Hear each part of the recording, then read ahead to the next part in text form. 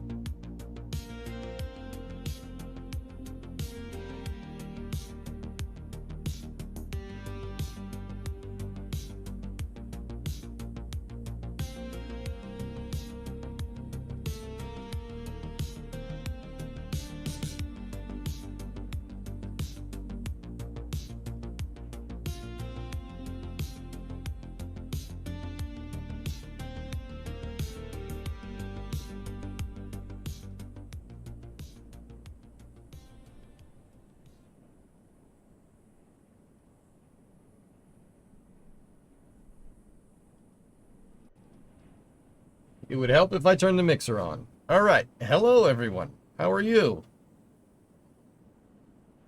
How's everything going? Everything going well? All right. We got part 32. Part 32 for the crew cab charger. Just one more frame rail patch, bro. Please, bro. Just one more, bro. It'll be good, bro. I swear. Just patch one more piece, bro. Just a little bit more. Just a couple more pieces to make, bro. Please, please. Is it hot enough in the garage today? Yes. Yes, it is plenty hot. What's up, Dean? How are you? What's going on, everybody?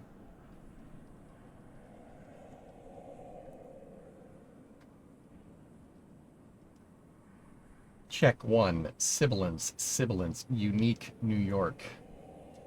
Kippy, what's going on? Alright. Hello, my vans. Just got some job interviews today. Nice, Brand. We wrenching? Oh, yeah. Hey, guys. You want to see some cool space news?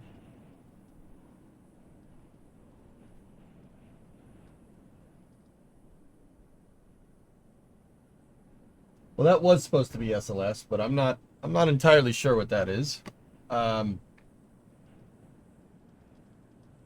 let's kill it. Wait, does it pop back up? Breakfast comes first, I guess. Ads popping up on embedded GIFs. Peak 2025, dude.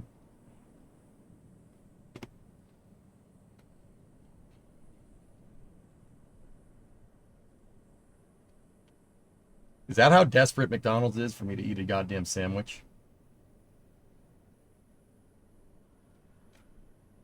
You guys are saying bacon, egg, and cheese. I'm like, I have no idea what they're talking about. Oh.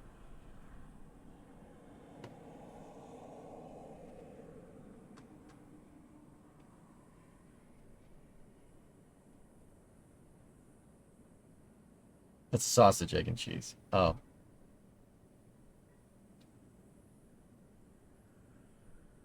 Anyway. You guys want to see something cool? Check this out. Boeing news now. First component of the upgraded moon rocket stage has been completed. Teams at NASA's Michoud Assembly Facility have made significant progress on the next moon rocket's exploration upper stage, with the completion of the thrust structure, major part of the structural test article. The more powerful stage will propel the Artemis 4 mission to deep space. The thrust structure, so they got the back.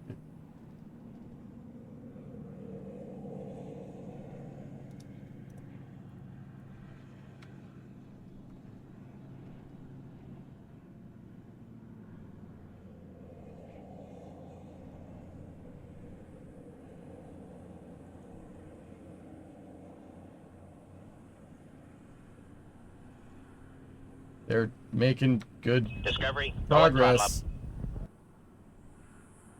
Hey, Buck. 124-month resub. What does this button do? This is a computer-assisted design CAD image of the EUS thrust structure.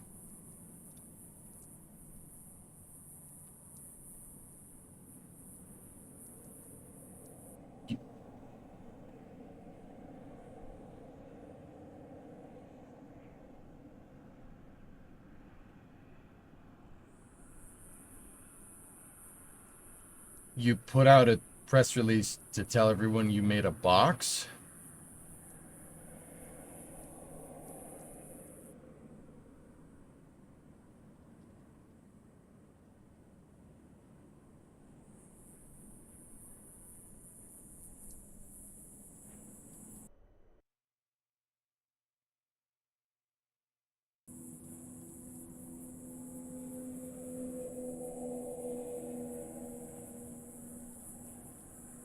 Is this a joke?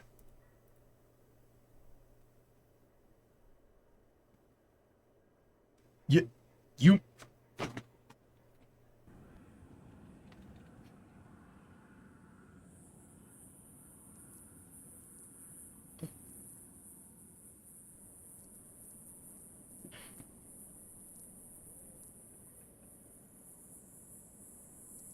Dean, I will get the membership thing working tomorrow morning. Okay? I'll get it done tomorrow morning.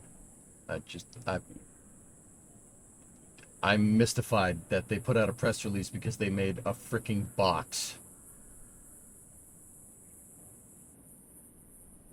That's not even an actual picture. They released CAD pictures of the box that they made.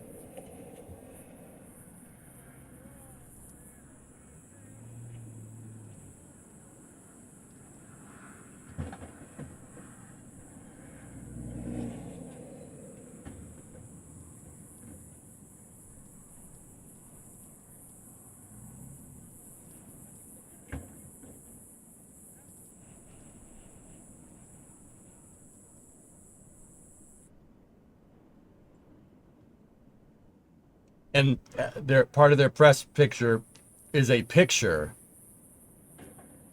of the picture of a picture of the stage that they're going to make.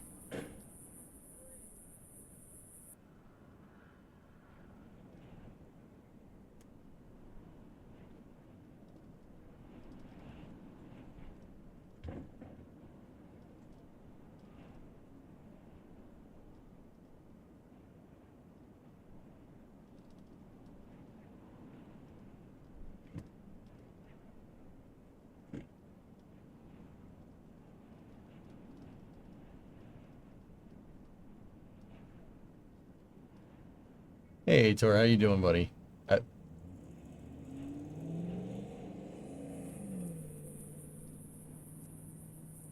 Can you cut that up and make frame rails for the Coronet out of it? Yeah. It might be aluminum, Jim, so maybe not. I don't know. I don't...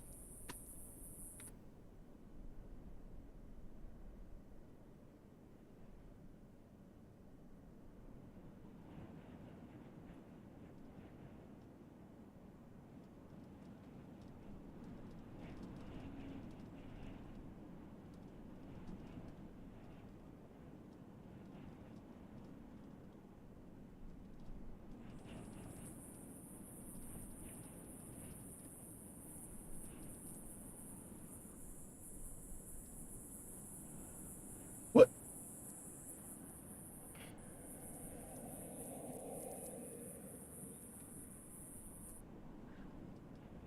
Discovery, go at throttle up.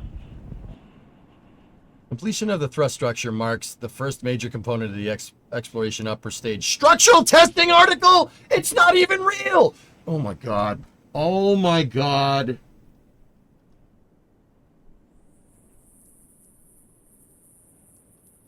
Bro, I want to like this rocket so much, but you're making it so goddamn difficult.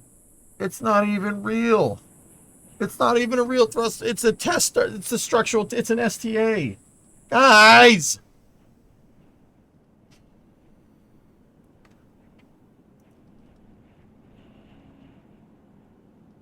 This build marks a huge milestone for the US as it demonstrates our processes and successful cross-functional teaming complete the first. As it demonstrates our processes and successfully cross-functional teaming complete the first structural test article assembly and first full-size detriment assembly structure. That's not a sentence.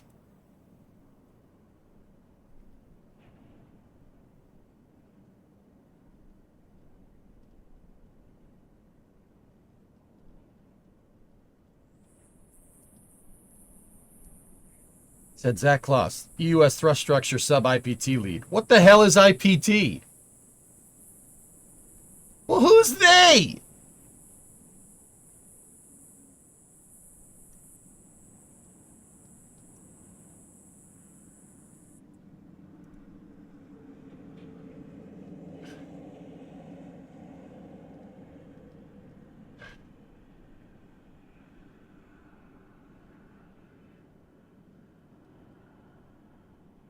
Boeing technicians at the Michoud Assembly Facility, in partnership with NASA's Michoud Testing Engineering Organization, have been leading efforts to improve the processes for application of strain gauges.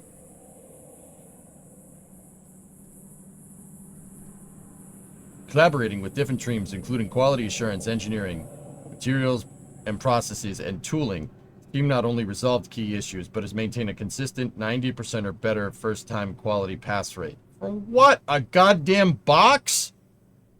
Like how? What? Are you hand welding this? It's on a jig. That jig looks like a hand welding jig. I'm just saying. The EUS team has also continued production efforts on the EUS flight thrust structure and the structural test article mid-body.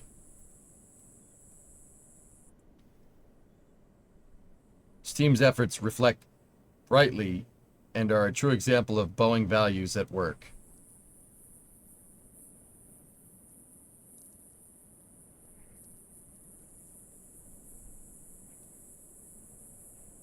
Okay, so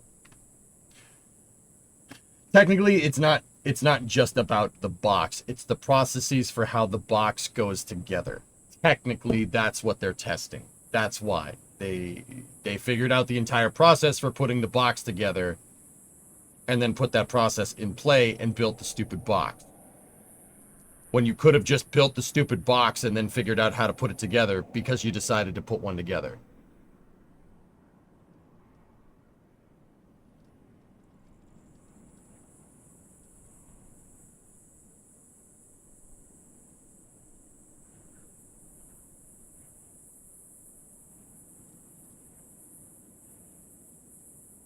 I wonder if they had a cake party after this, too.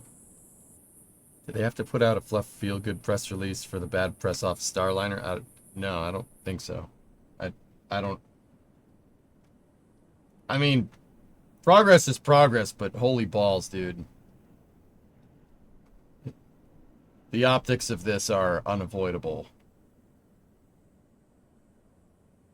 Bro, I'll be honest. I love the updates. Just come back when you have the stage built, please.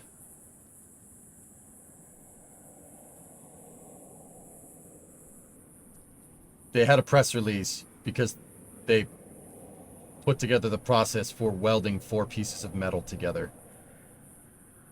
Precisely, though. Like, just...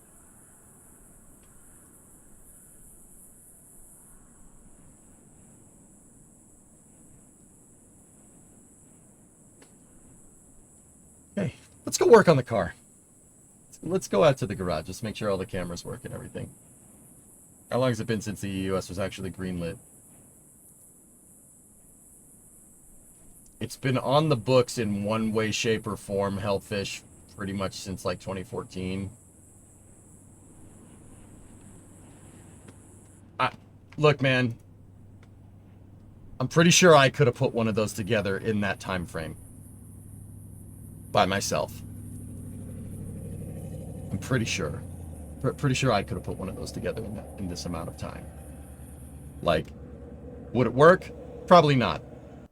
Probably not. I'm not even going to sit here and deny that. But I could... The point is that I could make one of those things in this time period.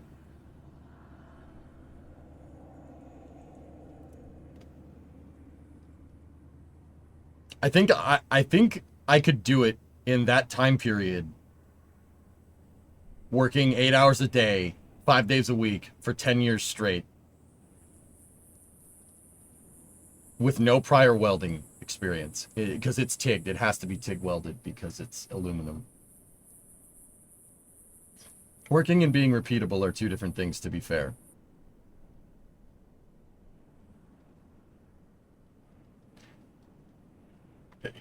No, drummer, that's not being fair at all. That's not being fair at all. You know why? Because I would have figured out how to make this thing a lot better and probably could reproduce it the second time and make it better than the first one. The point that I'm getting at is in this amount of time, Boeing just could have slapped a stage together and had something to work with and tested off of that and figured out requirements based off of that. You literally could have just put one together, thrown the analysis to the wind, and then used that to inform yourself on how to build one better, which is...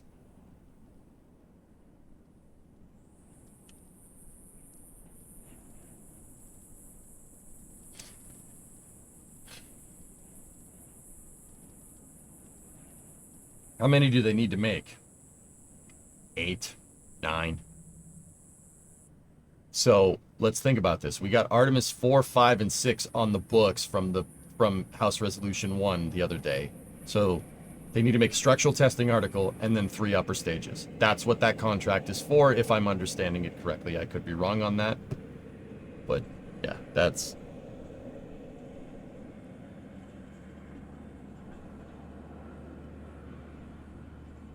And don't get me wrong, I understand the need for processes. I get it. I understand the need for those. But no one's ever built this stage before. There are no processes. So what they've been doing, their way of doing this is sitting there and thinking about all the different ways to put it together and extrapolating the entire build process without building one stage. That's ridiculous. That is not a good way to do anything. The only time that that would be a good way to do things is if you have prior experience in building upper stages this large. Oh yeah, we haven't done that in 50 years. So yeah, no. Even OIG themselves has said that the EUS program has suffered from lack of knowledge. Like the people that run it don't understand what they're doing. That's the waterfall approach. So what happens when they go to weld this stupid box together, all systems, and they instantly figure out a better way to do it? Because I guarantee you that's what happened. Why do you think they're showing us CAD renders of the stupid box instead of the actual stupid box? There's no way the stupid box is proprietary technology and or ITAR. There's not a chance in hell. It's a frigging box. Weird.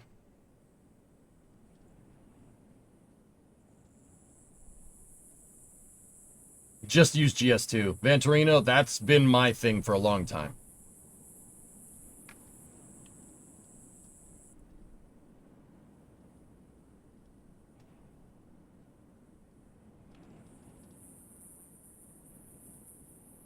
Go into the garage. Does the garage cam work? It does. I'm going out there. Stand by for loss of signal. Let's build our own box here today and make more progress in 11 minutes than they've made in 11 years. It's not rocket science, right? Stand by for loss of signal from the office as expected.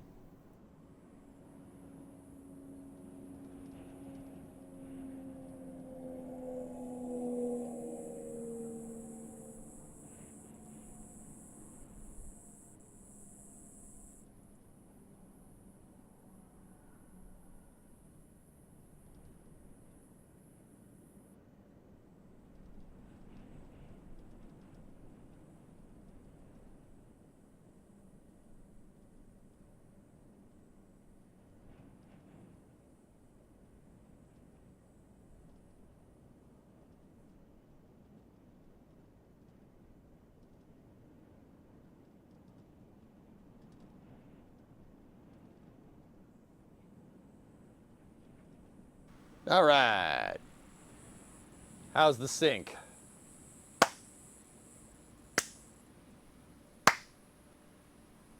Hello, Garage EJ. Hello, Chat Luca. Horrid. All right. Give me 1 sec. Be right back.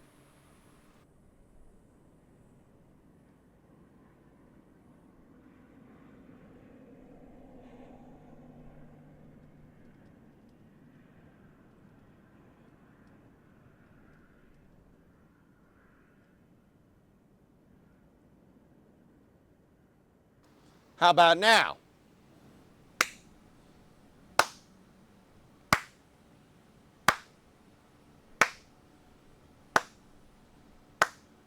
Good sink, bad bathroom. All right, I restarted this computer just before we got started today, so it should work. There's really no reason why it shouldn't.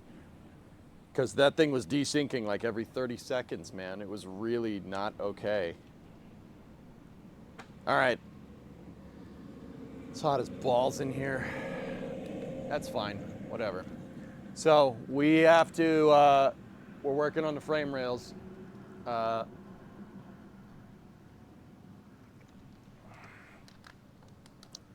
right. Does this camera work? Did you make a plan for the plan? No. Do you have the fan? Fan's over there, fan's on. Perfect sync for this one, good. All right, cool. So,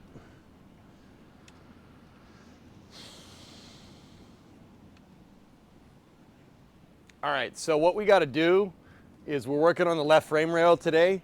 There shouldn't be many more parts we have to make here. The parts that I do have to make for that left frame rail are 2 tabs that go over the top. We need to make the frame rail ears on either side, and then basically weld it all together. Let's get ready to get ready. Yep. Yep. Yeah, let's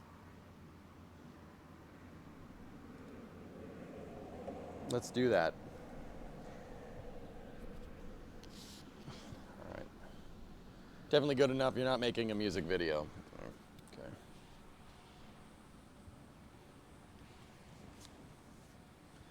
All right. So make a part 32 showing your plan for part 33. Yeah, that's a good idea. We should we should use part 32 to plan what we're going to do for part 33. And then when part 33 comes around, just say we need more money. That's a good idea. I like this.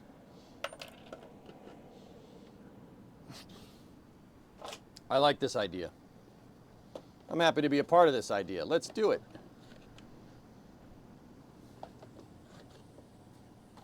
Give me 1 second, guys.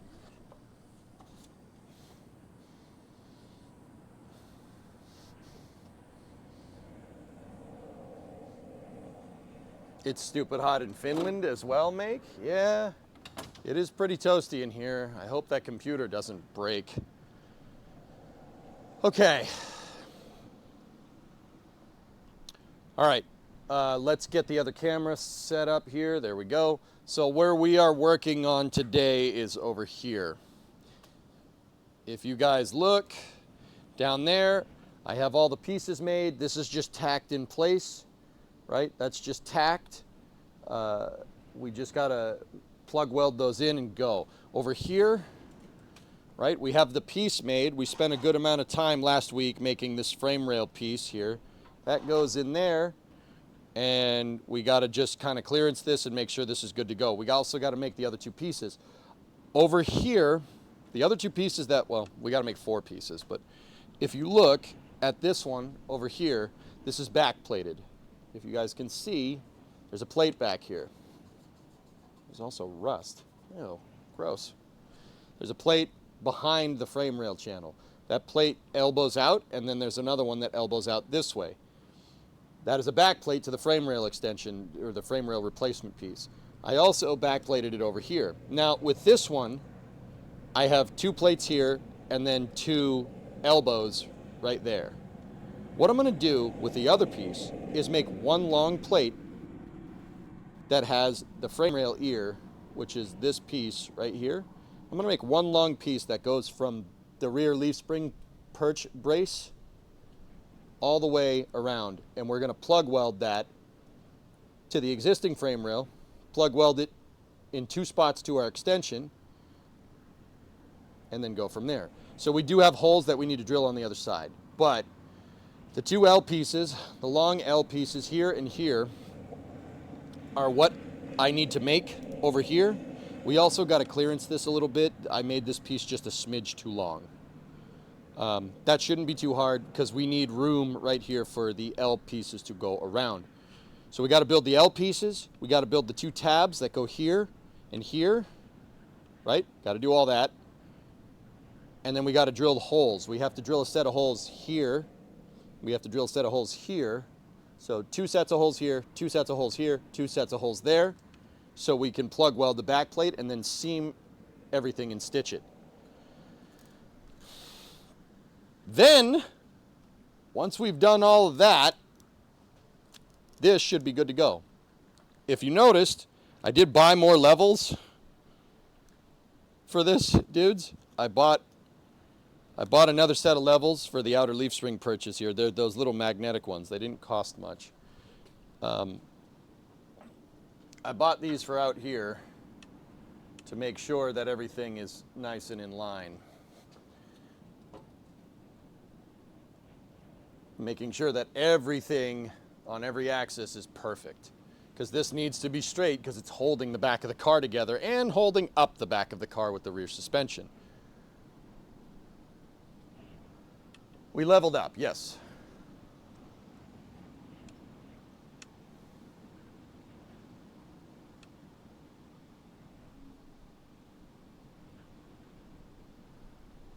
Yeah, exactly, Dean. Mm-hmm.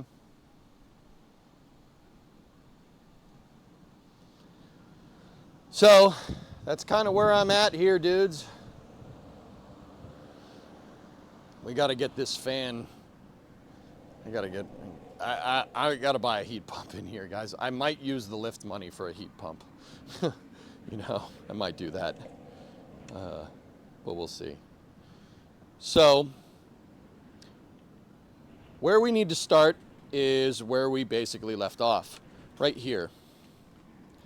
This piece is a little bit it's not too long. It's that this edge over here is not square. Or, well, it's not even close to square because it's been patched by us. So if you take a look, right, this edge is not kind of parallel to that edge. I can show you with the ruler. If we go square to that, you see that right there? That's no good. So we got to grind down a little bit on this side.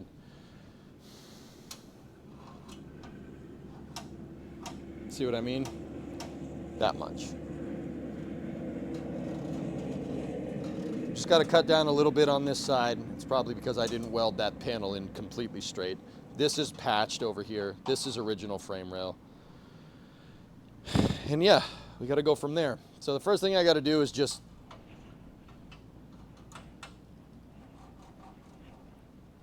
zap off a little bit of this. I'm just kind of scribing a mark in with this.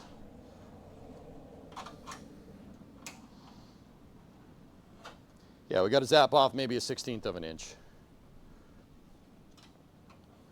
Yeah, about a 1/16, not much.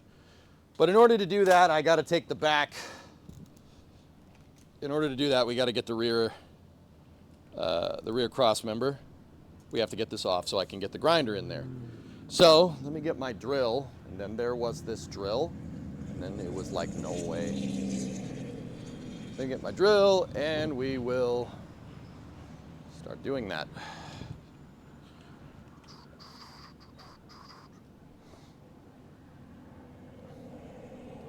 It's not a square, circle, or a triangle. Yeah.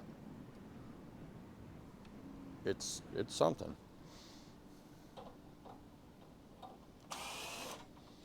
So I got to take my self-tappers out that I've been using to hold the cross member in place.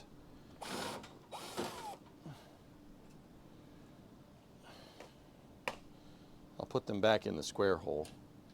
That's right, it goes in the square hole.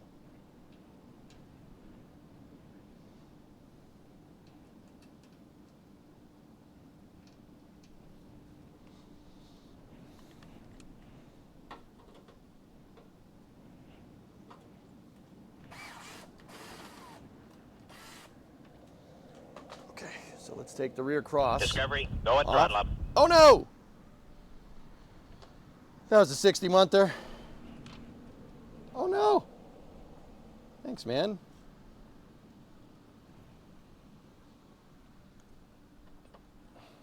Okay, just gonna put the cross member down with the levels. There we go. Now what we got to do? Come on over here. Now what I got to do is just get in here with the got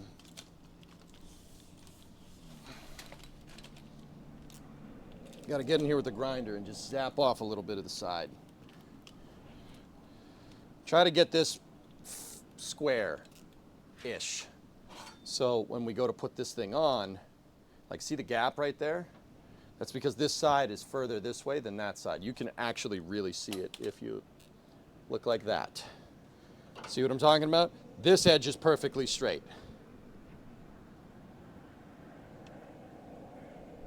See what I'm talking about? We just got to get this nice and even. And if I shore this up, right, this should give this piece, this should make this piece go back like this way a little bit. It should be able to seat like right in there. And that should give us the proper length that we're looking for. So what I'm going to do, we're getting hearing protection on here.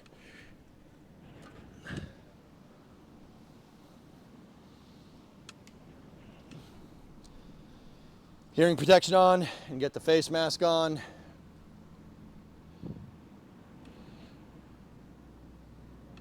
And let's roll. What do we have? 1,500 square feet?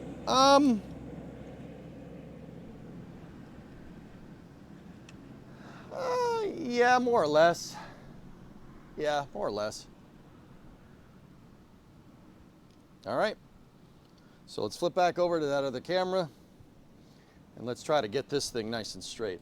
I'm gonna see if I can get you guys in a spot where, yeah, okay, where you guys can see what I'm doing. Actually, you know what? I think you guys probably would want a 3/4 view like that. Let me just make sure I can get the grinder in here.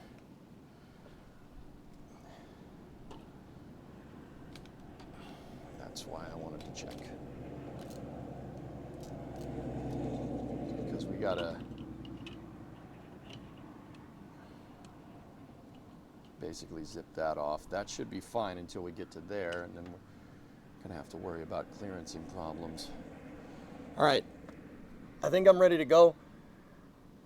Panta, chat, I have to brag about myself at the moment. I have a rodent issue because of the Texas heat. It chewed through a power cable to my fiber optic ONT box, and I managed to splice it back together. Nice, dude.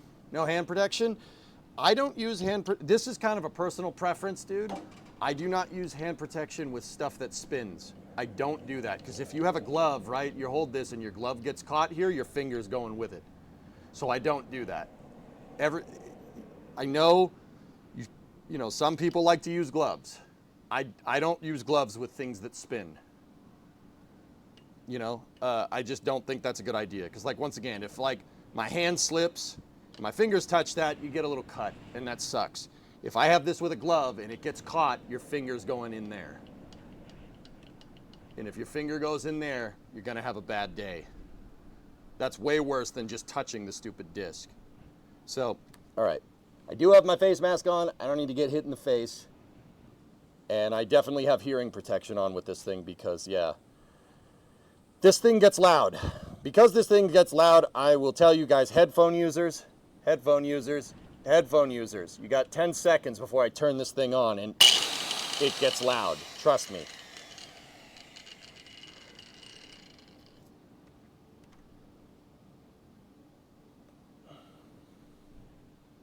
Okay, here we go.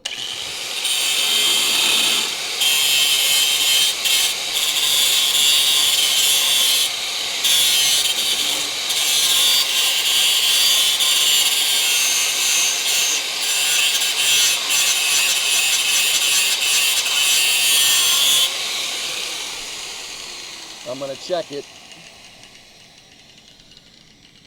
We gotta go a little bit more. Yeah, this should be all right. Just gotta be careful about pressing the disc here.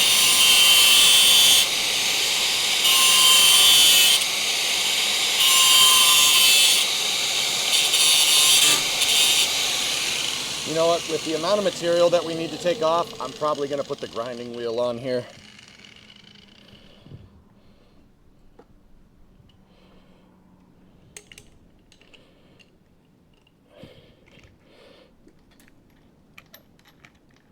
The grinding wheel would be better for this. I don't like pressing the disc up against it the way we're doing it.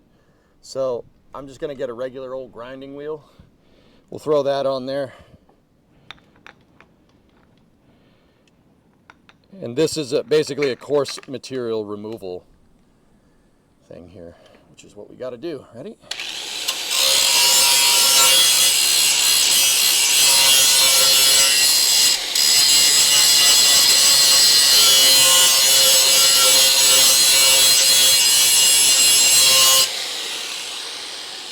When you do something like this, you gotta go slow and you gotta check. Unplug the grinder when changing discs. Yeah, that's something you should do. You're right.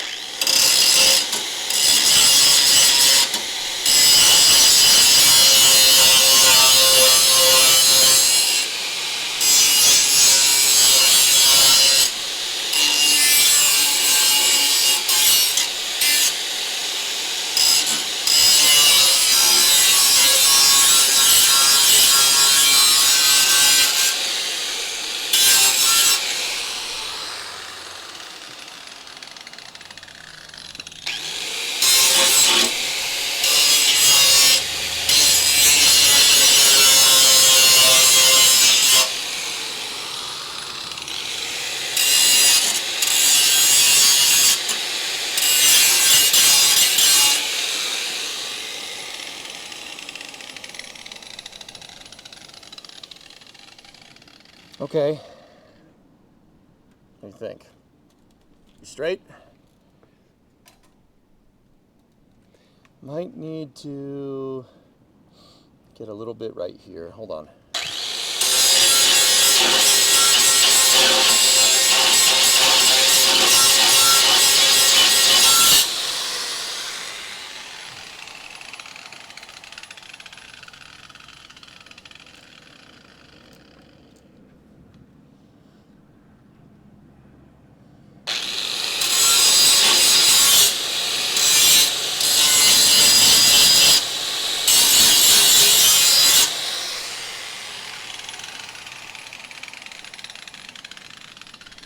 Let's check. Check for fitment.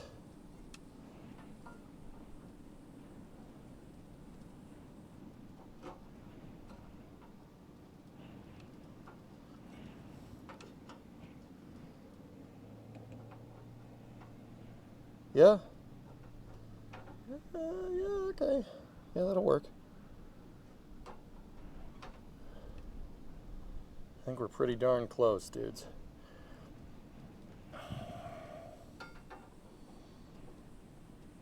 Yeah, right there is pitted. It took off a little bit more down the bottom there. We can bridge that with the weld. We're gonna have to anyway, because I don't want to weld the pitted stuff. Let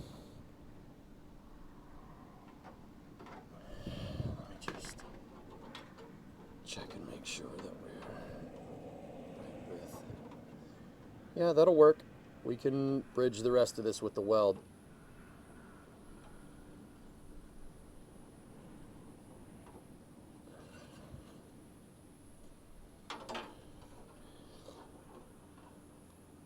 I'm just trying to make sure that everything is nice and aligned. You really don't, I mean, you can always check and measure this as many times as you want, right? Welding it in is more of a permanent thing, so I always want to make sure. That's what I'm finding is a good idea to do. Just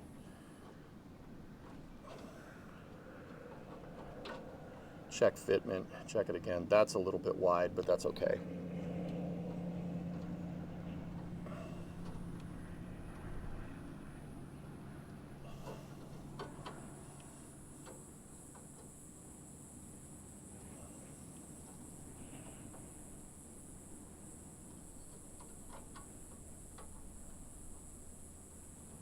Okay. See, like these edges aren't exactly lining up, but it's okay. Once we weld it and hammer this thing into place, and you know, if I weld the rest of this, hammer it and hammer it into place, it should be okay. Like we can always bend these tabs up, because as I recall, the other piece was like that too. This didn't exactly line up, and we bent it into shape, and look at it now. It's a perfect flange. See? So this piece just has to be good enough. I'm really making sure the bends down the bottom and the seams are really, really good. That's what I'm really looking for.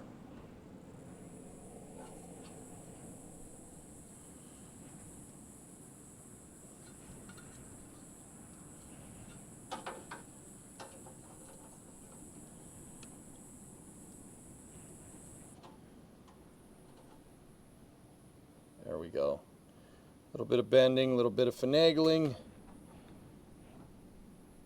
I think we're good.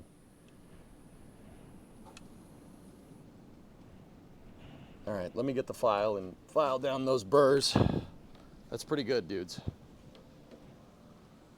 The plate will be there as well, exactly, too. Yeah, this doesn't need to be exact. That's one thing I'm really understanding here.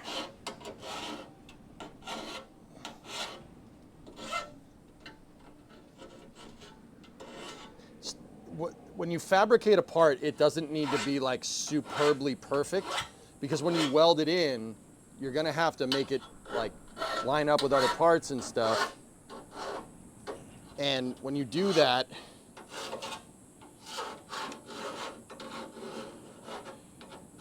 you're gonna have to hammer it around anyway. As long as you get it close, it's good to go.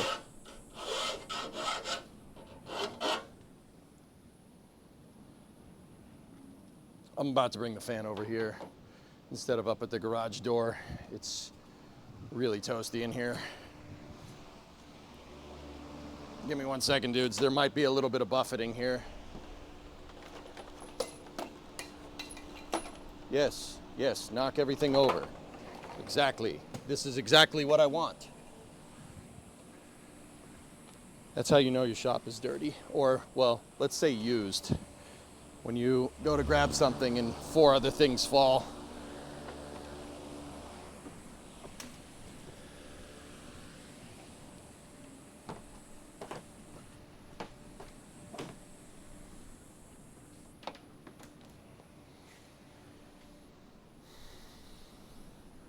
Wood needs to be almost perfect. Drywall and steel needs to be close. Seems like a pretty tacky car. Yeah. Here, you want to see the part that was there before this? There you go. That was this piece right here.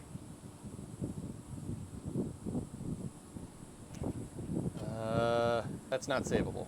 Sorry, hate to break it to you. This is the new piece. Yeah, baby.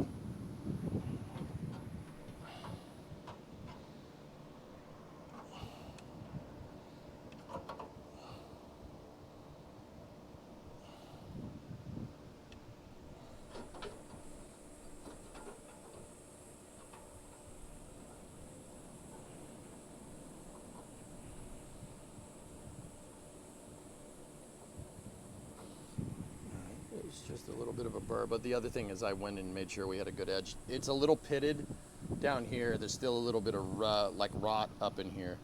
And if we have to go and lay in bead there like we did over here to get it nice, who cares? That's fine. And then this is probably going to need to be hammered down and round smooth, but that's later EJ's job.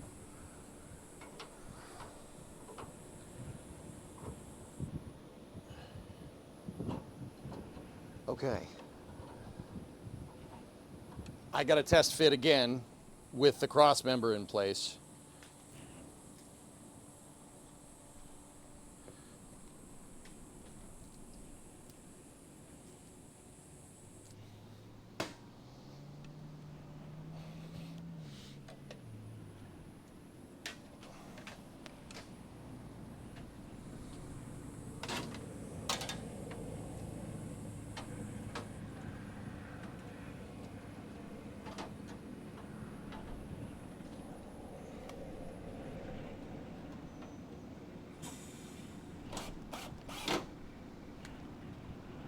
Put myself tappers in.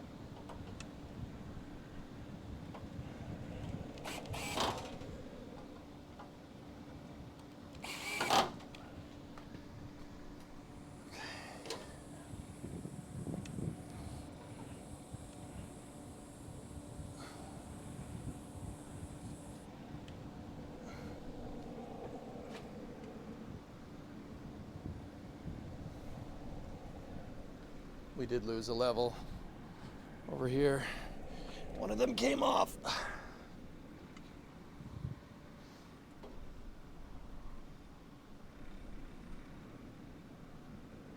So I have levels galore here.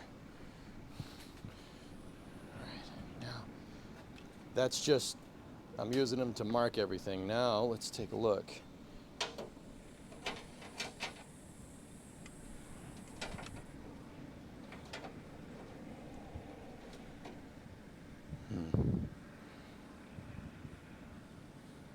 Almost got it.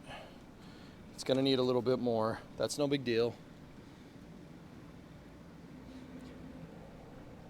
So what I'm gonna do, guys, is I'm gonna paint this with Steel It.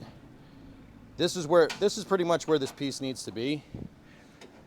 Really shouldn't fit in there like that, but if we put flush to flush right there on the ground, yeah, we're gonna have to go a little bit more. Where are we contacting?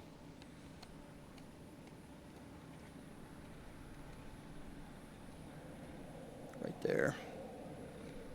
And right there. See how there's a gap right there? We've got to grind off a little bit of the tops more.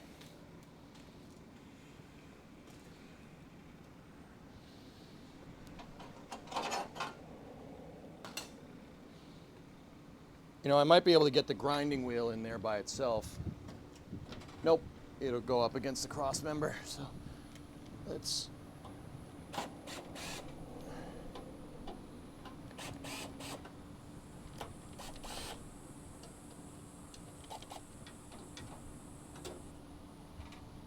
Let's take this piece off again.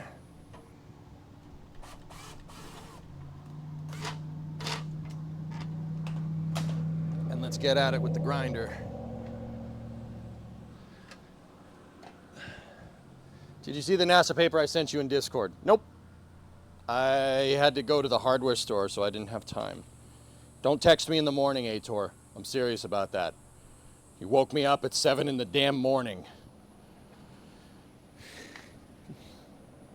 Don't do that. Please. My phone was off do not disturb for some reason, so, you know, that's good. I'm gonna get my square this time. Nah, Aitor's overseas, dude. I haven't looked, dude. You're gonna have to give me a second. I check my Discord DMs pretty much once a day at the end of the night.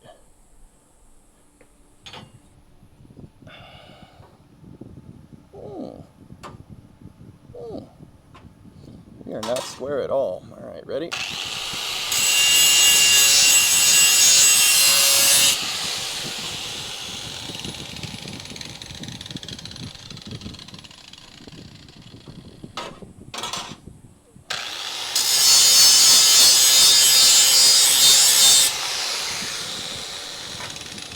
So I got a square to kind of make sure that we got a pretty straight edge. Straight enough to weld to.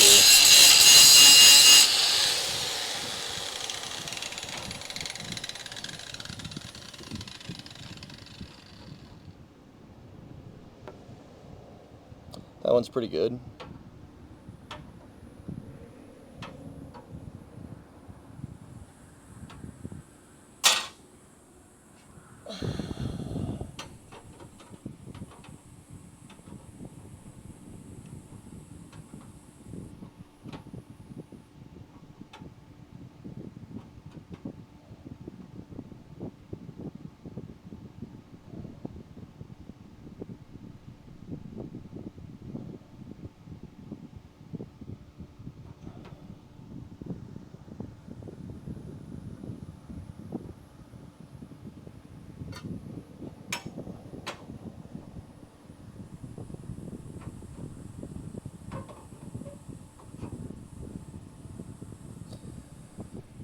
This side needs to go back a lot more.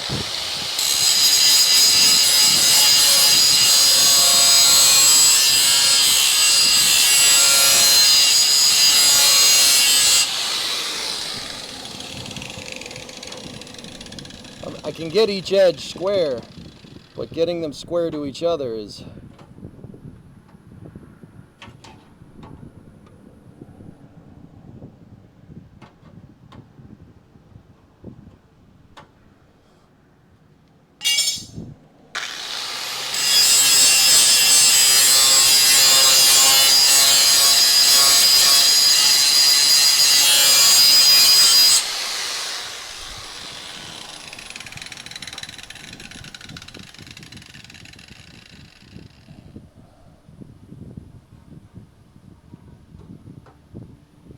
I gotta take a little bit more.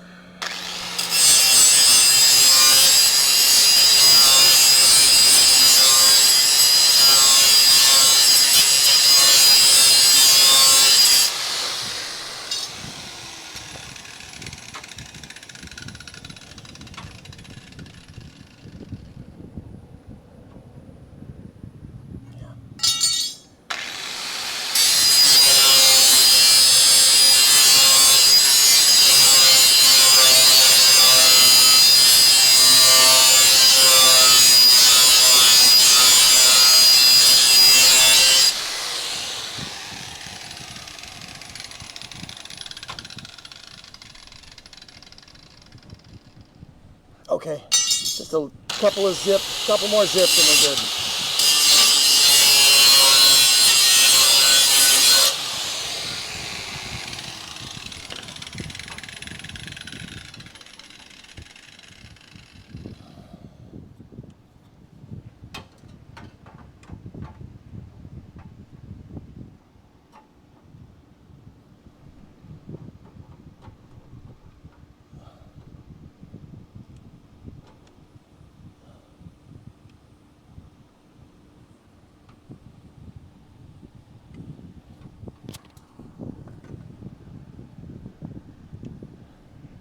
Okay, that should be enough.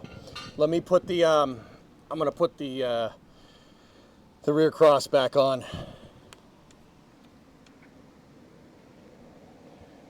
Take the label off before you weld your new piece on. It'll be easier to do it now with better access. Label? Oh, that Mopar label. Yeah. Oh, I don't care about that.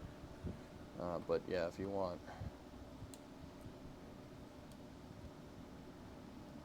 It's authentic. It's authentic resto, man. I'll put that on my toolbox.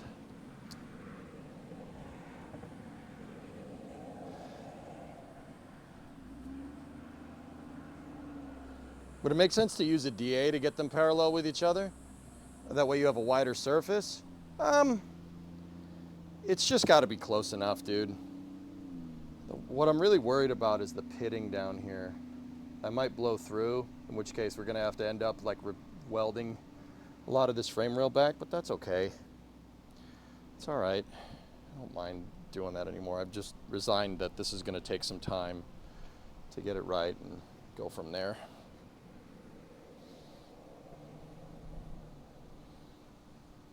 Yeah, I gotta put the rear cross back on. You know, it helps not stepping on the damn piece that you're trying to fabricate. I just stepped on it, but I don't think I bent it. Nope, it's fine. It's steel, it's fine.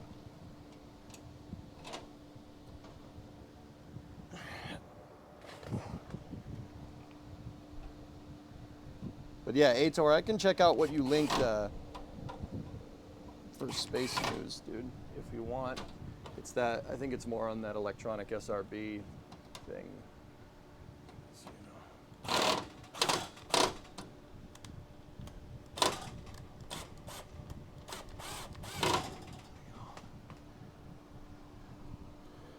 okay.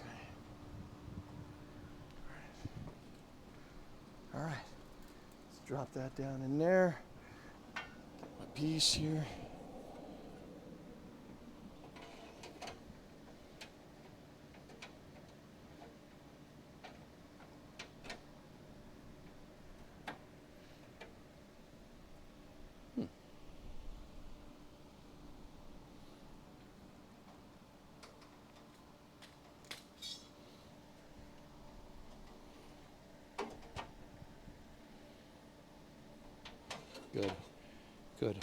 Good. So I apparently can't see straight. And two, I got to take a little bit off this side. I want to go back with this a good ways. I need about a 1/4 of an inch here so the elbowed pieces can slide into this gap where my finger is. So we can lap off some of the pitted rust over here and yeah, we'll be good. So, take this bad boy off again.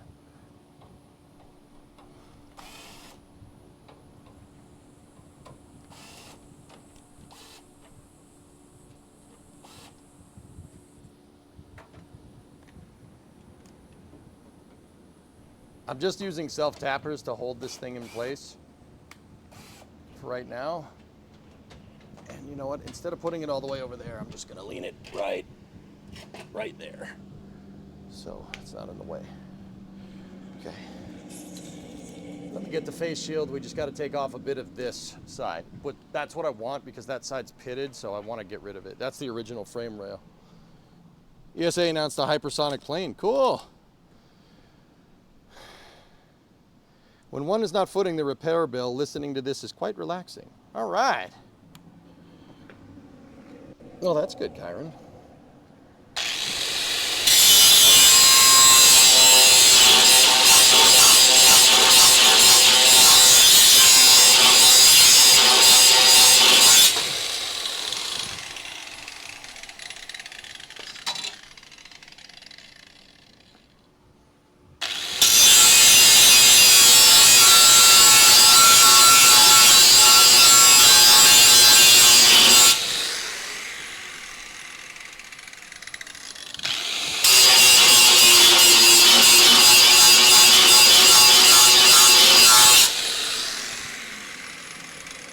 bit more. A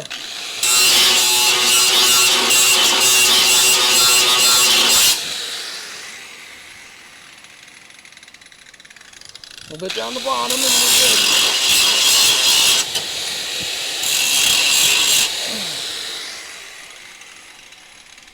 There we go. That's flush. And I got rid of the pitted parts and I got to good metal right there. So pretty happy about that. That's good.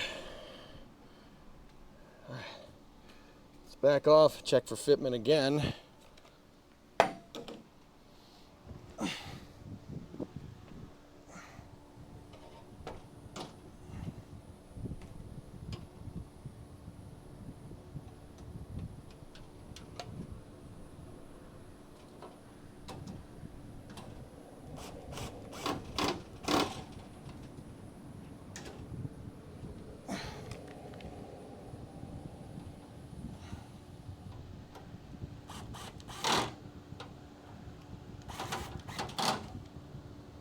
And I feel like we're chasing the, this is the same kind of itch of chasing the problems with the Prometheus booster and the Kerbal streams.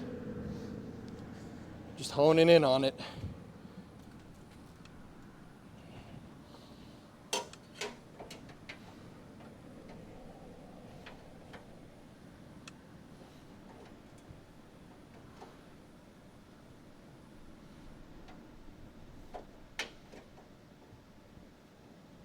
Perfect. There's some spots where I went a little bit too far, but that's okay. It's too far by maybe a 32nd of an inch.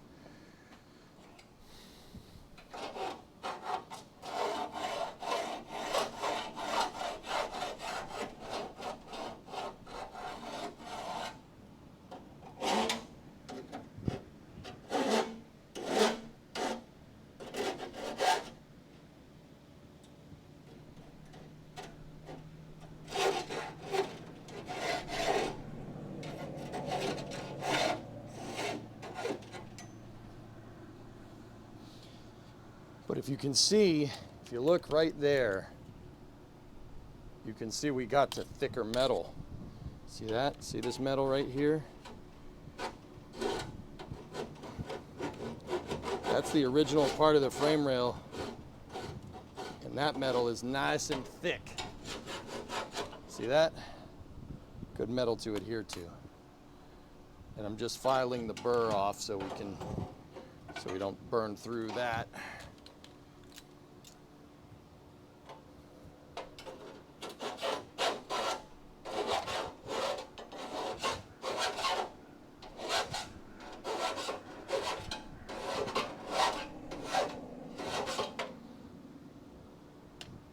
Still there.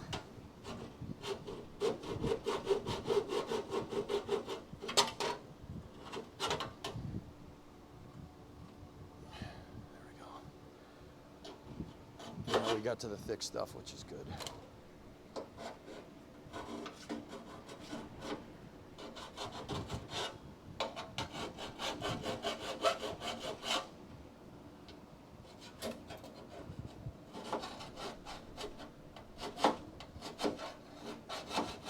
There we go. No, hold up.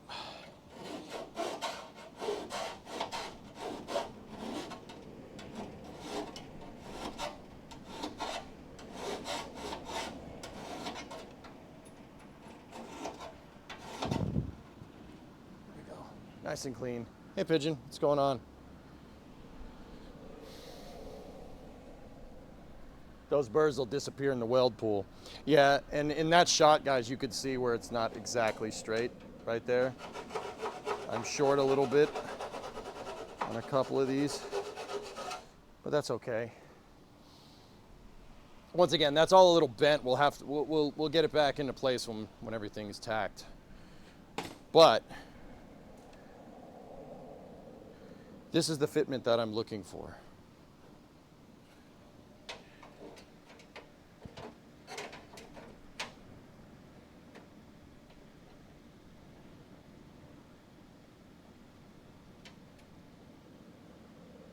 Huh.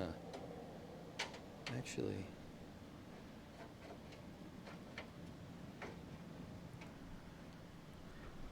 If I really wanted this good, I'd take a little bit more off of the side there. I'm gonna do it. I want a wide pool for welding, you know. It's just a little bit over here. I can see it. Just there's those, remember how I said there's some high and low spots? The low spots are actually right. The low spots are where I need to be. The high spots are not.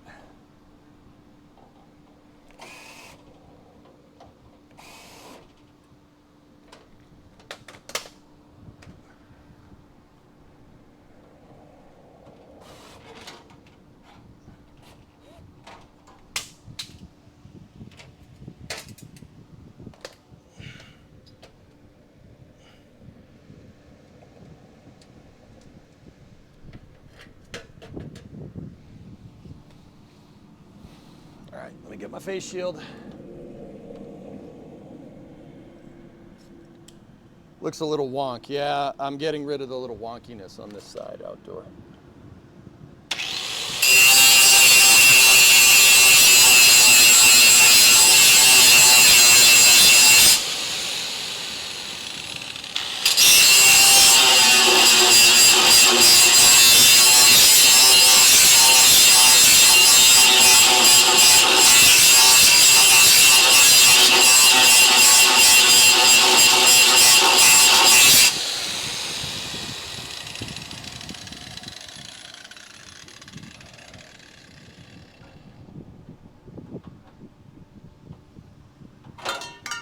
Yeah, drop it.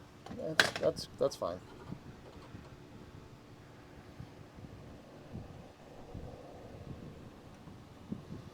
Yeah, maybe sent it a little too hard that time. But that's okay. We can make it up with the welder.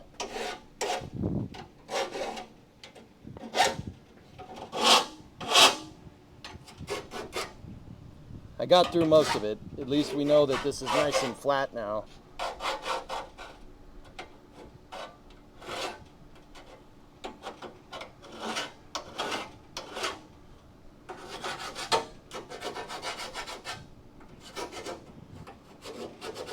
And I'd rather have a bigger gap to weld to and, you know, like back it with the brass hammer or something and fill that in, because there was pitting there. So I'd rather cut off, like it's one of the few scenarios where I cut off a little bit more than what I wanted, but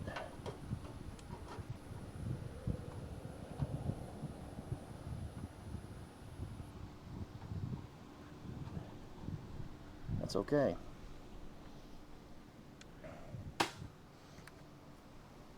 Brass hammer, that funky whammer.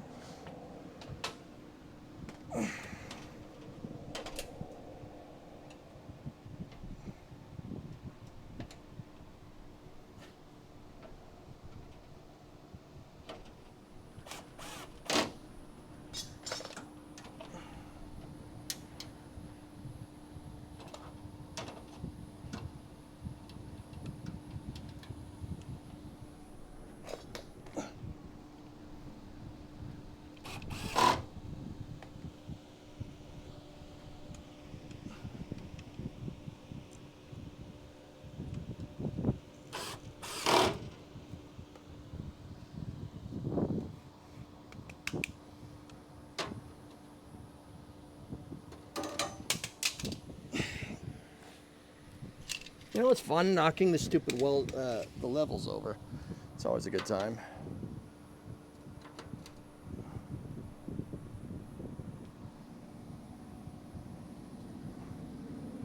Whoa, hold on.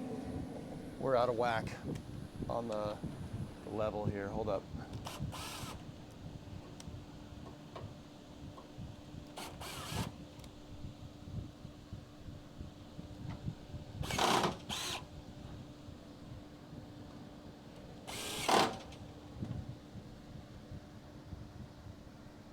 Why are we out of whack? Holy balls, look. What did I do? Oh no.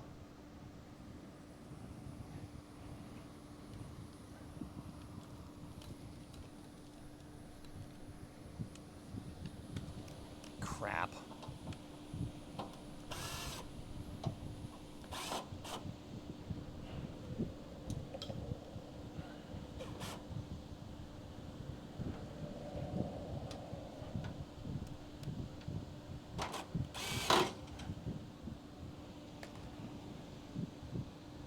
Oh, I guess one of the self-tapper went in crooked. Okay, we're good. All right, I got to make sure that I know about that. We go to do that later. One of the self-tappers went in just a smidge crooked. That's all.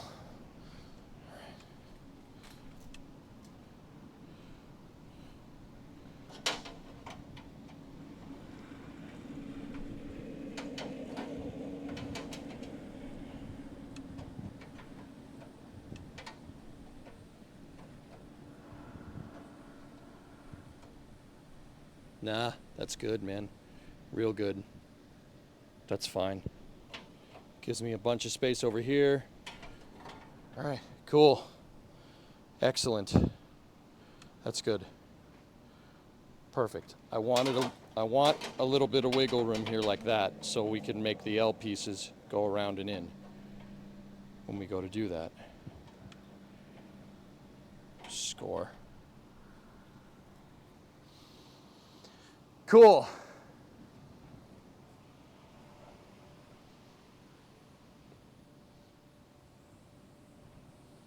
All right, once again, I know the bends on the frame rail flanges aren't exactly lined up, but we'll hammer and weld it and make it all nice.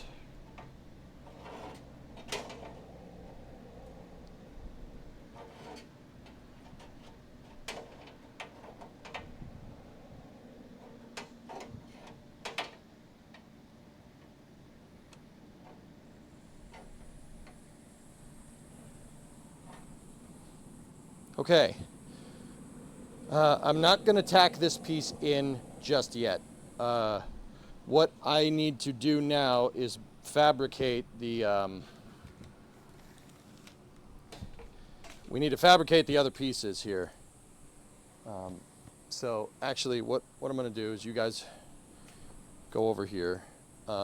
Let's just measure.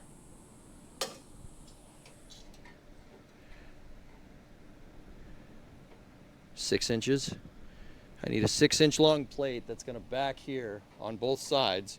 And then on this side, we need a 2-inch tab, right? And then over here, I need a 6-inch or 6-inch long plate with a 1-inch tab. Easy.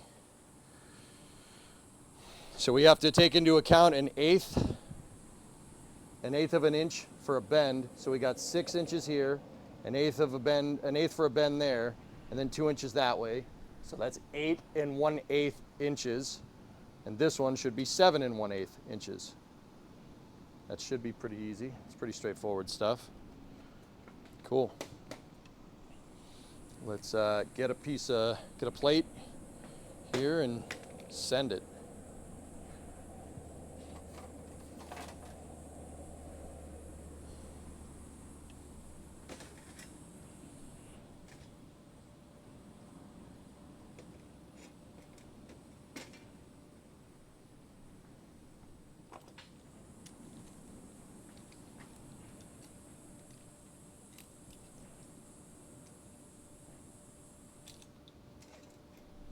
Yeah, you know what? Maybe don't use this one.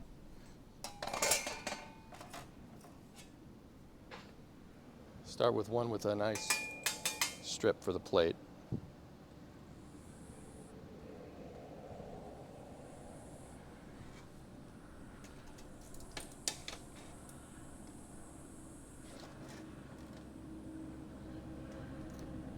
So 8 1/8 and 7 1/8.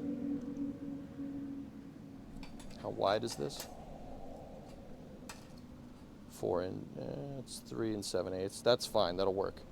Frame rail channels are 4 inches, so this will give me some play on either side. I'm going to double check and just measure, just to be sure. 3 7/8 will do just fine.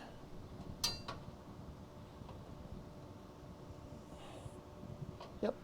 Cool. Okay. So, where's my square? There it is.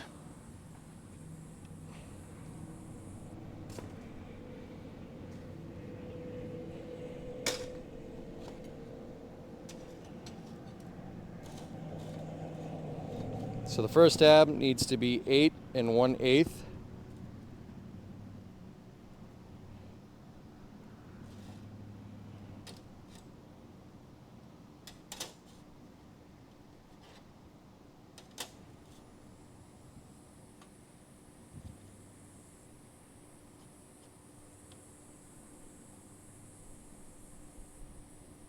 Okay, right there.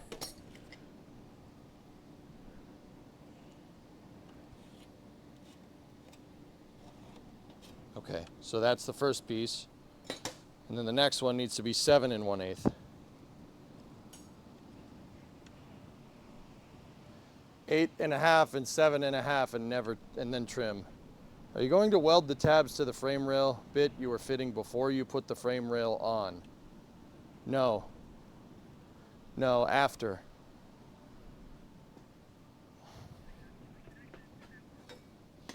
Article, I always cut on the outside of this line, and that gives me enough. That gives me enough margin. I see what you're saying about leaving more. Always. Yeah, always do that. So now, let's cut that out.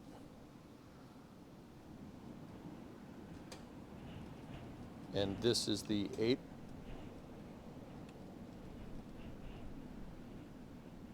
So we need 2 inches back from here for the bend.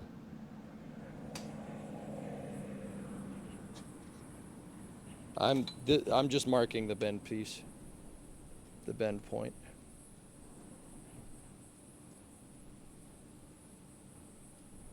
I'm not going to mark both sides like what I did last time. I'm just going to mark the side that I need bent. Right there.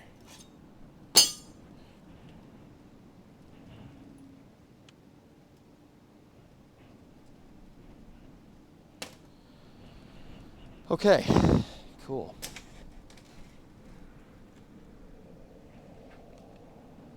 Now I'm going to need my cutting wheel. So I got to unplug the metal grinder. Metal grinder's unplugged.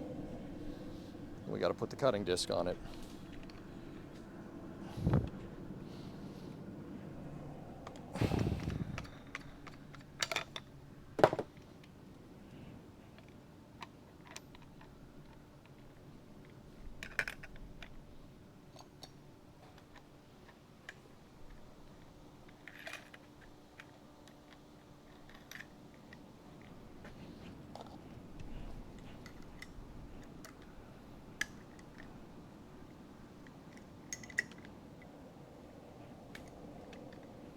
Cool. Get the face shield and we plug back in.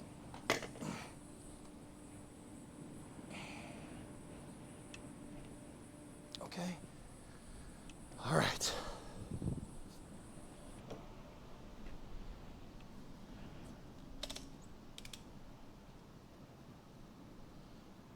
Thoughts on using an unopened sealed bottle of 7-year-old brake fluid? As long as it's not open, you're fine. If it's open, throw it away.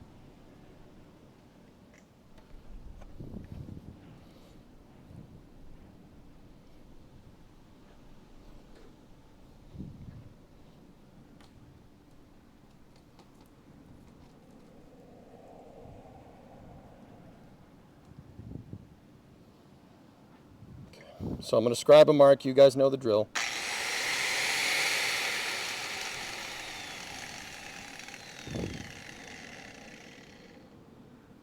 No. Do you see that? That's not in right. Look at the disc. Nope. Try again. Reseat that disc. It's not in right. If we tried to cut with that, we would have not had a good day.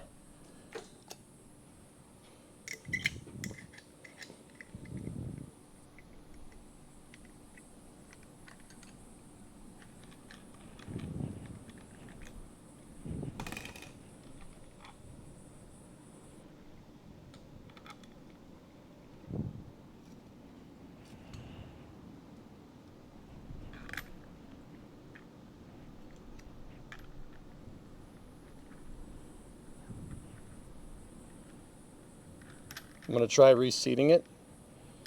See if it works.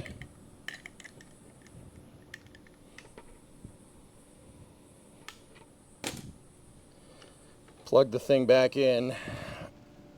Yeah, if that disc was shimmying around when we tried to cut, that would not have ended well. So here, ready? Let's see what she does now. There we go. Yeah, it just wasn't seated right. See how when it turns, it doesn't look like it's moving? There's no extra rotational force like that. That's how you want that to be. All right.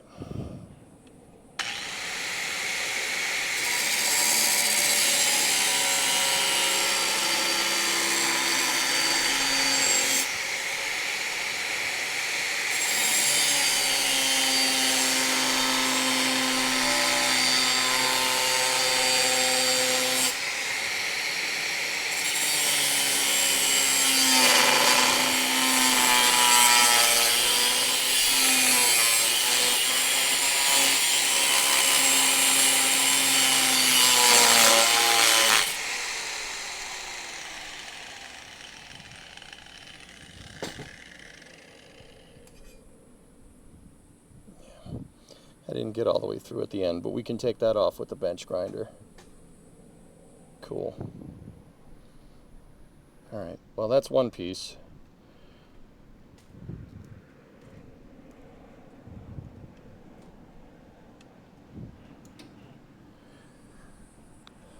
Okay, now it's time for you guys to get vivid-tard. I have a protective screen on my bench grinder. So if you see me on this thing without safety glasses or gloves, we're fine. Get vivid-tard, nerd.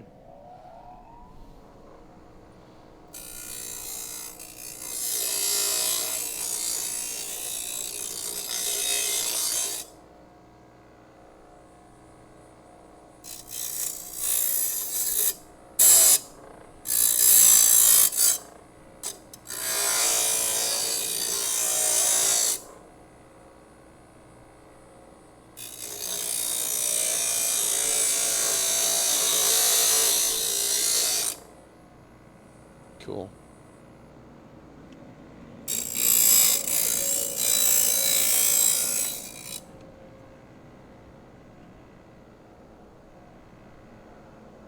All right, we good. Cool. That little bit that hung on, I kind of ground it nice and flat. So now, what we got to do is put this in the brake.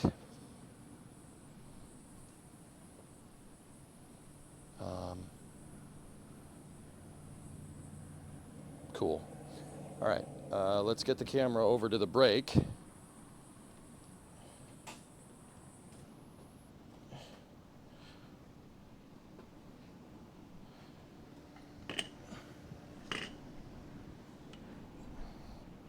Just trying to get the wires untangled, that's all.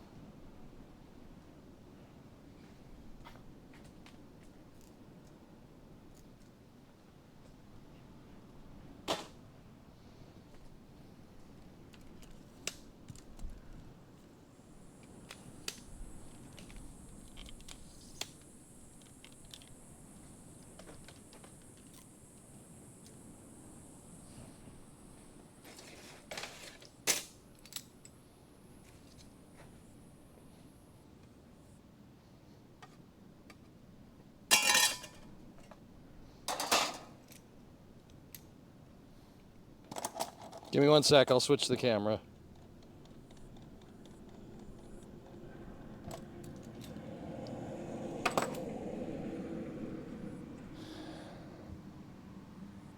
Vivid-tard. Indeed. Okay. Now we know with the bender that the bend line needs to be on the crease. So this goes right there. We sandwich up against it. Make the sandwich, make sure the sandwich is square to the edge. Make sure the bend line is square. This will give us a radius on the side that we're bending up, which is what we want. Clamp that.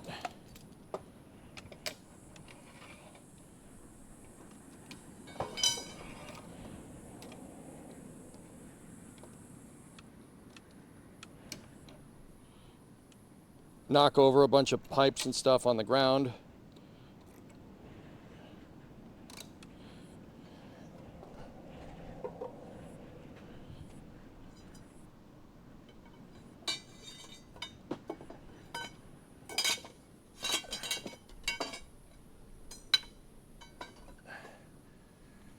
Okay, ready? Push down on this. Give her a little bit of that.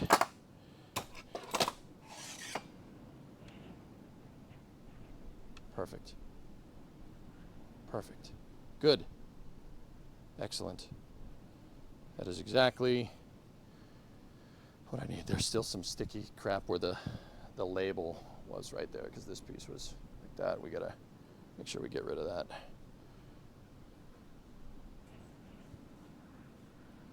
But yeah, that bend is good. All right, let's bring this back over here.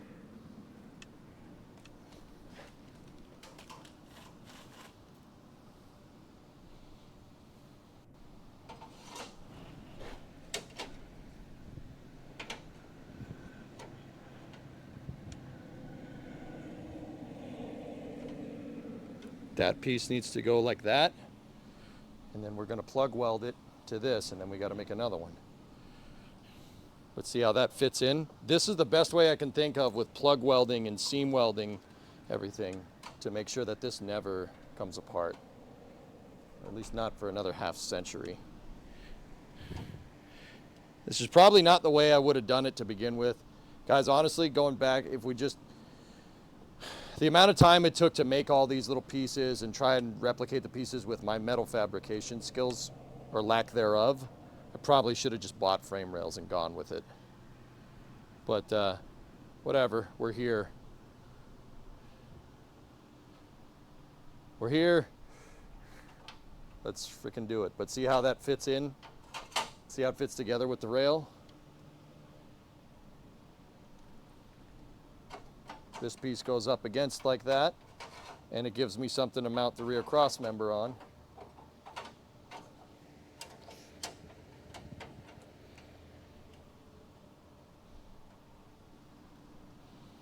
And then I got to make another one that goes over here. And then we got to, oh, don't hit the camera. And then we got to weld the two tabs onto the end. Maybe, but then you wouldn't have learned how to fabricate. Yeah, that's a good point. All right, hydration break.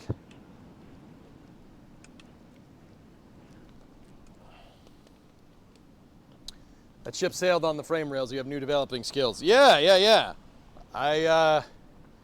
Yeah, we're doing okay. Holy balls. I am sweating my butt off. My neighbor has a pool. I'm gonna freaking, probably at break, I'm gonna go jump in. Hey, Badojo. Ciao, come stai?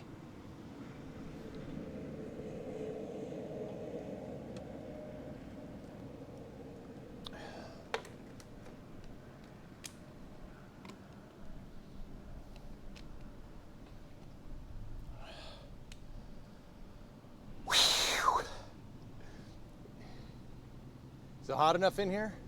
You sure? Okay. Pretty humid? Yeah. Yeah, you could say that. You could say that it is a little on the humid side, bud. I'm okay. You had an accident on your bike today? Oh, man, that sucks. Hopefully you're not too beat up, dude. Hey, Couchy, what's going on? Why is there not enough time in the day? Oh, boy. I ask myself that all the time, dude.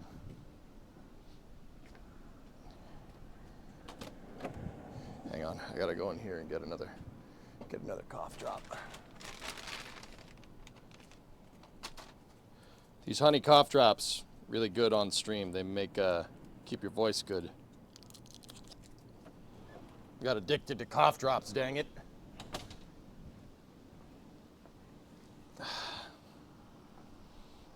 All right, now we got to make the other piece.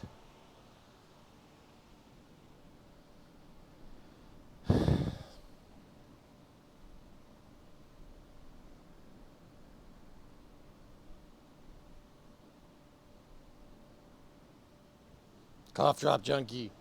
Yeah. Yeah. Yeah. Yeah. That's right.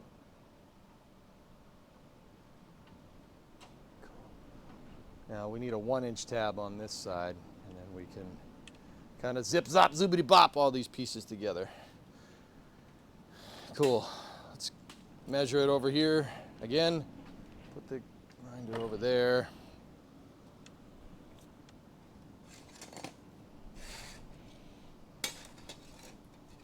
This one is 7 1/8. It's just basically 1 inch shorter.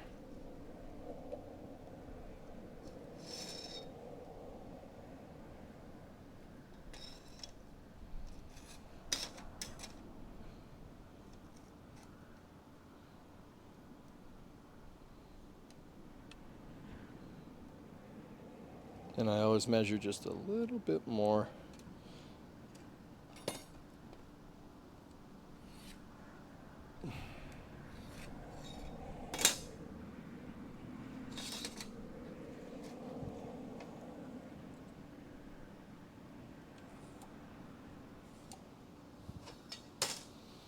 Okay, this piece is going to be it.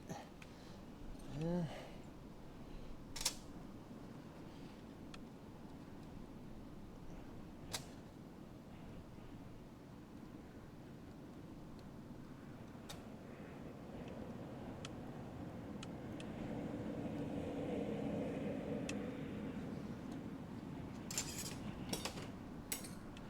There we go. Our last tab. Well, a couple more pieces and then we're good. That's the third to last, technically speaking. Technically.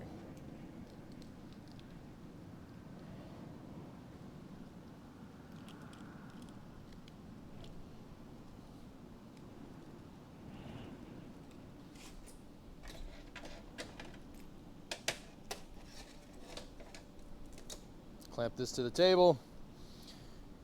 Let me get my face shield and the cutting wheel. Let's get to it. You're going 30 kph. That's pretty quick, dude. Face shield down, hearing protection on.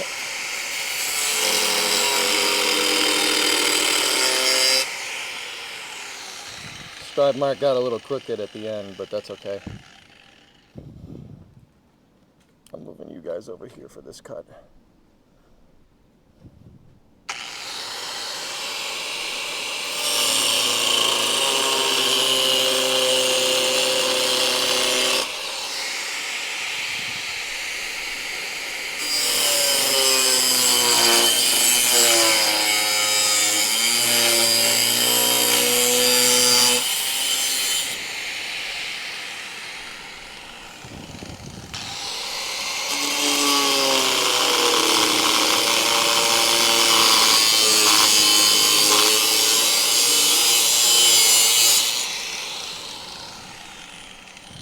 Sweet!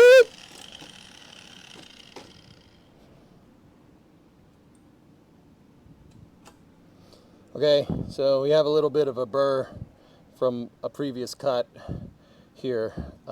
Yeah, I'm just gonna clean that up on the bench grinder. You guys know what time it is. It's time for you to get Vivitard, idiot.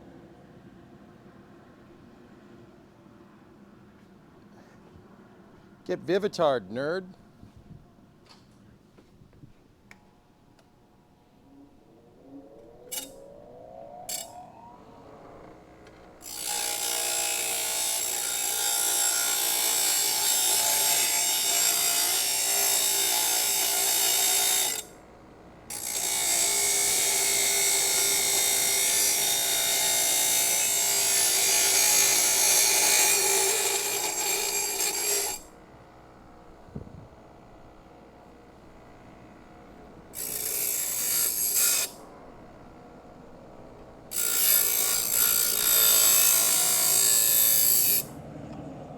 I always do that. I always get it caught on the end.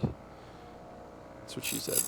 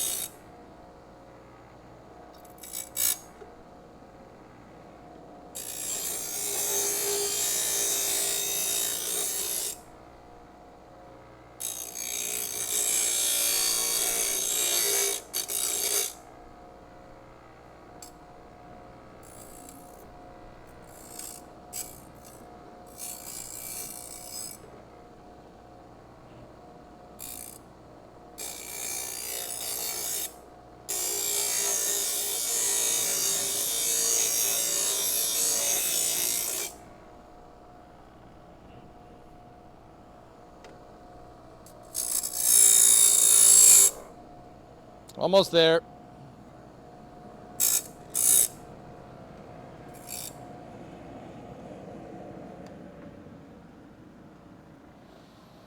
Cool.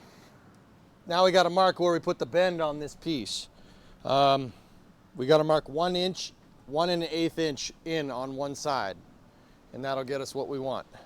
So back over to Arts and Crafts Cam. Vivitard. Yes, get Vivitard, nerd.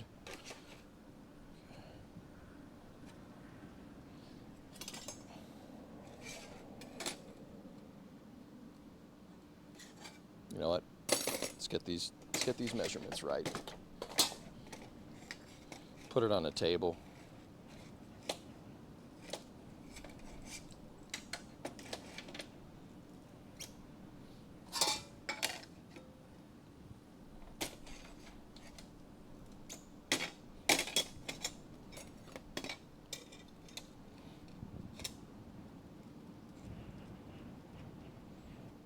One 1/8 inch in. There we go. So we're taking into account 1/8 of an inch for the bend, right? Took into account 1/8 of an inch on the bend and 1 inch for the tab. Let me just double check. Measure twice, cut once. Yeah, we're on par there. 26 millimeter if anybody cares.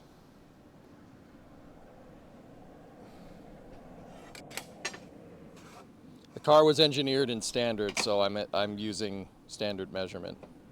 Just in case anybody's wondering what the heck all these dang inch things are, boy.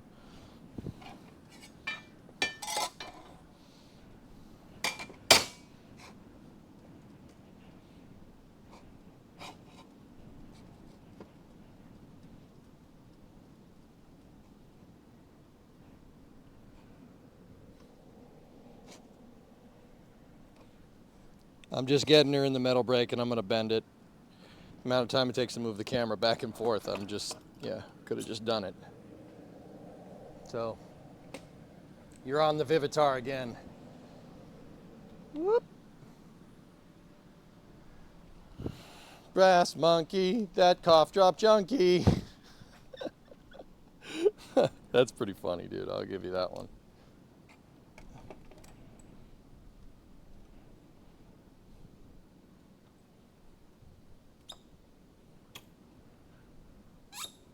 All right.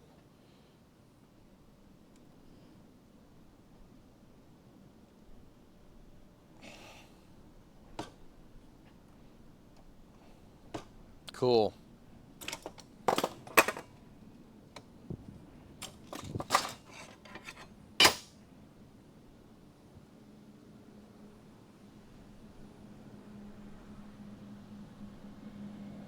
Perfect. Look at that. I'm getting pretty good with this thing, man. I'm getting pretty good with the brake. Yeah, see that? It's pretty good, dude.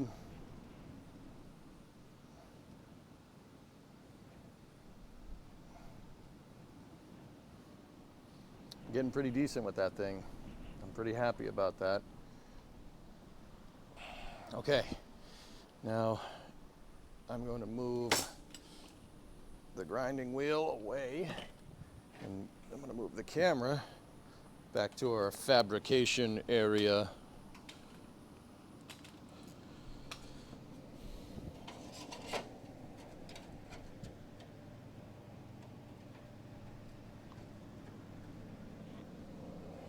There it is.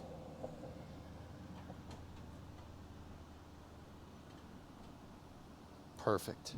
So you see how these pieces fit in? This is why I wanted to leave a gap right here. It's because the flange goes right in the square hole. See that? And if we make them flush, if we push this up flush against the frame rail, you can get a good read on whether this is in the right spot or not. So here, the other thing I'll do is I'll show you what this looks like without the frame rail piece in there. That's what she looks like right there.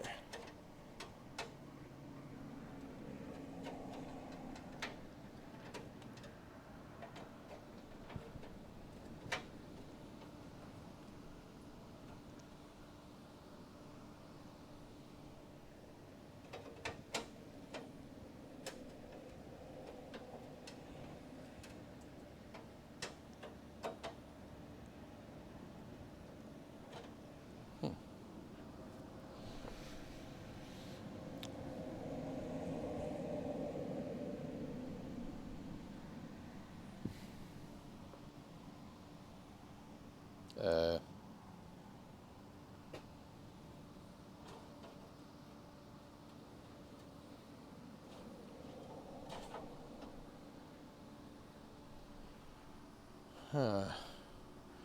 Is that, are we centered?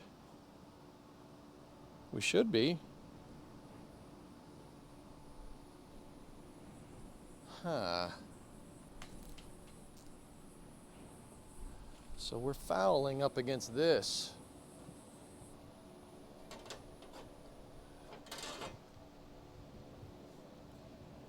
This piece is interfering with the beveled hole right there.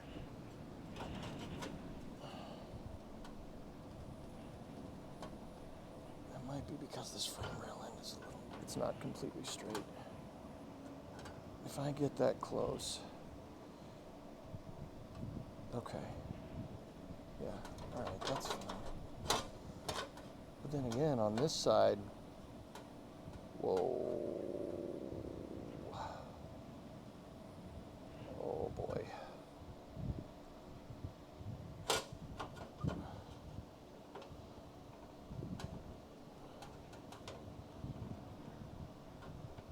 Huh.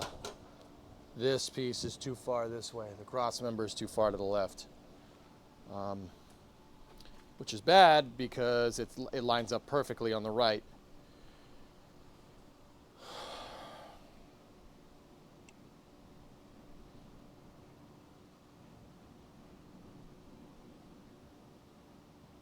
Why is it doing that? Huh. It'll be different with the rail piece in place. Building stuff in real life. That's right. I'm building a car. This is an automobile. This is the back end of an old car.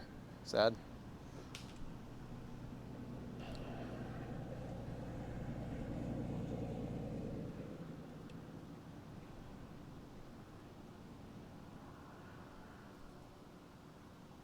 Huh. So,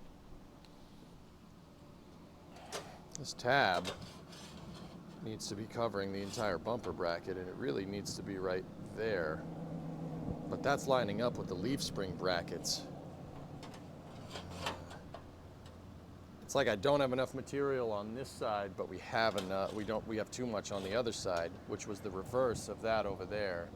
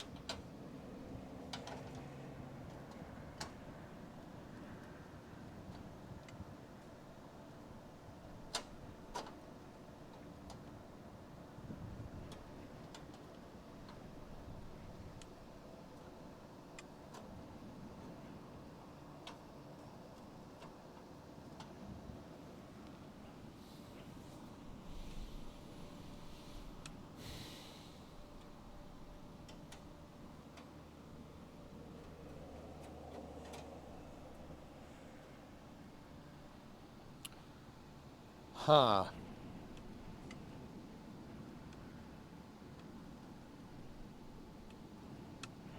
Too short or too long? It's not any of that. So, article over here, this, all right, I gotta adjust the tripod. It's not anything we can't fix, dudes. I'm not too worried about it. I just want to figure out what it is. Something is not lining up. So, take a look. Over here, on my leaf spring perch, we got the bumper bracket hole perfectly aligned. And then I made a mark, I painted a mark here on the tab to get that aligned. Now my tab, you can see it, it ends right there. It ends before this beveled thing right there. We have, basically it's leaning up against it. So like the end of the tab is right there, up against the circle. Just pay attention to that. And all of the tab is covering the bumper bracket hole right there. Okay? See that? All the tabs covering the bracket hole. The tab basically bottoms out on the circle right here, and my leaf spring perch is perfectly aligned, okay? Over here, look, something's weird. Something's out of whack. Because my tab is not long enough. It's close, and I know that I measured that correctly, but if you look right here, see? It's not even close to touching this.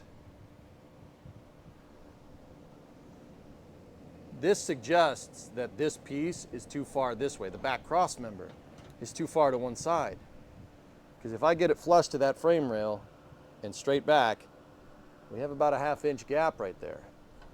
And then simultaneously on the other side, on this side with the tab, right? This is touching against this circle right here. So this is up against that, like this, to the point where I can't get it flush with the frame rail. If I Discovery, go at throttle up. finagle everything into position, this is where everything winds up, and we still end up with a little gap right there. Do you see what I'm talking about? But our leaf spring perch is completely aligned, and I know that my leaf spring perches are burned in correctly. They are absolutely up flush against the frame rails, which is very strange. How straight is that rail piece? It's straight, dude. Yeah, the cross member is straight. It's not, there's no bevel or anything to it.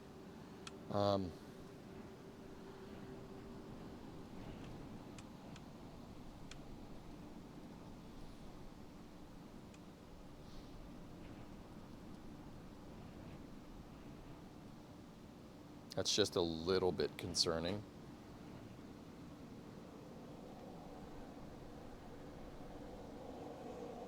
Huh. The replacement piece might be asymmetric. You just need to make the tab a little bit longer.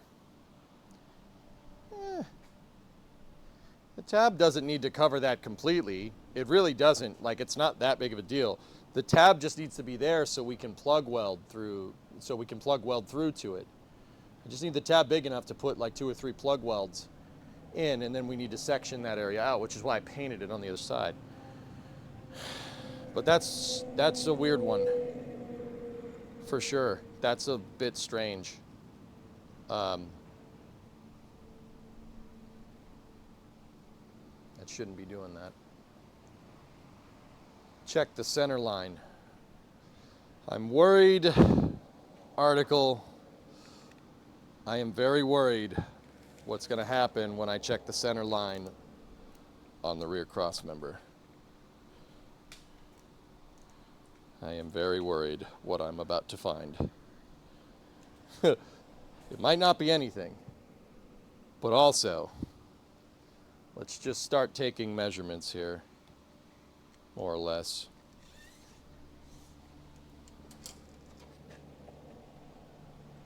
$33.5. Actually, screw that.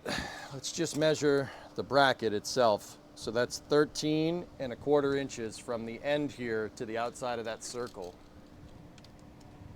It's 13¼ So this bracket is not asymmetric. It's not asymmetric.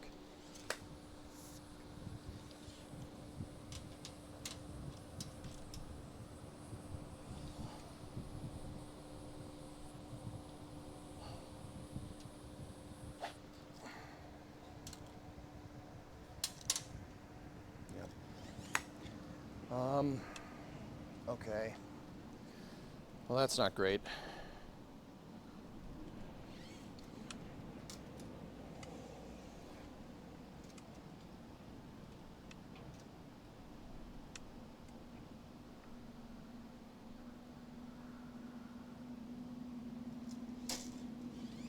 Hang on.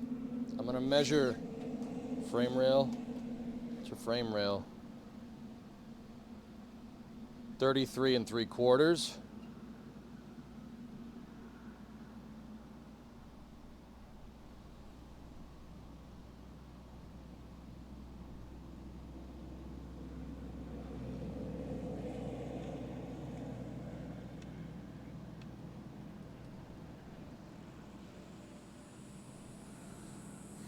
Something the engineer earlier asked was were the corners square. Well, I figured squaring them up to the leaf spring perches outdoorsman would center that thing, but apparently it doesn't.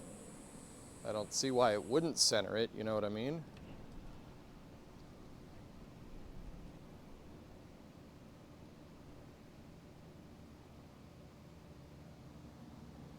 All right, I got another idea. I'm gonna get my drywall square. Knock over everything while I do that. I'm gonna get my drywall square and I'm gonna square it off to the shock mount.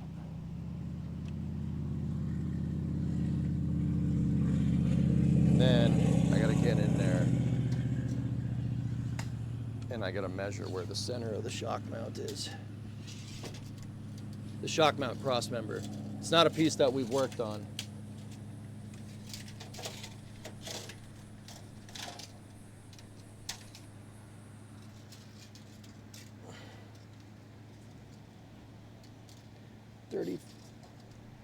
34.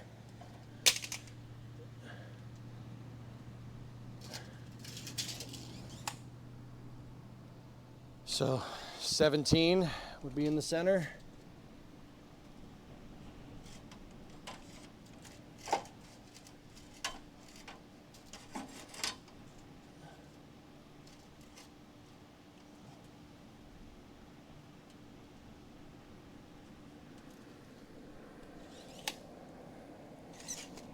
One sec, again. So you guys don't get a shot of my butt. Is he gonna kick my butt?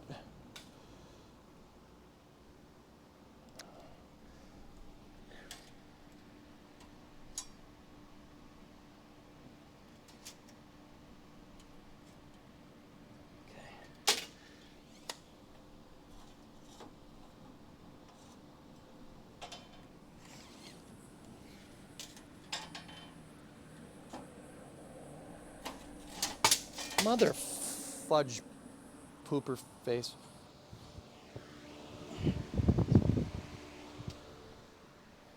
Sensors.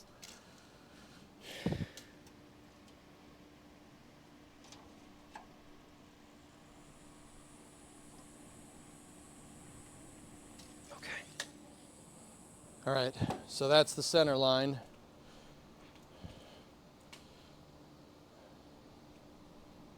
What the hell? This is the center line right here. That's perfectly straight. What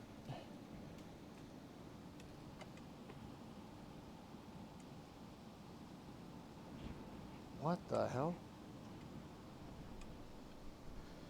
This line is centered in there, right? It's at least close enough that we wouldn't notice a difference, correct?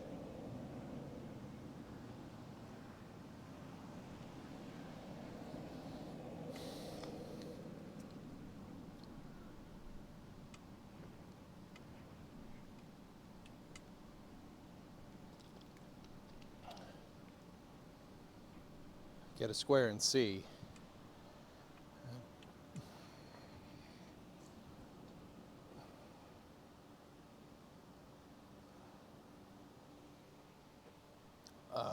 Give me my tape measure. I can use the bottom, this flange right here, to measure the width of this bad boy.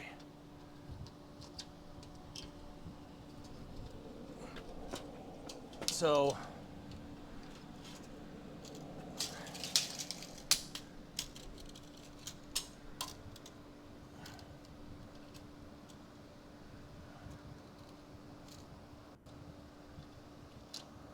this cross member is 58 inches.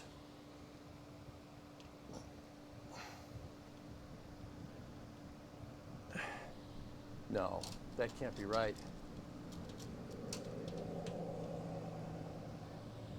Yeah, it's 58. So where's my center line? 58. 25 plus 4. 29. Yeah, 29's right here. We're dead on. So what the hell is crooked? I don't get it.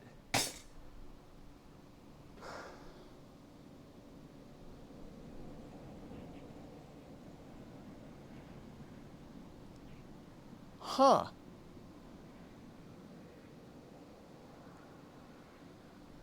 CP man, I don't know if you, EJ, I don't know if you remember me. Yeah, I do. You watched Kerbal back in the day. Your name had blue text. Don't ask me why I remember that.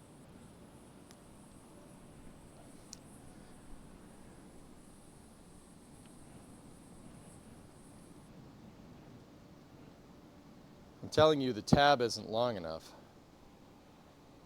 What's getting me, Dean, is that the inside tab is too long. So this one isn't long enough. This one is too long. It's hitting the cross member.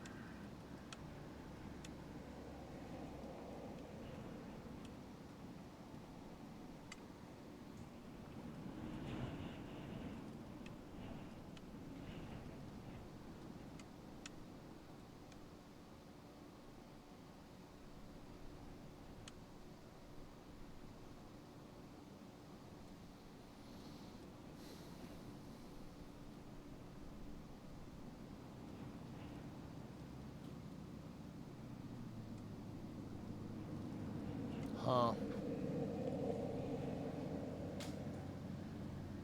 Also slight audio desync. Yeah, okay.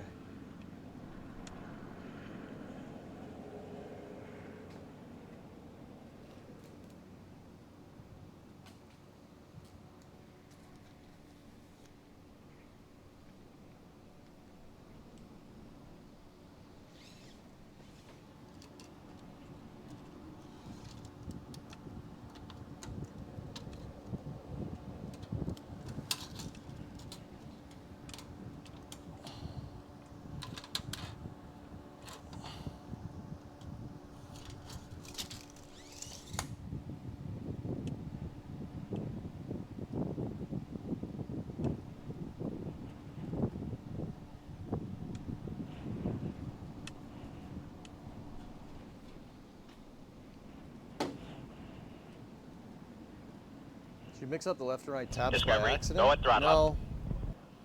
No, they're not mixed up. I'm just because I'm kind of out of ideas. Let me just make sure that that's right. Yep. I'm just measuring against the ruler there. It's 2 1/8. That's what the other one is. It's an exact copy of it almost.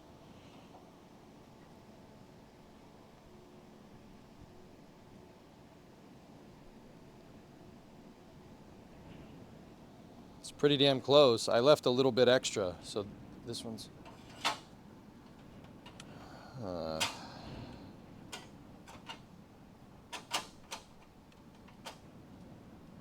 what the hell?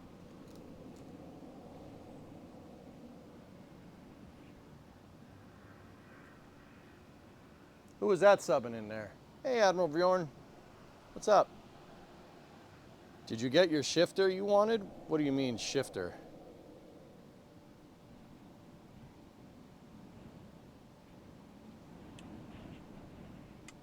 It's possible the frame rail isn't itself aligned properly. It's possible. Is it possible that they're offset? They don't look offset, dude, and I got a pretty keen eye for seeing that. I don't understand why they would be.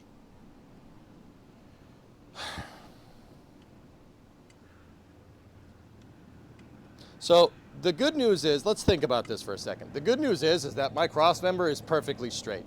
It's perfectly straight, and my leaf spring perches are also perfectly straight, which is weird. I don't understand why that happened that way. Everything else very much seems like this is perfectly square. This whole thing is right on, right?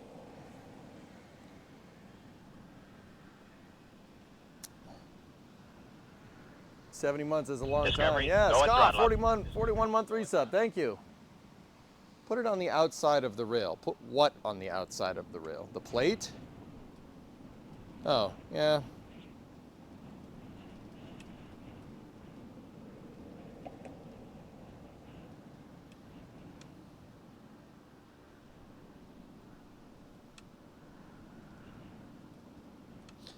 Guys, okay, so full disclosure, as long as the rear cross member is located on center, I don't care. As long as that thing is welded, it could be a little bent, it's not a big deal. Also, I don't care. That's not that big of a deal. Now, where I'm getting a little, is what is causing that? Something is causing it. Something's doing it. It's not just bent for no reason. I kind of want to just know what it is before we go any further, right? Because yeah, that's not good. That's not great. How do new parts compare to what remains of the old? There is no discernible piece of that rear cross member left, dude. Not enough to compare to. I can show you if you want. So that's what the cross member should look like.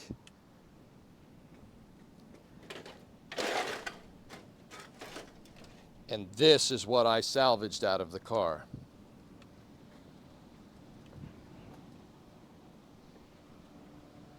Now I noticed that this one has a pill and this is a circle from the factory, but everything else lines up.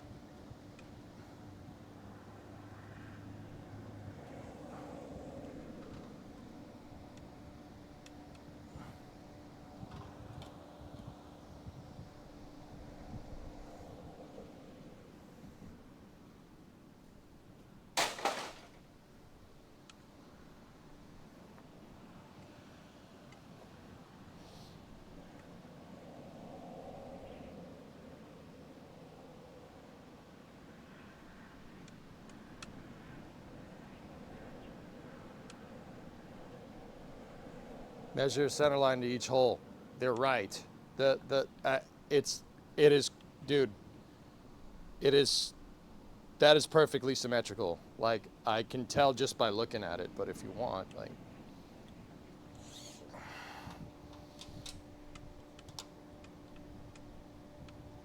10 3/4 from center line to the first hole. 10 3/4. 14 1/4 from center line to the edge here.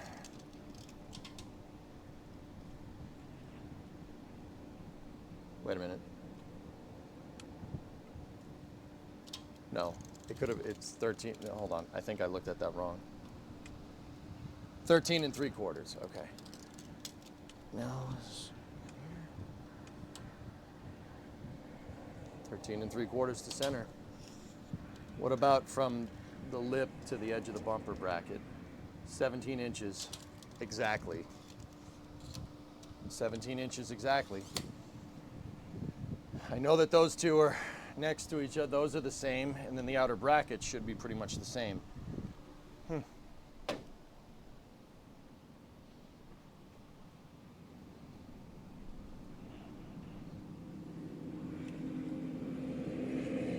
Okay, note to self, just replace the frame rails next time.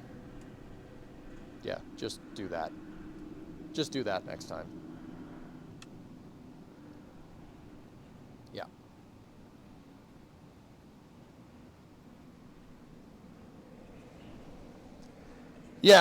Yeah, just replace them next time.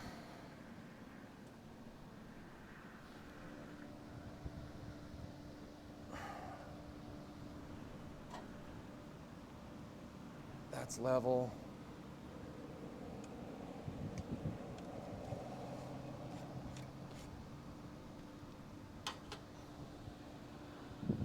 That's level.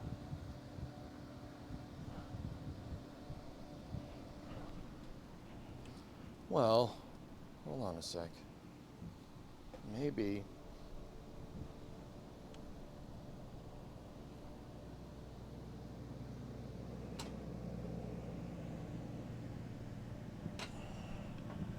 Maybe if we just went down with this just a little bit.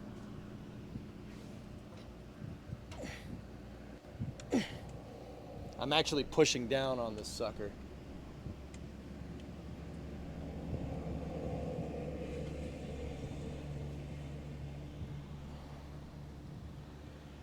Everything's still level.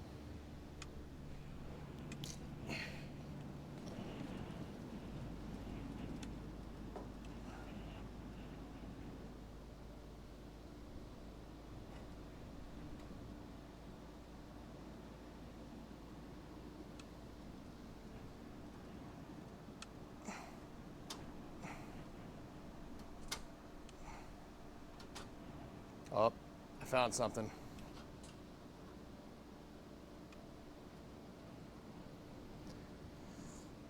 This left leaf spring perch is out. Look, fellas, take a look at this.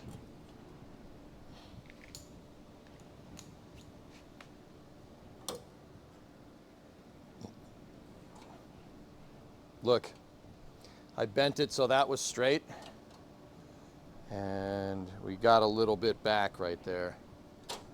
Just a little bit.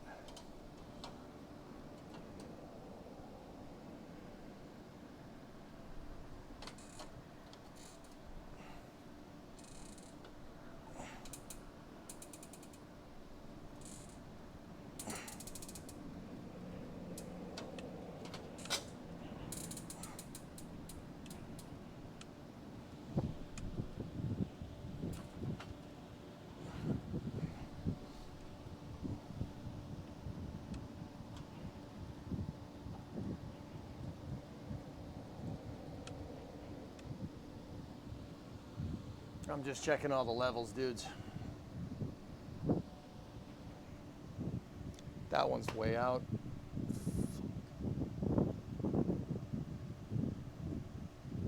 Why? How? That was level when we started today, man.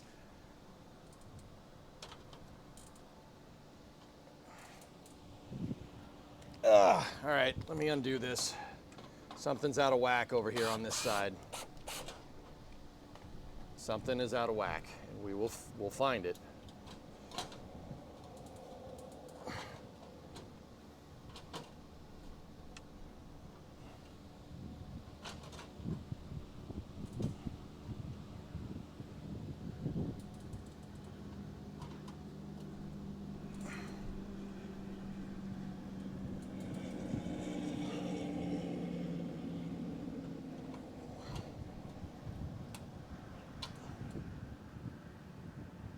I'm just trying to make sure everything is nice and level here, dudes.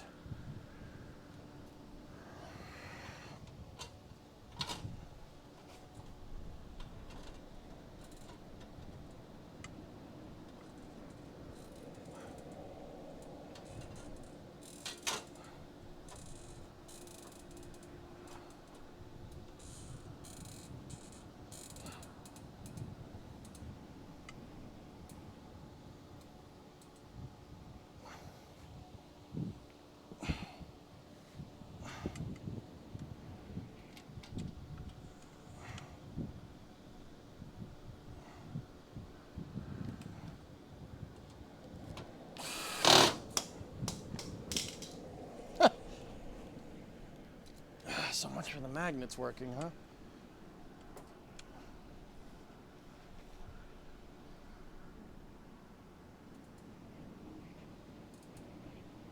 Okay, that's right. That one's not.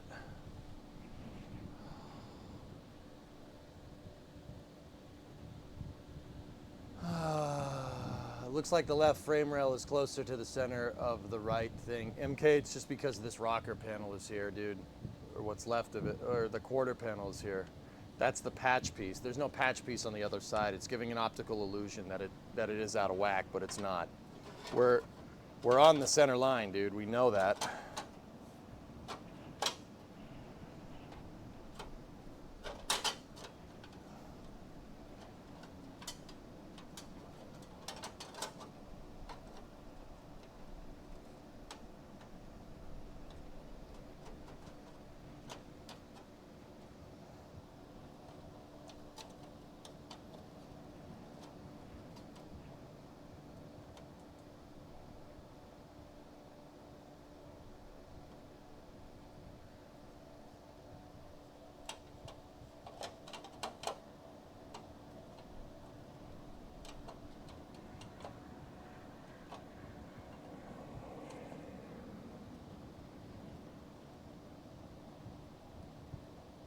I see it.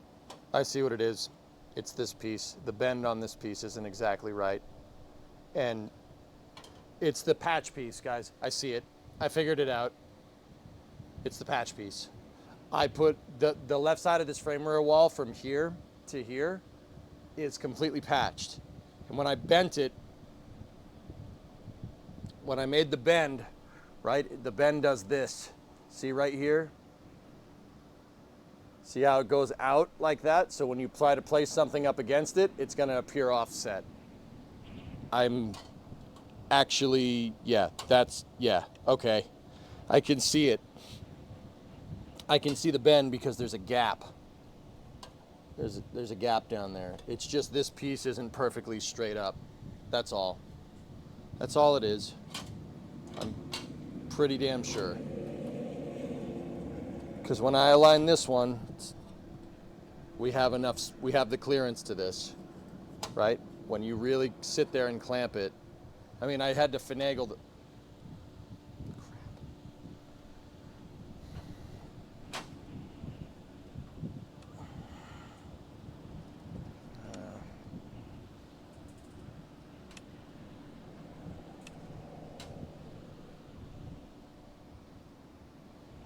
you kind of have to sit here and bend this stuff into position.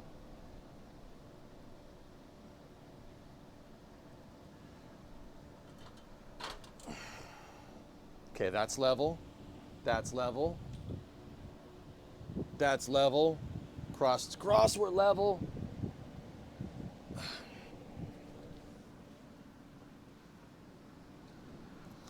Last one over here. Okay.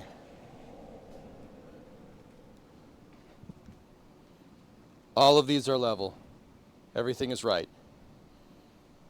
It's just that piece. We're good. We're good. We're good. It's just the bend. The bend on that piece isn't exactly right. I know what I did wrong. Like I said, the piece is supposed to be like this, and it ended up being like that. Instead of like perfectly straight, it's a little kinked in. So if you try to butt something up against it, it's going to offset it by a certain amount. Cool. That was me. It was me. I just wanted to know why that happened. It's not that big of a deal, really. It's not. It's just my bend isn't completely straight. That's all. Chalk that one up to me learning, and call that a day. Now, where do we proceed, or how do we proceed? I can make another bracket with a longer piece to compensate, because we know that the rear cross member is perfectly centered. We know our leaf spring perches are perfectly centered and level. The frame rail's a little wavy. Whatever. That's not a big deal.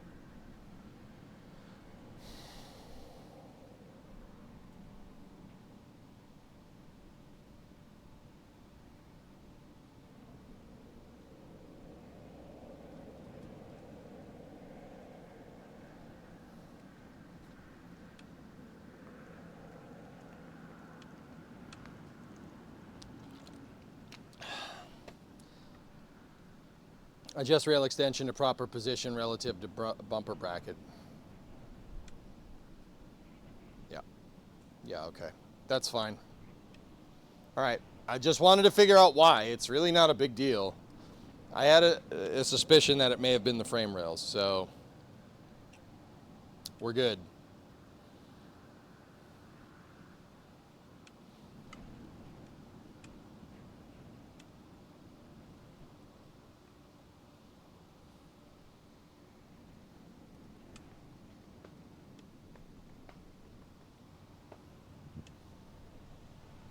Your hair has grown so much since you started this.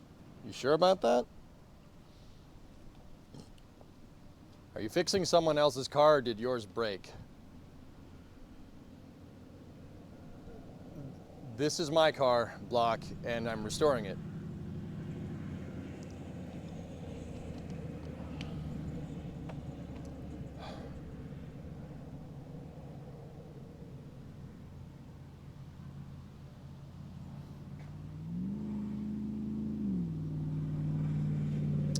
You know, that tab, as long as that tab, guys, is fine where it is. It's a little bit offset. It's fine the way it is, dudes.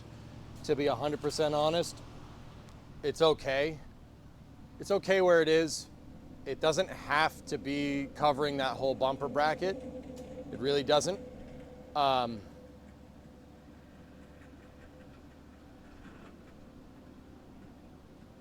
desync. All right, give me 1 sec.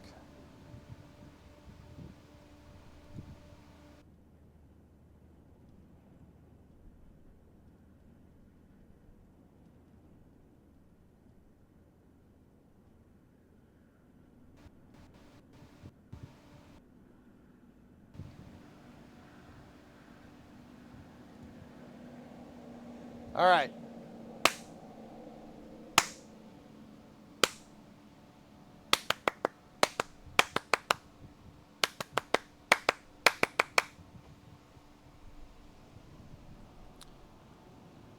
Good sink, bad bathroom. Got it.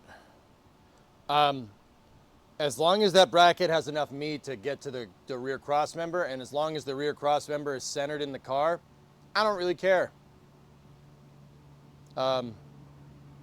Yeah, it's fine.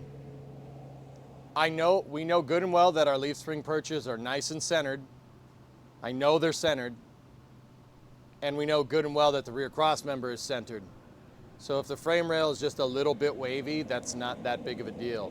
It has more, it's wavy from the factory guys because of the stamping process. So, yeah. Hot as balls in New England today. Hope you're staying hydrated. Yeah, I am. Futari's gonna be pissed when you see what you've done to his car. Summer car special.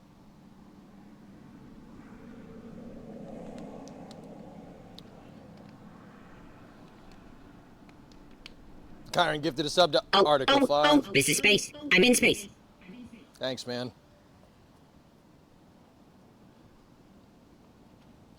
Yeah, if that tab doesn't... This is space. I'm in space. Kyron gifted a sub to Mayor Space. If that tab doesn't exactly line up, I'm okay with it.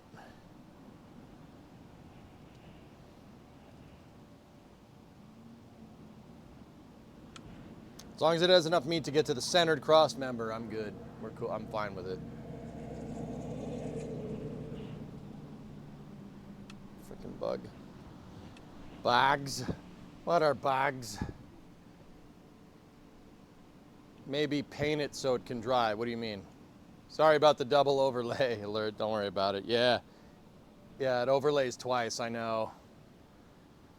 It pops up because I'm screen capping a computer that has the alerter attached to it, but I need the alerter on so I can hear it.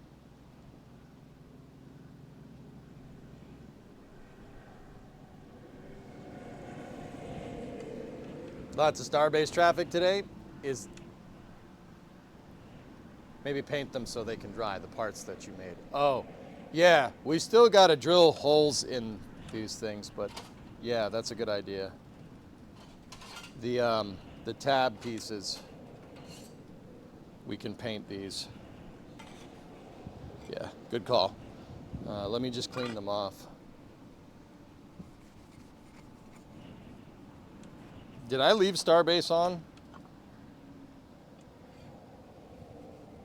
I need to start a GoFundMe for into the garage. Don't worry about it, dude. I'll get it. Pope Ven is going nuts. Interesting. All right, I'm gonna paint the back sides of these dudes. So I'm gonna paint the back sides because, or no, we need to paint these sides right here. Hold up.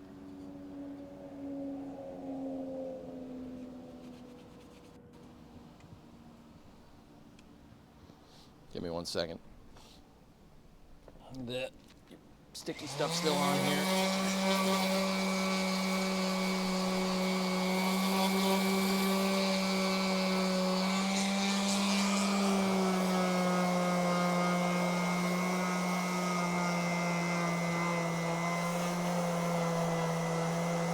I'm just getting the label off of this thing. The adhesive from the label is still on here.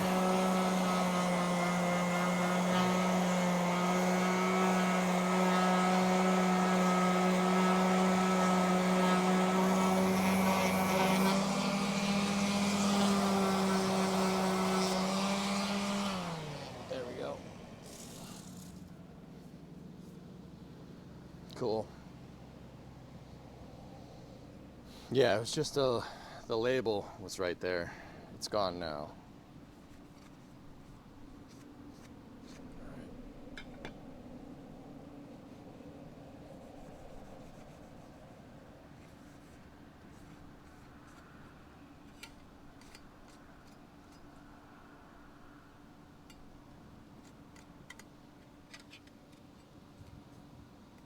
Cool.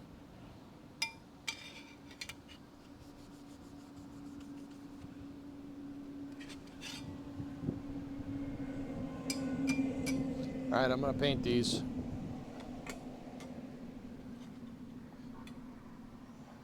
In my, this is my patented paint booth over here.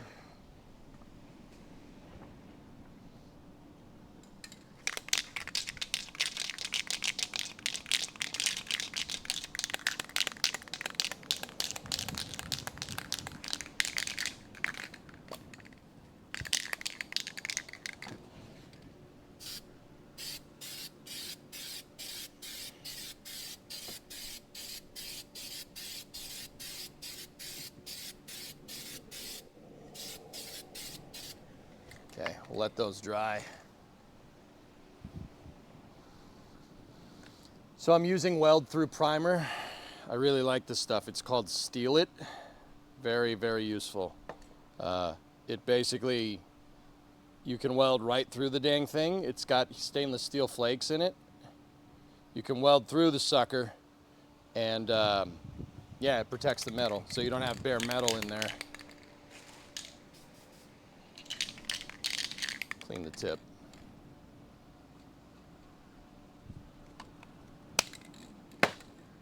Hey Paul, what's going on?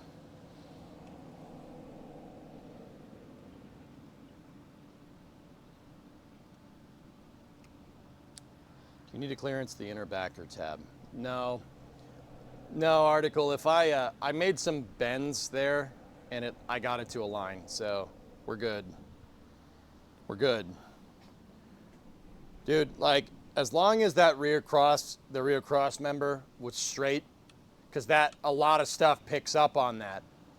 As long as it's square, I don't care. That tab being maybe like 1/8 of an inch off, no big deal. It's just because the frame rail's a little bit jank because of the parts of it that I remade. So, cool, good. Yeah, because the trunk picks up on the rear cross member. The trunk flange picks up on it. The cross member extensions pick up on it. The trunk extensions pick up on it. It's a big deal. That thing has to be straight. That's what I was like super worried about. I was super worried we didn't get that damn thing centered. But if we welded the leaf spring perches on, right? We made sure the rear leaf spring perches were fine. They're perfect. I mean, I had to finagle them just a little bit, right? But they're centered. I know that they are. One might be a little bit this way, just a tiny, tiny bit, like maybe a couple of degrees off, but they are right. I know that they're correct. So as long as if the leaf spring perches are right, and we use the leaf spring perches to center the rear cross member, and the rear cross member is centered perfectly to the shock tower cross member, I know the diagonals are good. Yeah, we know that it's good. It's just the frame rail is just a little janky from where I patched it. That's all. It's strong, it's just a little janky. Yeah. What happened with the Camaro? Camaro's outside. It's outside and covered. I covered it up for the winter because I didn't want it to get wrecked. I mean, that's Ernok's car for what it's worth. That ain't my car. That and the blue truck are not mine. Those are Ernok's. That's one of my moderator's cars. Yeah. Yeah, I mean, article, am I thinking about that right? If the rear cross member is centered and it's on center line perfectly to the shock tower cross member at the front of the trunk, if we're aligned there, and then our leaf spring perches are aligned more or less, and I know my leaf springs are plumb, and the levels over there picking them up as level, that gives us all three axis, right? There's a freaking, man, that's a big fly. Damn. Where'd you come from? I don't know if you guys can see that thing. It's just like summer car, man. Same thing.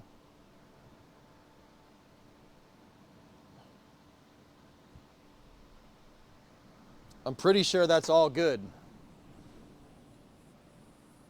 And by pretty sure, I mean I've measured it 4 times now.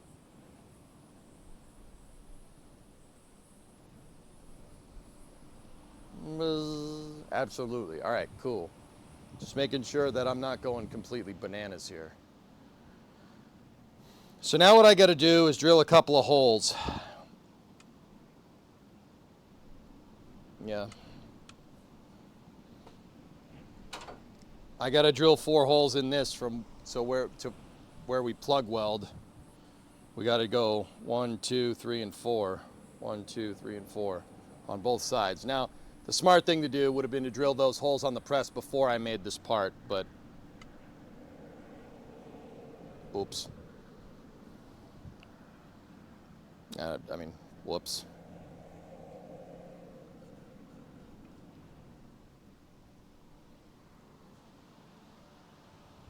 So, how are we going to drill this thing? Can you guys hear the damn fly? I'm gonna miss MSC tonight. Father-in-law's here helping me work on flood damage in the basement. Put a 2x4 in it and drill. That's what I was thinking, dudes. That worked for us very well in the past.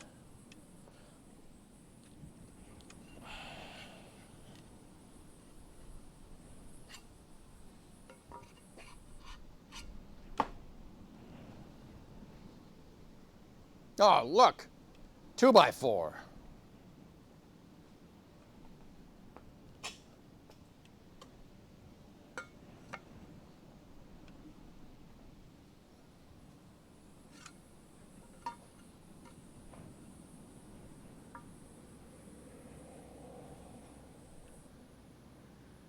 So, I did plug welds on the other side, for the other side, and I actually have 2 holes that are nice and evenly spaced.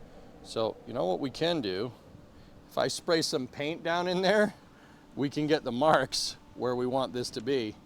Hold on, let me get some black paint, see if this actually works. Use this thing as a dang old stencil.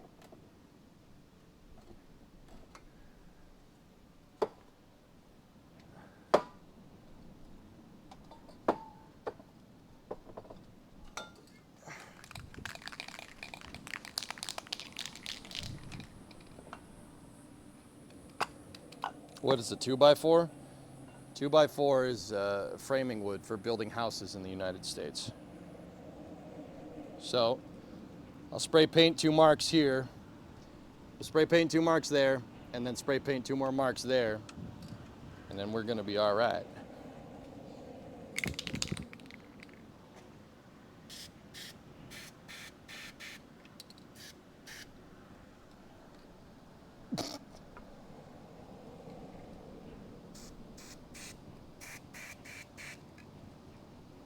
Good enough.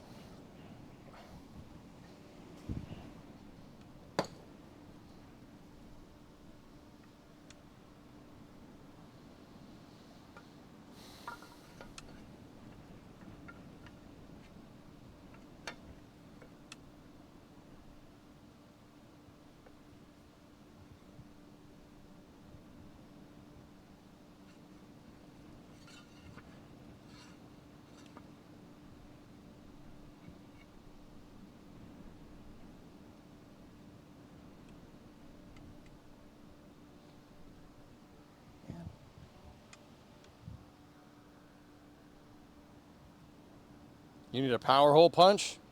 I have one. It's not going to be good for what we're doing here, though.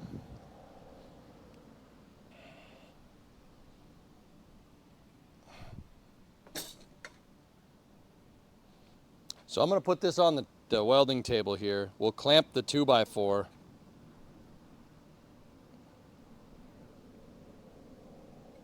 Yeah, clamp the 2x4 and call it a day. Cool. Excellent. Excellent.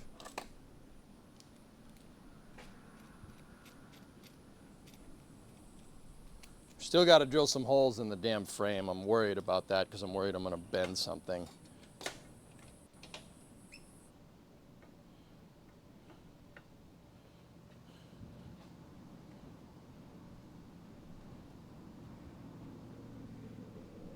The fly is on my drill right there. You guys can't see him.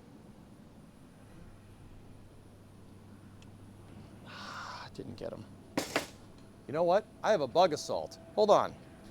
Hold on a second. We have the bug assault. I forgot about this.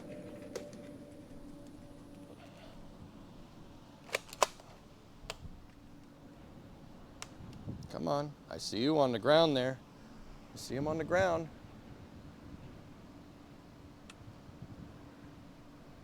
He's just chilling over here. Come on. As soon as we get the bug assault, they leave. Where are you, you son of a...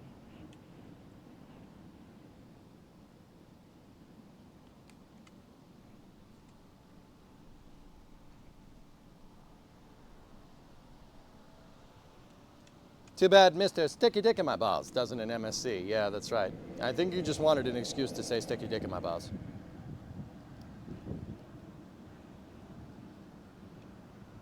I see him, he's down there.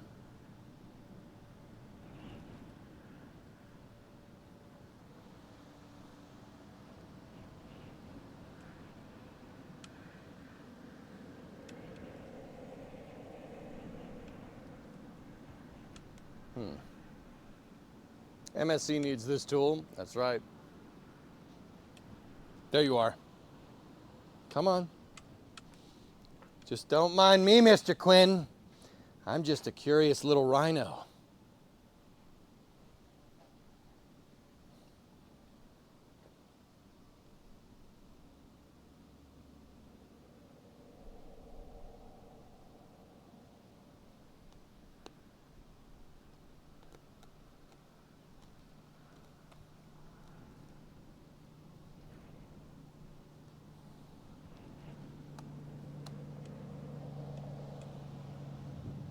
Isn't the pistol version stronger? I don't know.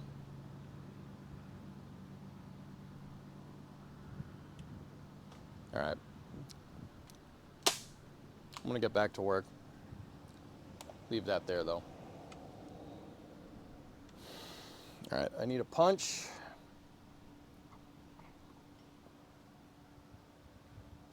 I don't want to use that punch.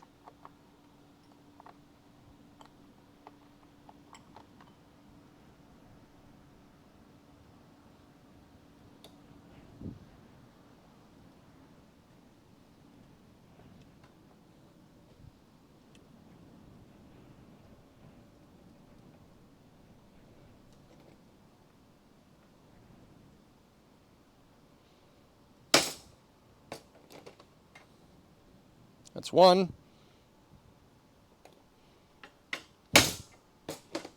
Two.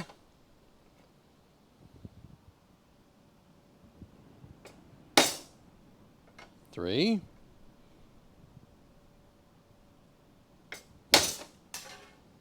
Four. Okay. Knocked over my scrap bit of frame rail right there. I'm gonna need my other clamp so we can clamp the frame rail to the 2x4.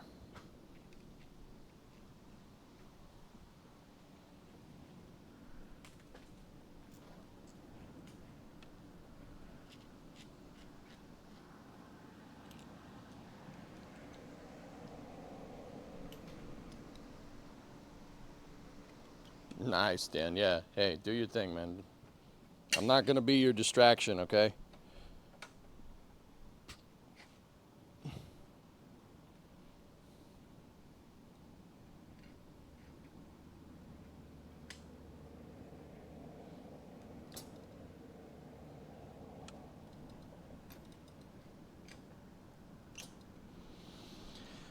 Okay. Let me flip the camera, get my safety glasses on. Will you go 1/8 to 3/8? Nah, I left a good enough punch in this thing.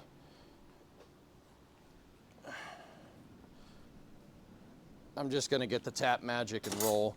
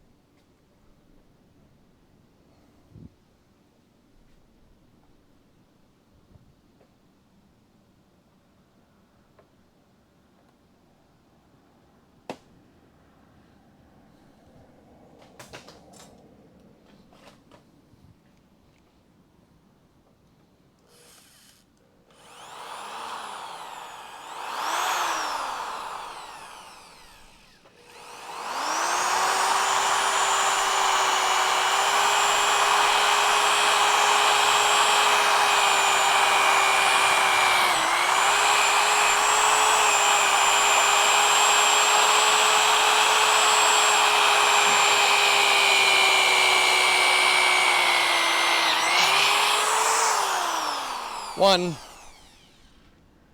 now like the super awesome right way to do this would be to lay out these holes wider over time, but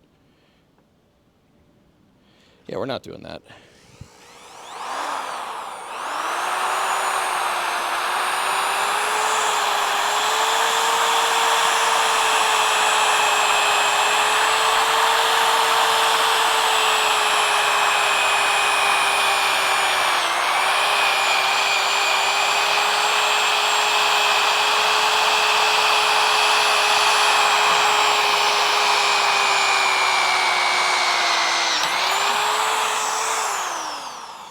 Two down.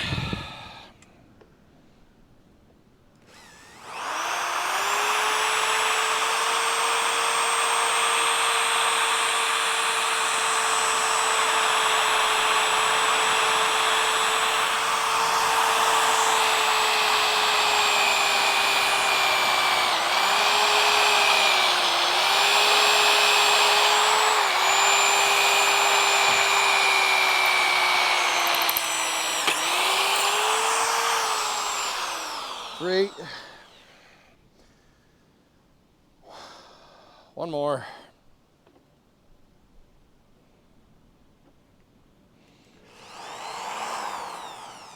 Nope.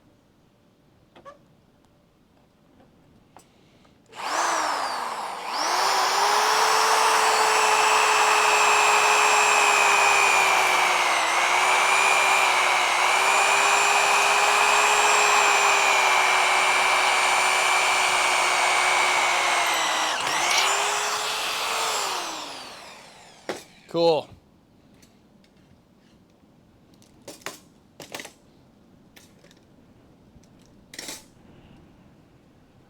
Just gonna go clean this off.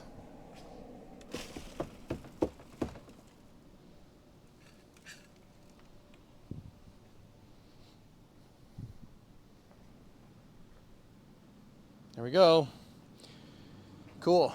2x4 saves us again.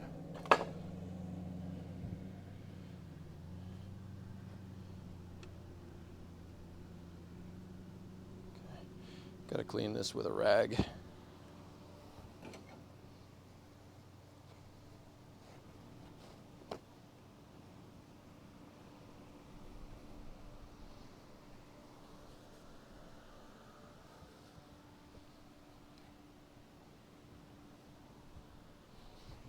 Yeah, I mean, I punch those things. What you should do is just make them bigger and like progressively bigger and bigger and bigger. Like that's the right way to do it, but this way works just fine. I mean, I punched them pretty damn hard, so, and that definitely is what we need. They aren't exactly like perfect, but it's more about surface area to the plate that's behind this thing more than anything. Like they could have been, you know, and as long as it's relatively near each side, it's fine. Like if we wanted to be like super precise, I would have, you know, measured those and squared them up, but there's really no need to do that here.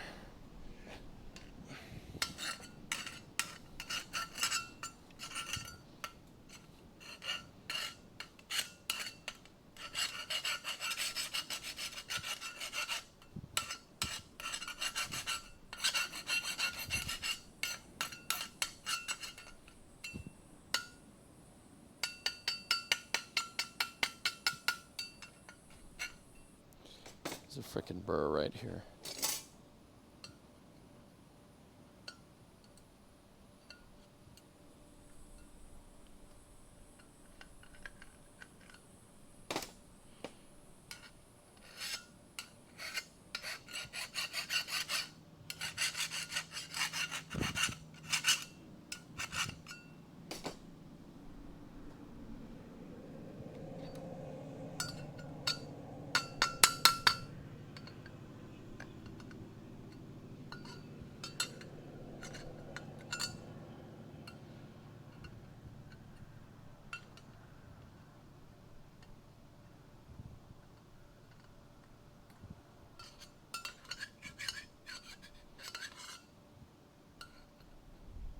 Gotcha.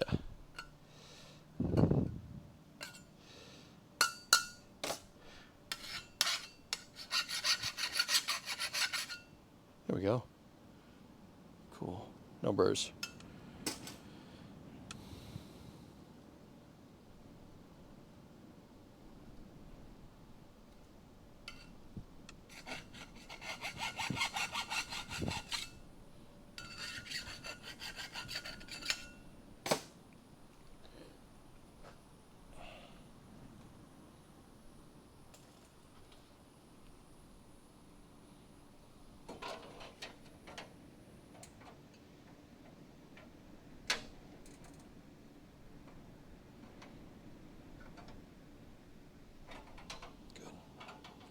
Good.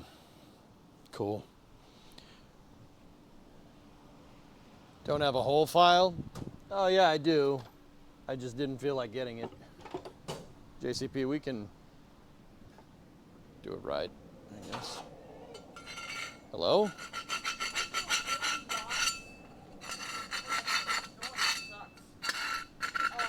What? There's a wooden box. A wooden box. Yeah.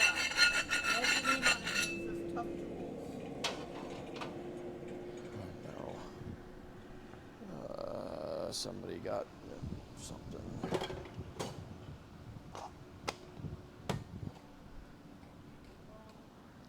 How big is it?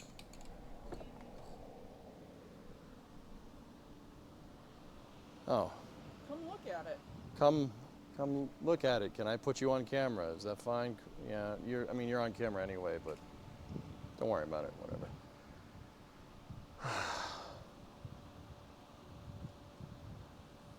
It's got your name on it. I know. All Systems sent me something. Uh-oh.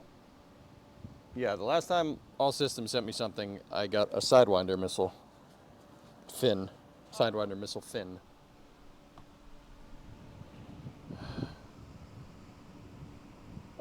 Yeah, I'll be down in a little bit. I'll get it. All right, it goes in the square hole. That's right. Yes.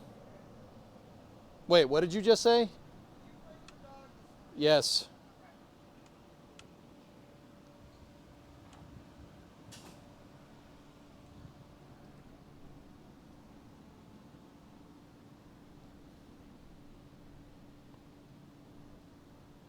I'll check that in a second.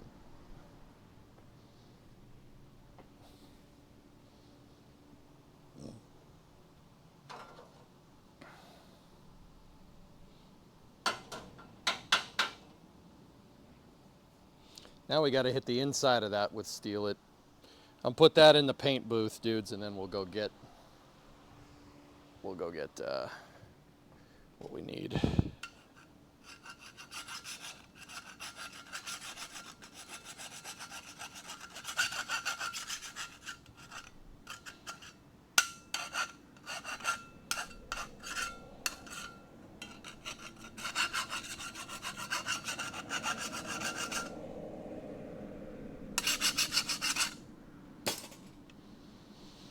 Okay, yeah, let me, where can I find your P.O. box address? It's on Discord, and I think it might be a command, too.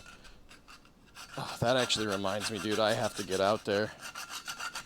I haven't been to the P.O. box in a month.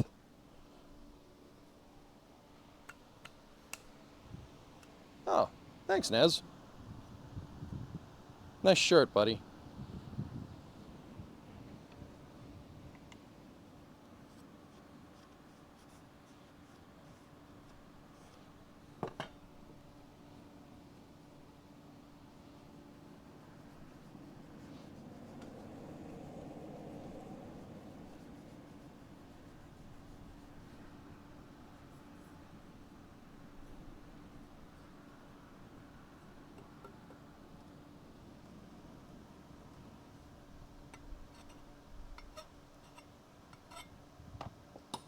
I scribed an arrow into it so I know which way it goes.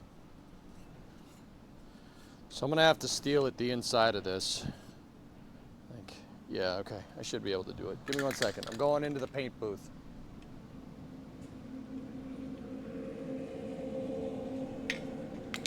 Yeah, God Ninja, it's a vibe, dude.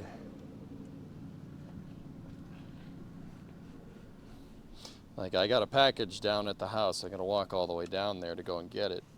But I don't feel like going outside in the heat, man. I don't feel like doing that.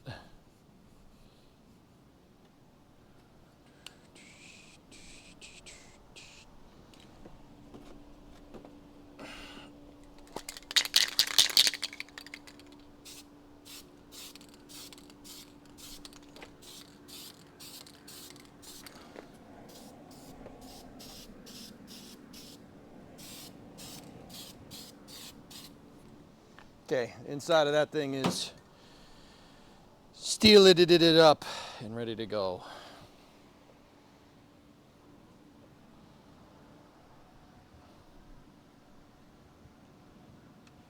Does it point in the square hole? Oh, in the square box? Yeah.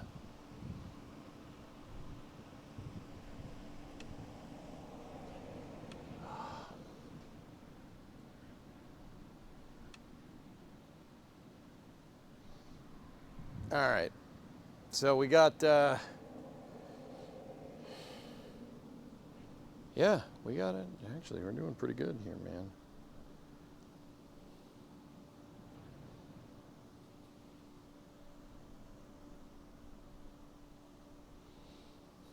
Hang on. Cool. All right, so I still got to drill holes in the dang frame for those plates. Before I drilled 3 holes in the frame. You know what I might do? Take 3 self-tappers, zap some self-tappers into the frame rail so I'm not pushing against it with the drill and the drill can locate. Hydrate, sir. Oh, okay. Let me put the, yeah, okay. Put this in the recycle and we'll get another bottle of water. Bottle of water.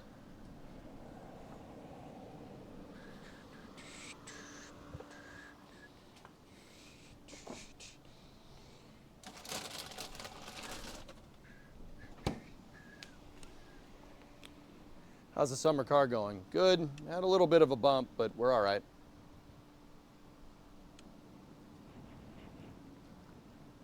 And it's supposed to be cold for you northerners. Dude, it's what's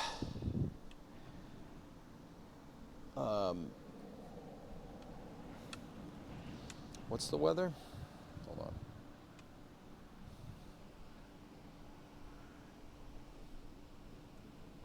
Give me 1 sec.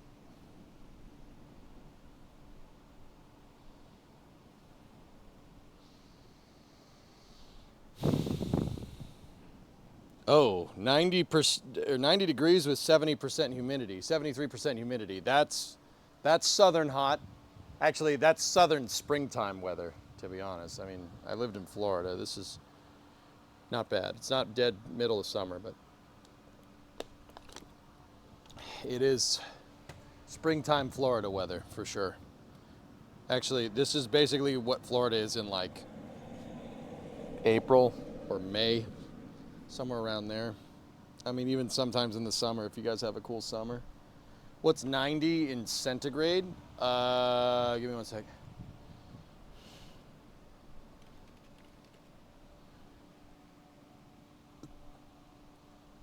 $32. So 32 seats, 73% humidity. It's pretty warm in here. So it's 86.32. It's 86 degrees Fahrenheit. With 85% humidity. Yeah, we're at 73% humidity. That's the difference. That is a big difference. The humidity makes it feel like it's way hotter than it is.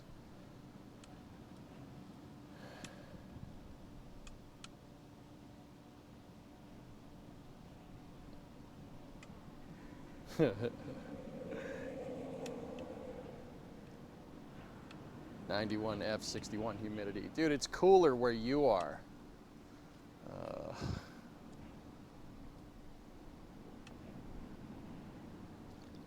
It's cooler in Texas than Massachusetts. At no point in any part during the year should that be a thing. At no point in your rambling, incoherent response were you even close to anything. that could be considered rational thought.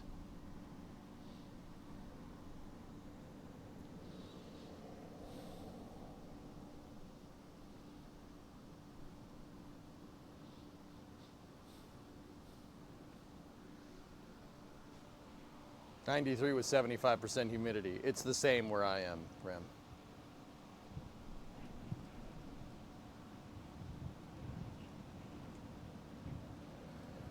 '61 in Minnesota. Well, why don't you just go away? You damn Minnesotan. You damn Minnesotan. You're crazy, bud.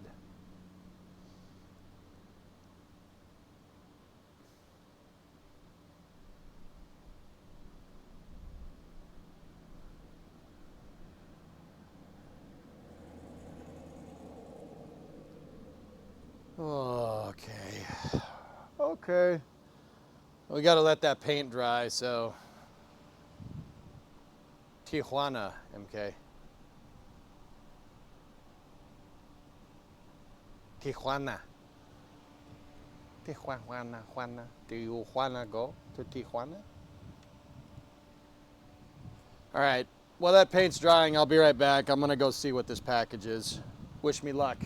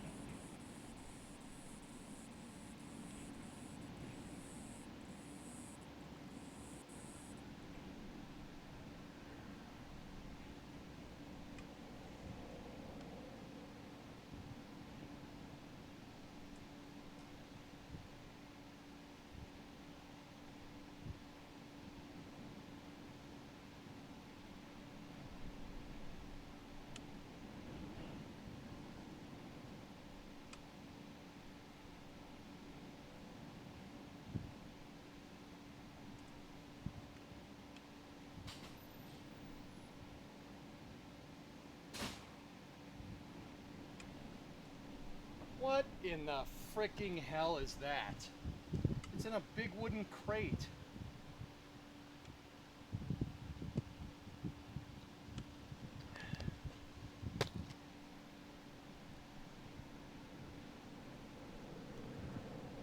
You're also warmer and a higher feels like higher humidity feels like higher temperature than down here in South Carolina, okay? This far long, do you think the cross members you tacked to the trunk helped maintain rigidity? These? Yes. Yeah, absolutely. Maybe not this outside stuff, but the first stuff that we did, yeah, sure.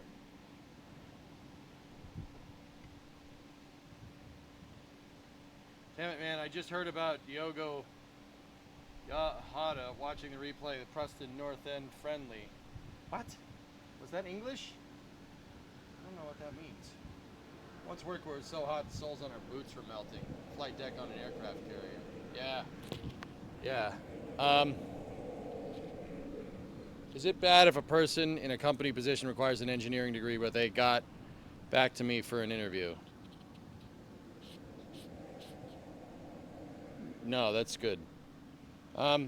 I put this big box on the truck, on the 97, and now I'm not carrying it all the way up here. So I put it on the tailgate, and I'll be right back. I gotta go bring it up here.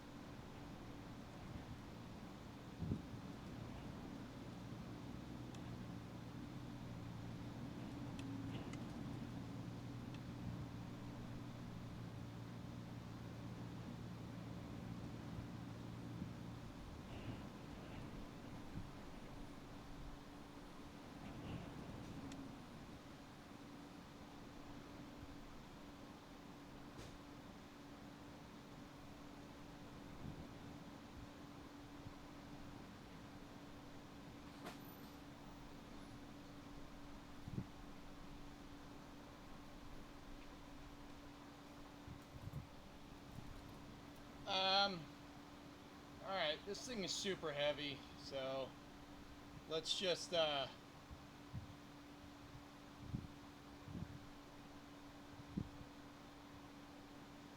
no, Tessa, that sucks.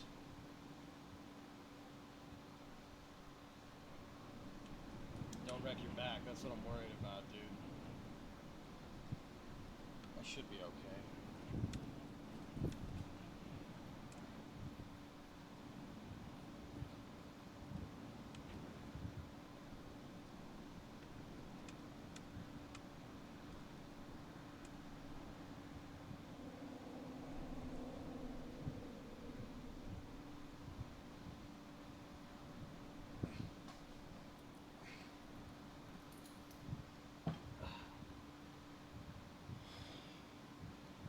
hell is that? What is this?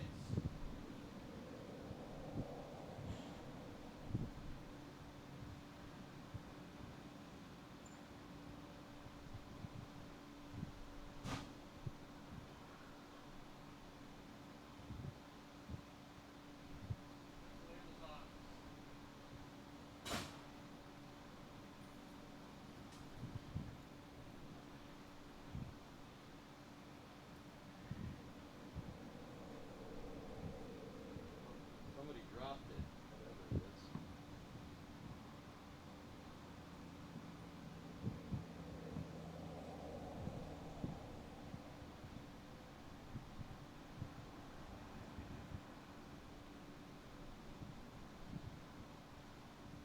Alright, the package got hit. I don't think it hit whatever's inside. Whatever it is, it's freaking heavy. See what this is. What is this?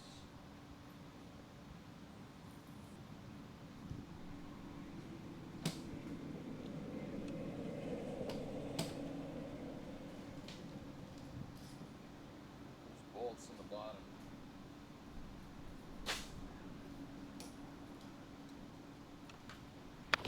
There's bolts in the bottom of it. I gotta get them out.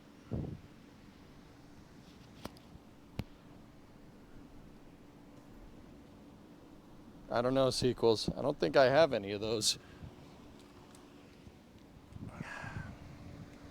We're waiting for parts to dry, guys. That's why I'm just standing around. I have to get the primer for these parts good to go. So there's 4 hex bolts that are holding the top of this box to the bottom of it. Let's see.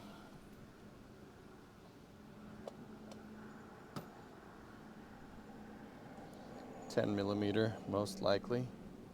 Most likely. There we go. That's what I'm looking for.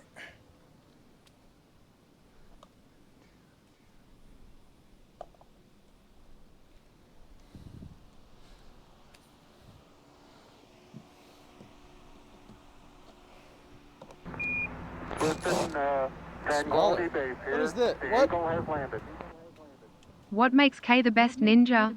It is always silent in the night.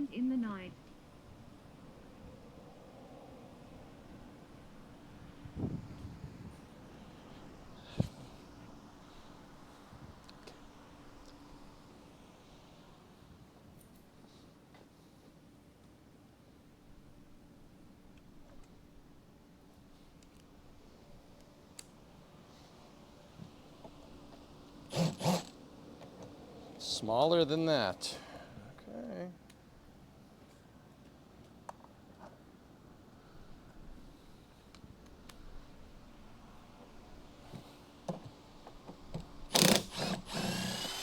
There we go.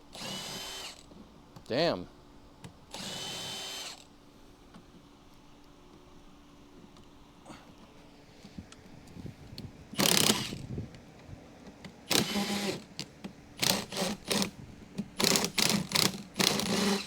I have a feeling that that one's probably bent. I didn't order this. This showed up at my door, which means it came from one of my mods.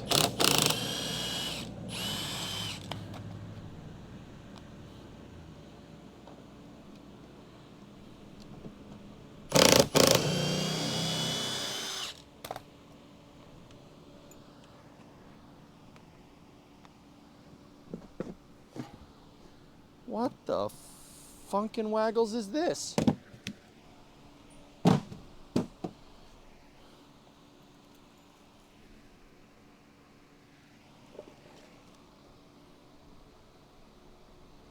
Oh, a shear brake. Whoa, dude. It's a Vivor shear, metal shear and brake. Oh. What the hell? Where did this come from? Who? What?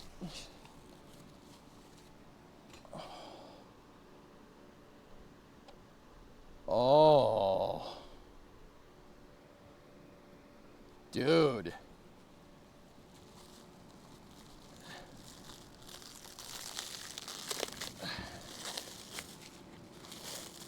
Dude.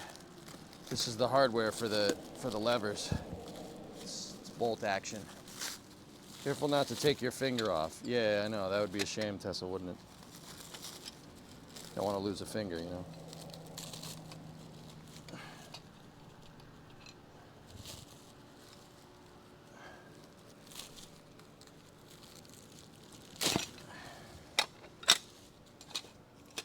No wonder this thing was so damn heavy.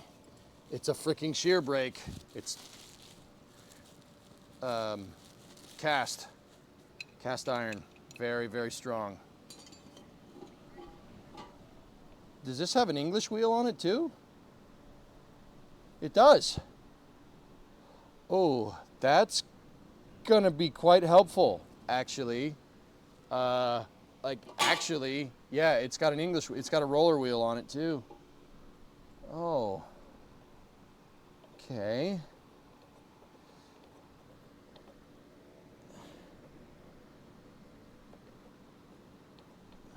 Wow.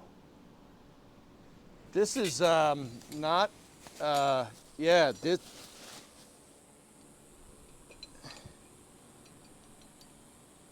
this is okay. This is a really nice piece of kit. Yep, my back. Damn it. This is super nice, man. This is a super nice brake. Brake with a damn wheel on it. That's pretty good, dude.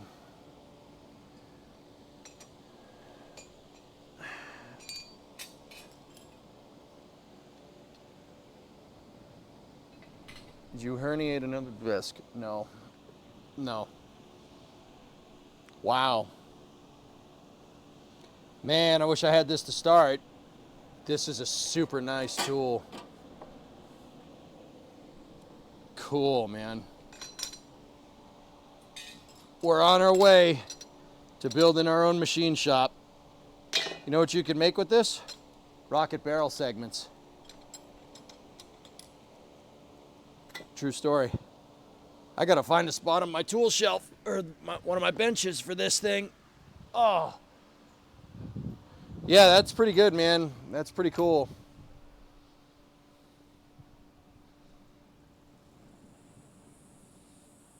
I think all systems got this for me. Yeah. This is, so you can make curves with this thing. It's not just a brake like the one that I have. You can cut metal. You can do a clean cut with metal, so you can shear it, or you can break it, which bends it, or you can roll it. If you roll metal, you can make compound curves.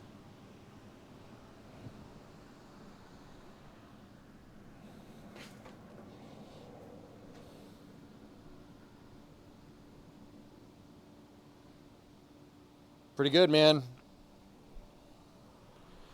I'm gonna read the instructions later.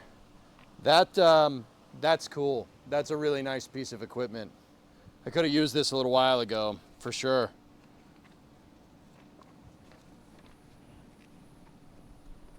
Super nice.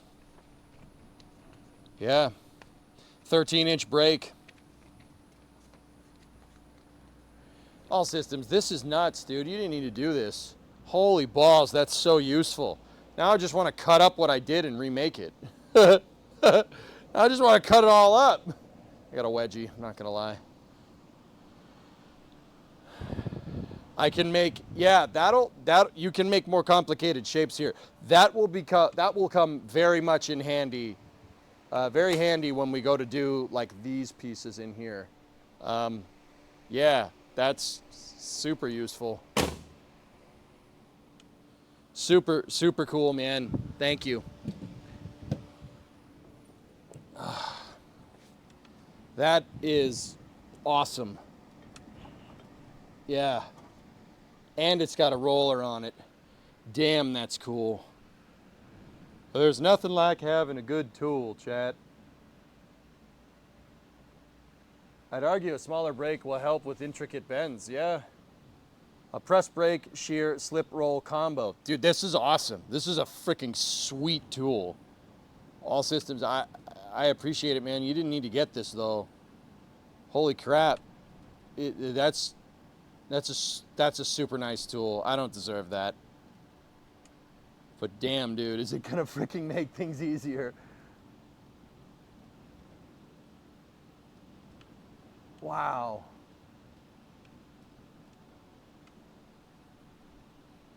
Hey, I'm a tool guy. Yeah, you're the tool guy. I'm just the tool.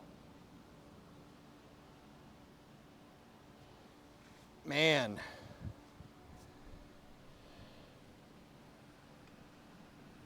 That's super nice, dude. It's a super nice tool. The English wheel is clutch. You can make curved metal with that. I can make compound shapes. We can make stuff curve.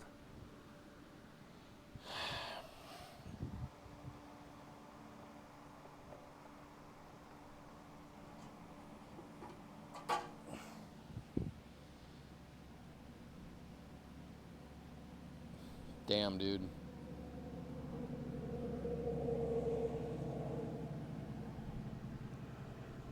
G is going from curved to straight, yes.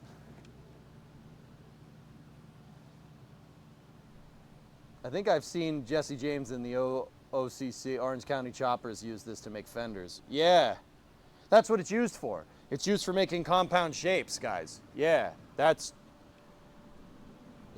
super helpful. We can make barrel segments for a rocket if you want to. That's kind of cool.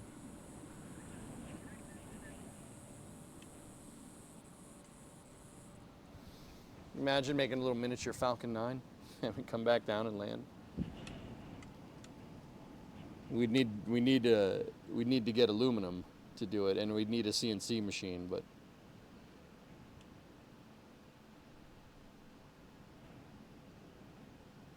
wow. That's cool, man. That's cool. Thanks, dude. Merci beaucoup, mon ami. Very nice, man.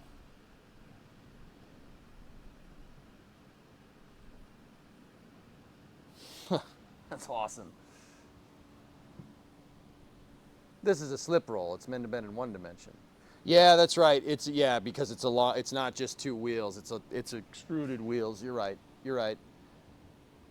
I'm sorry. The heat's getting to me, dude. Now you could do some Colin Furze kind of stuff and make a turbojet. We can make barrel segments for a combustor with this thing. Yeah, absolutely. And like, yeah, we can make a combustor with this. That's no problem. Shouldn't be, I mean, yeah, you can make a combustor and have it run off propane.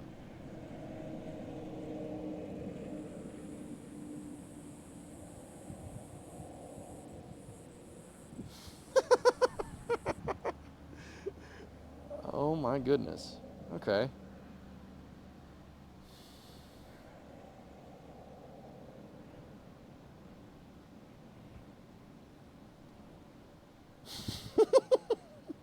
We can do that, dude. Make a pulse jet as a start. Yeah, we could do that too. That's one hell of a propane accessory. Come on, please, rocket content I strive for. Yeah.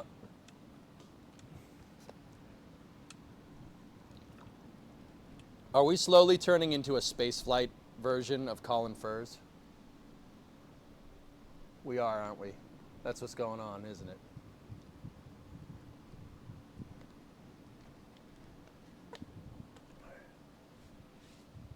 We are spaceflight Colin Furze. I mean, I have the CNC. Oh yeah? CNC me a combustor. Space and furs. Yeah, right.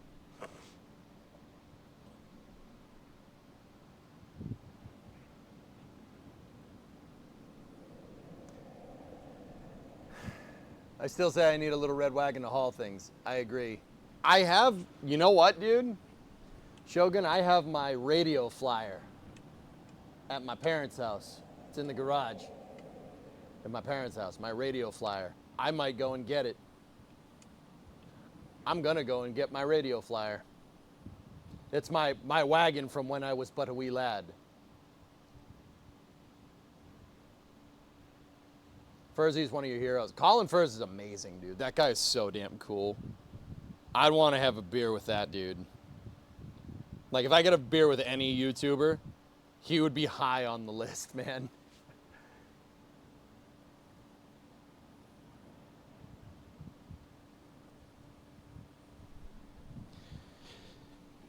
Dude, I can't believe this. This is awesome.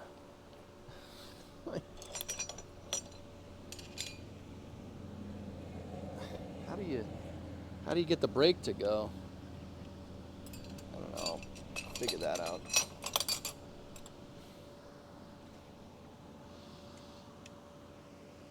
This thing is sick, dude. I think these threaded rods go in here.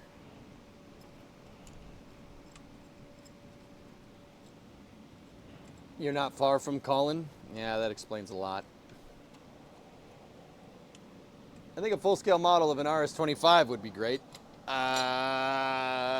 Dude, that would be as big as the blue car. Have you ever seen a shuttle engine in real life? Outdoorsman? You ever seen a shuttle engine? It's as big as this car. I'm serious. That's how long an RS-25 is. It's huge, to say the least.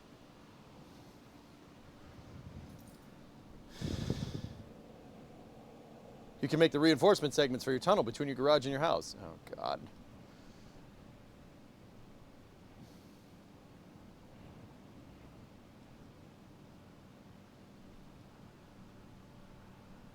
Yeah, guys, an RS-25, shuttle motors are bigger than you think they are. An RS-25 is about as long as this car. If the nozzle was at the back here, I could do this inside of the nozzle, and I would be touching the top of the nozzle. Like, the top of the shuttle nozzle's here. It's a big engine. You don't know how big that thing is. It's huge. Until you see one up close, you're like, huh, oh.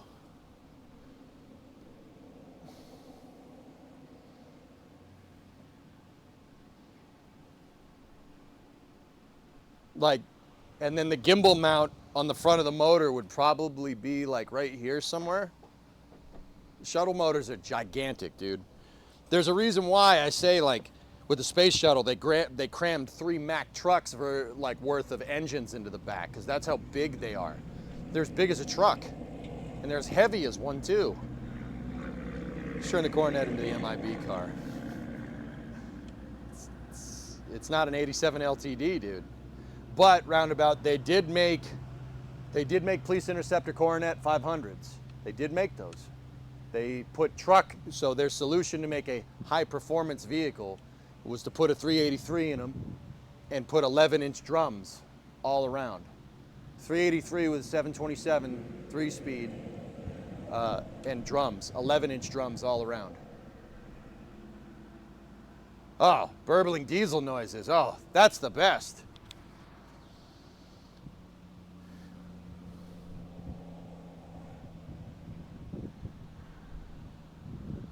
Bro, that's, oh man, that's pretty damn cool. When you finish the car, do you have to have it checked by the government? Yes, it has to pass MOT, Couchy. Yep, it has to do it.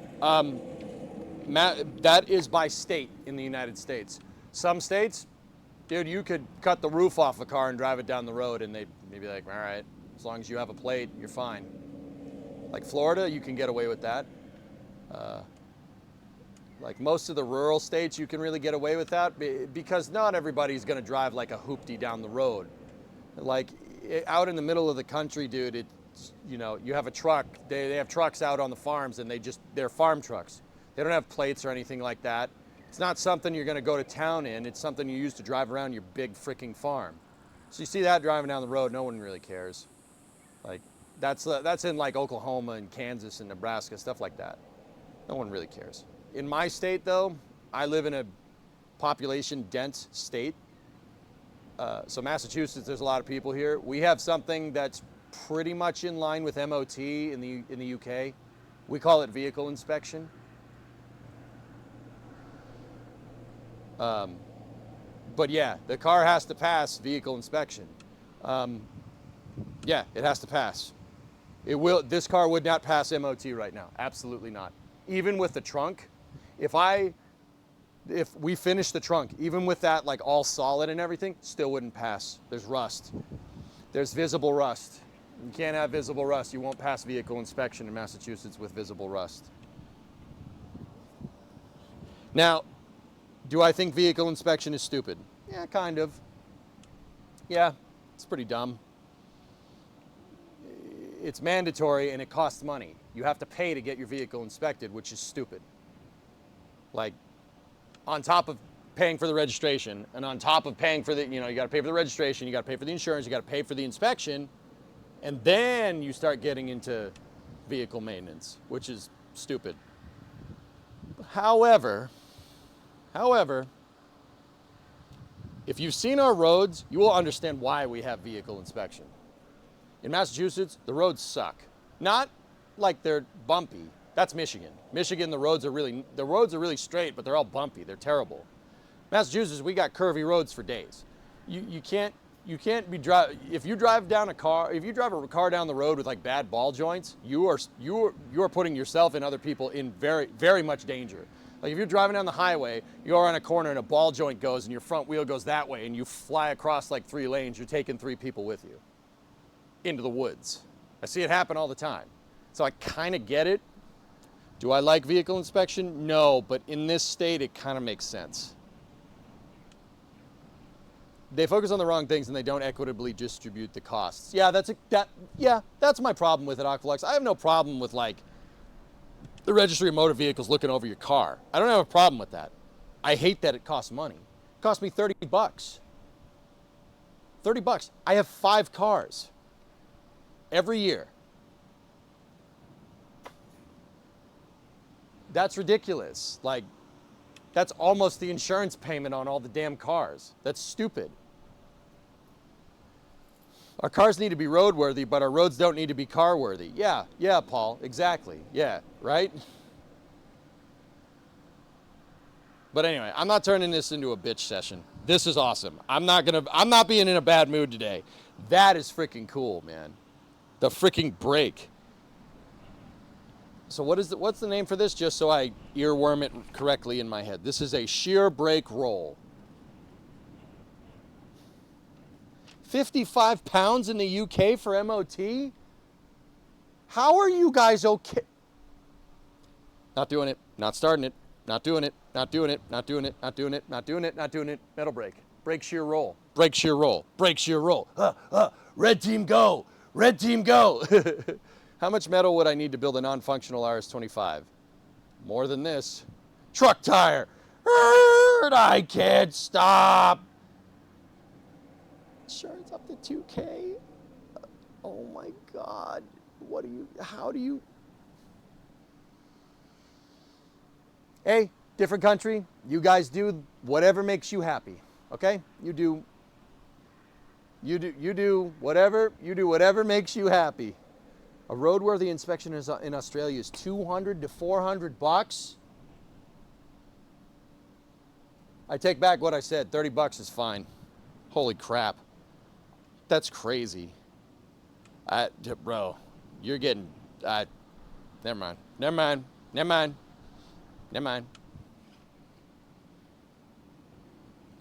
I ordered some tools for you. Amazon is slow going to that P.O. box so a week. What the hell did you just buy? Insurance shot up in 2020 and never's come back down.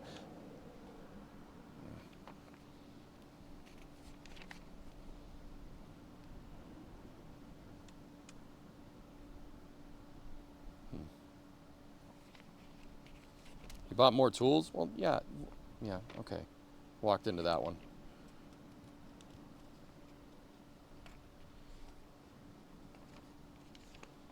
Cool. This is awesome, dude. All systems, this is great. This is heavy duty, Doc. This is great. Main reason you get classic reg on your cars if you can. Yeah, classic registration doesn't nearly cost you as much. Useful tools. You're not going to tell me, are you? Whatever.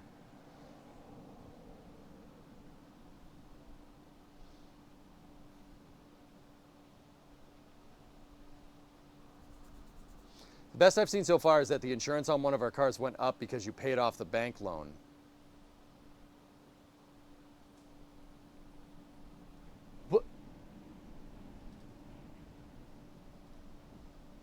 What? How does...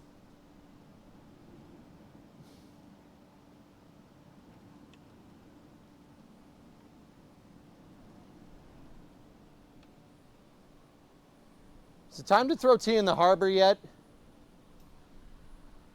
What the frick? What? But... that... Oh...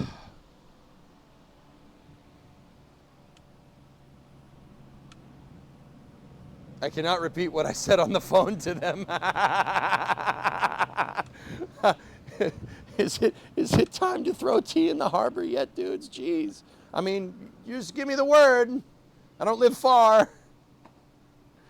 Holy crap. You're 300 pounds for your BMW K1200 RS and a Kawasaki GPZ 305 combined on the insurance. 35 each for MOT, 80% tax on the Bimmer, 40 for the Quack. You know what, Tessa? Like, all told, between all my vehicles, that's close to what I pay. It's close. Like, but I pay that on 5 vehicles. 5.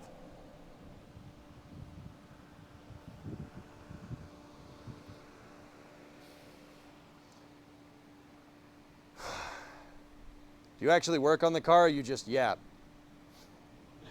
Mike, I'm waiting for parts to dry. They should be dry now. No, I mean, you must have missed the part where I worked on it a lot this morning.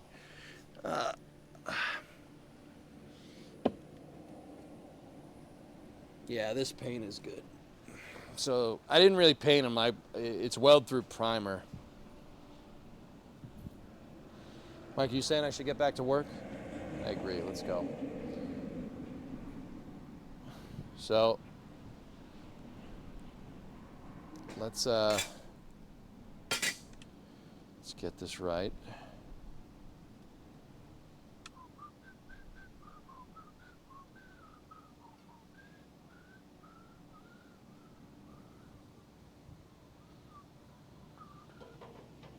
That needs to go in there, like that, like so.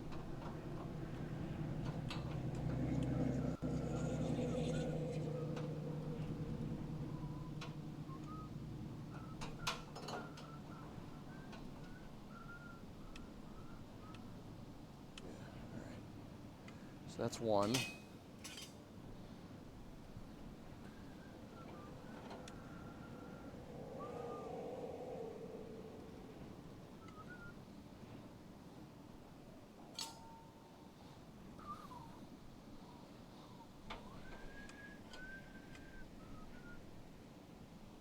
Yeah, there we go.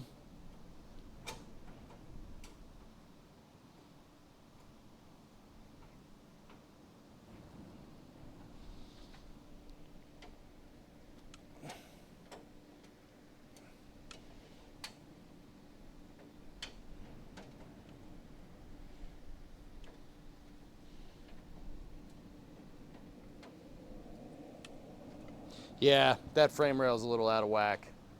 It's close, but it looks like this edge is just going out a little bit. We might be able to bend that back into position, but yeah, it's just a little bit out. That's no good, but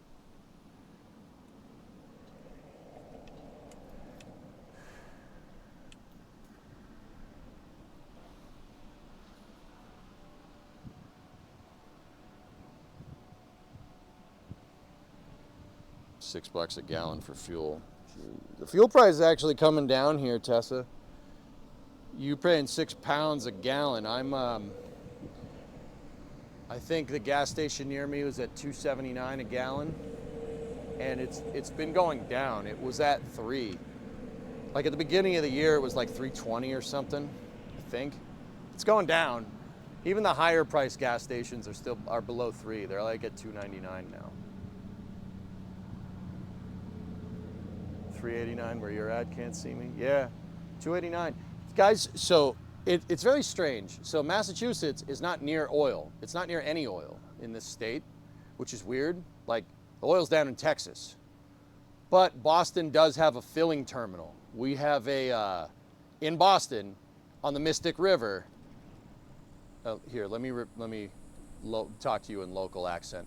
So in Boston Harbor, on the north side of it, on the Mystic River, there's an oil loading terminal. It's right by the casino. If you guys know Malden, you know that area very well. It's up there, and there is because there's an oil filling terminal there. There's the oil price stays down because you know we're close to the supply. We're close to the tap. That's what I'm trying to say. $2 per liter, bro. Paul? How? I don't know, man. Are you on the Cape or in the Cape? I am on. So I live on the South Shore, Rares. That's where I live. Basically Plymouth. For all intents and purposes, Plymouth, Mass. is where I am now. I can understand you better now. Yeah, thank you. Ted, is that you? No. Ted would sound like this. All right.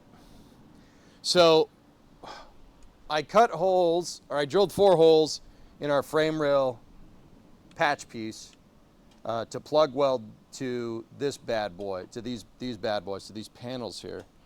And once again, we're just a little short on the bumper bracket, but that's okay. It's this frame rail because of my patch, it gets a little narrower right there, and that's throwing off my measurement. That's why there's a huge space here.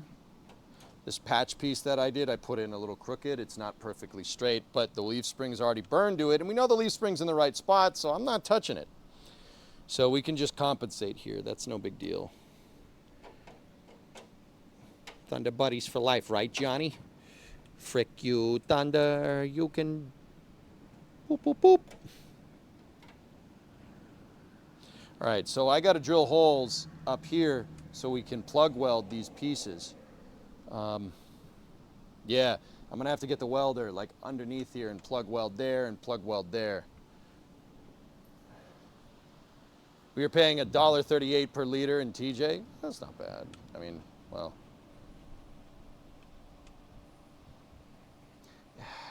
Kelly, if we're at $2.79 a gallon, I think that's like $1.30 a liter or something.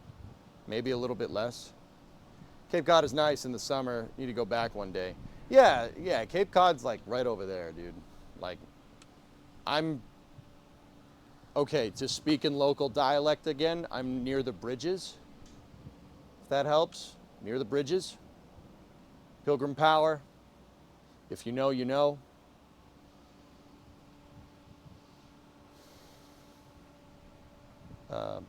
But yeah, that's where I'm at, dude. So I gotta drill some holes. It's annoying because I have a bracer bracket right here. So I'm gonna have to drill Discovery, go at throttle up. 2 holes just above it, plug weld these plates into position, and then slip the frame rail on top of them. Yeah, that'll do it. Cool. And then we can seam it here, seam it there, seam it on the back, seam it on the bottom, plug weld that to the plates. And then I think and then we just got to do the tabs, and then I think we are A-okay.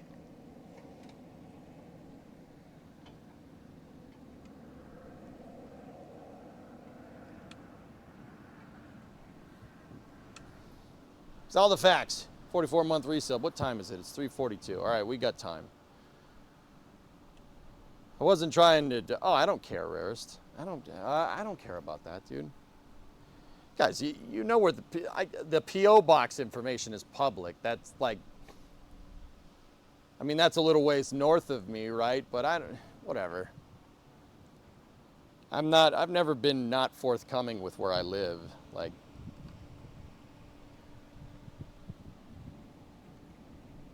There's a Boston influencer losing his mind over someone saying in Cape Cod. Apparently the correct way to say it is on Cape Cod. Yeah. Yeah, XJ, it's never failed me before.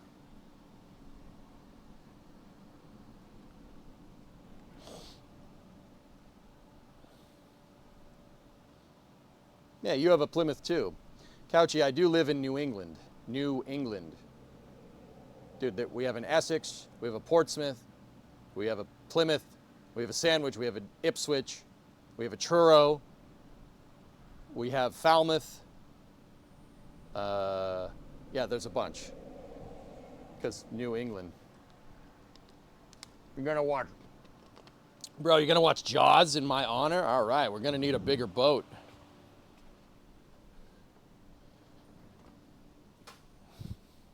All right, let's lock back in. You're gonna need a bigger boat.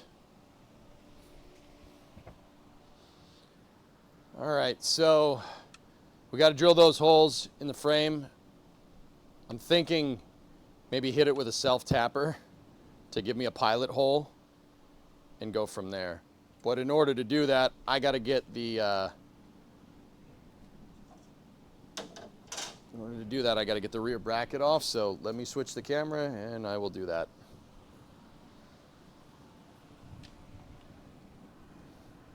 We need more tea to dump. Yeah, I know what you mean.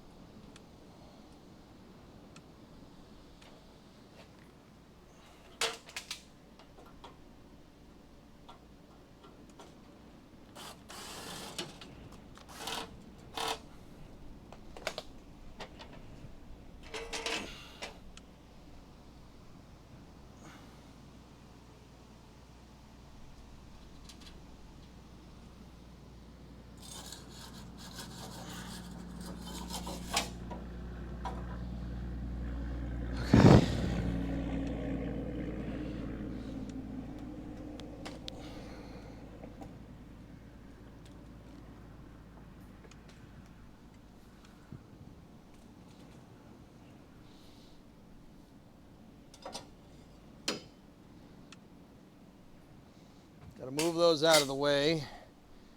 And then got to move our frame rail extension piece out of the way.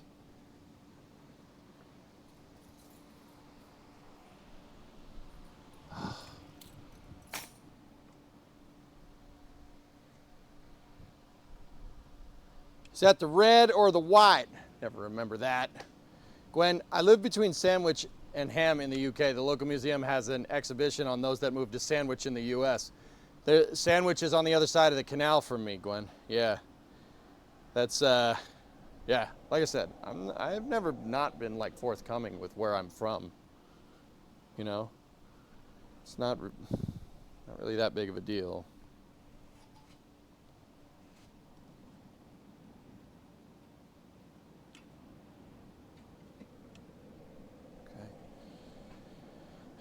All right, so I'm gonna use a self-tapper and I'm gonna drill we're gonna get a pilot hole right here where my self-tapper's at. I don't wanna get the big drill out and, why is it called Sandwich? I don't know, man. Ask the British. Do I look like I sip tea to you?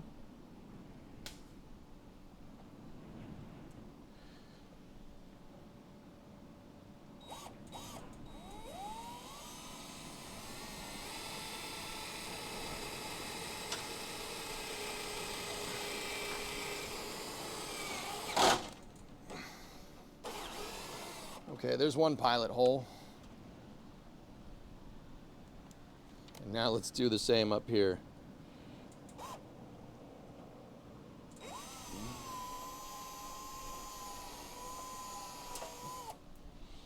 It's riding around. It shouldn't ride around on us, man.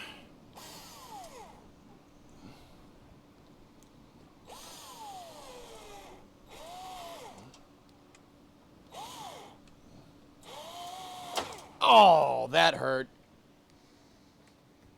Yep, I'm gonna feel that one later.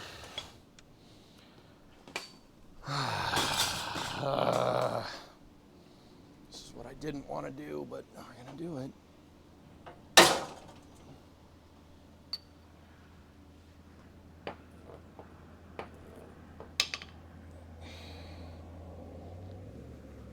So I put a punch in.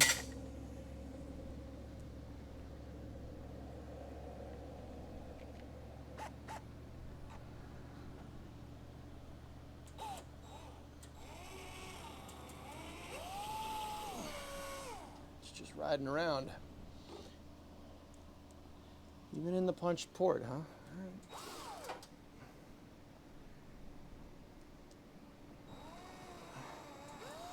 Maybe it's because this one's been used. Let me get a brand new one out of the box here.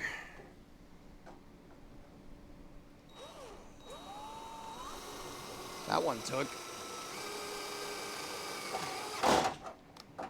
There we go. Sweet. Can get the welder in there to plug weld? Sure. Okay, fine. Yeah, just needed to not reuse the self-tapper part.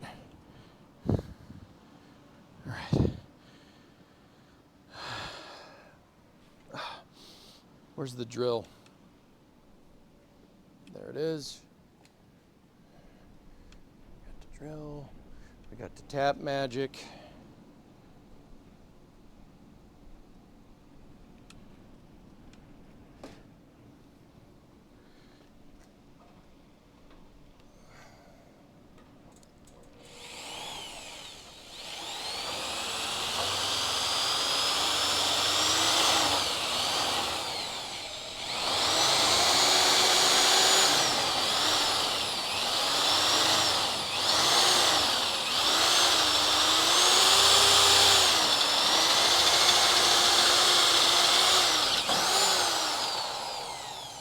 Got one. So I need to drill these holes on both sides. We got to go through to the other side. The reason why we got to do that is because I'm plug welding those plates in the back here. Yeah, that should be good.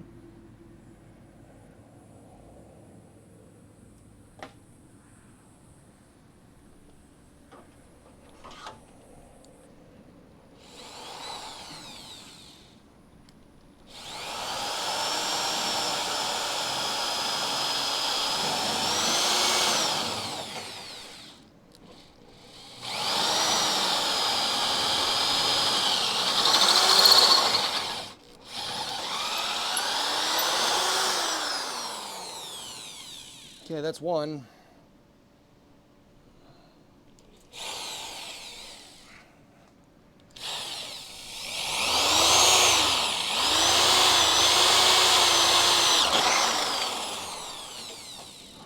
It caught a little bit. That's not really what I wanted, but it's okay. Okay, just one more hole.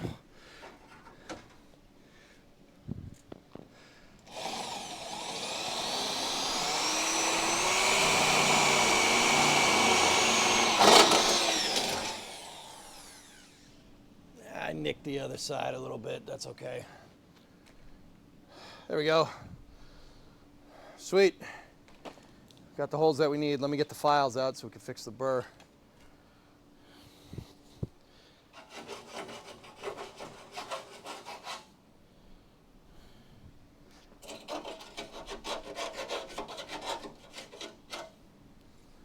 Wanted to make sure we did that without pushing everything out of whack too hard. I mean, when we put the rear cross member on, it should push it all back in to position, but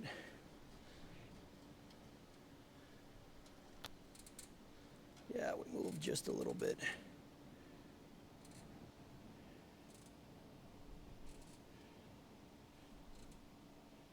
There we go. Everything's back in alignment. Let me get the round file.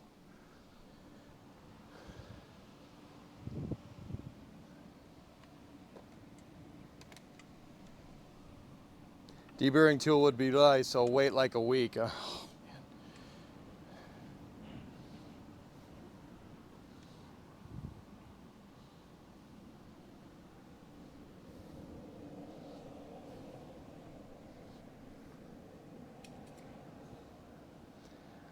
Where's my circle file? It's got to be over here somewhere.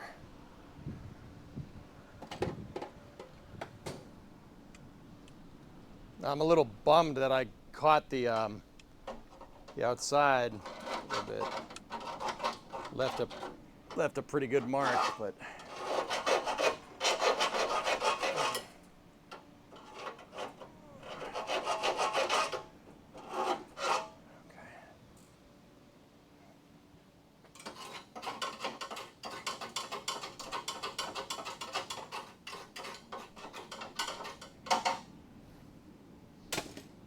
let me get my shop vac.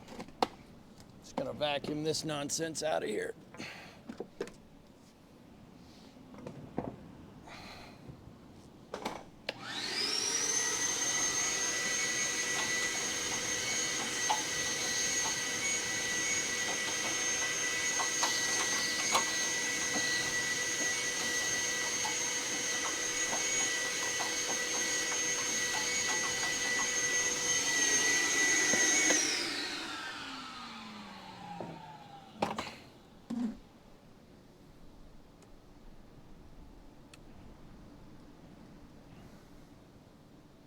Have you gotten the other weld nut welded in the other rail yet? No, Kelly, I have not done either of them yet. I was waiting to get them everything kind of situated before we did that. I did buy the hardware though. I went to the store. I went to the store today and bought a bunch of grade 8 bolts. I bought 8 bolts, 4 nuts, because that's what you need for the bumper bracket bolts. Out of the 4 nuts, 2 of them are not captive. Only one of them is. Vacuum's on a high car diet. Dude, it is heavy. That vacuum has a lot of car in it, man.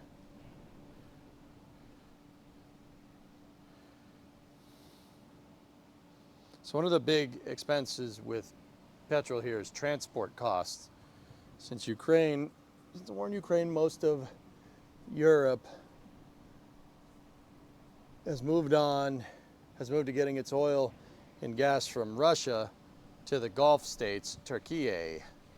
Most of Europe's imports was via pipeline, and it is now ship-based overnight, which our ports didn't have the capacity to deal with the sudden influx of oil imports. And since the other war, most of the oil tankers are going around to South Africa, whether through the Suez, further driving up costs. Yep, that sucks. Why don't you buy oil from us? I don't know, whatever. I guess cross the ocean, you can't do that. That's too complicated or something, right? Just buy it from us, we got plenty. Just saying.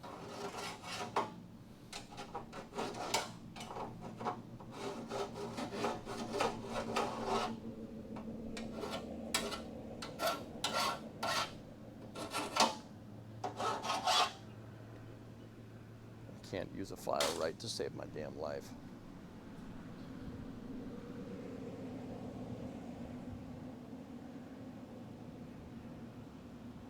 Your gas price is 80% taxed. I'm not saying nothing. If I say something, I get in trouble. I say nothing. If I say something, I will get in trouble.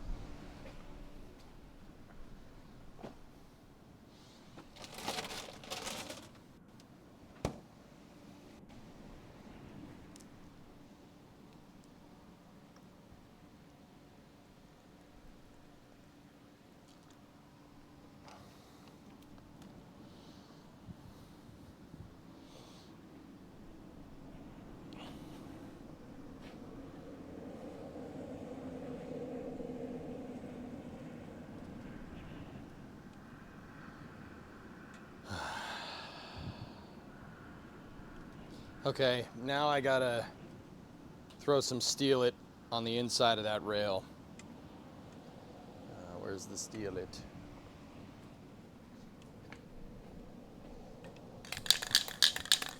Oh, this one's almost done, dudes.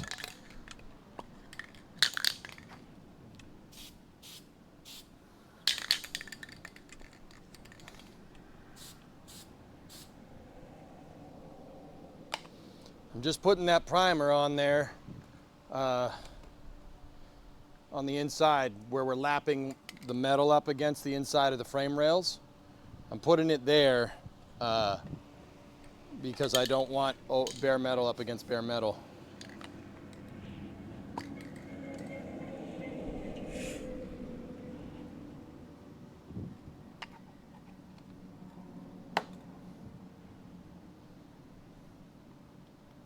So I painted the inner channels on the frame rail there, and yeah, we ready to weld this thing or what?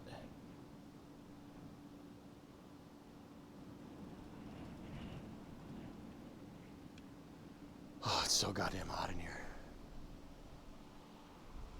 Sounds really empty. It's still got pressure, dude, for what it's worth.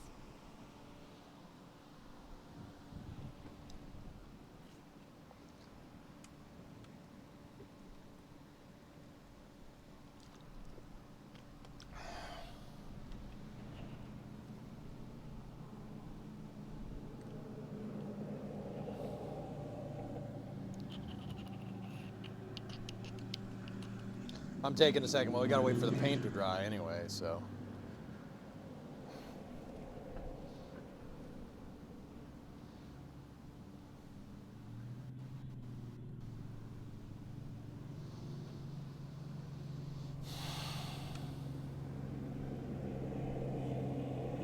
There's a dragonfly in the damn garage, and he keeps flying up at the ceiling because he thinks it's the sky.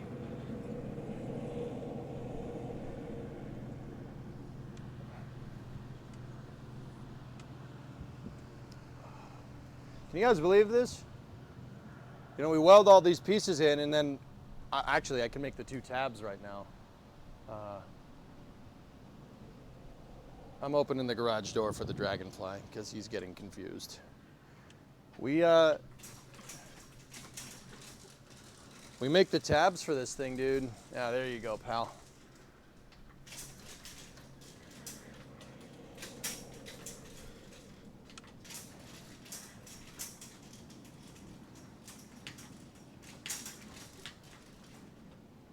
We make the tabs for this thing. We're, that's it. I think that's good. I think we got everything. I mean, that's pretty cool. We're almost done. I almost got the tabs remade. Almost there. This took, I will say, this took a lot longer than I thought it would, was gonna be. It took a lot longer. Yeah, I thought we would have the trunk finished by now, and we'd be working on rockers and whatnot, but no.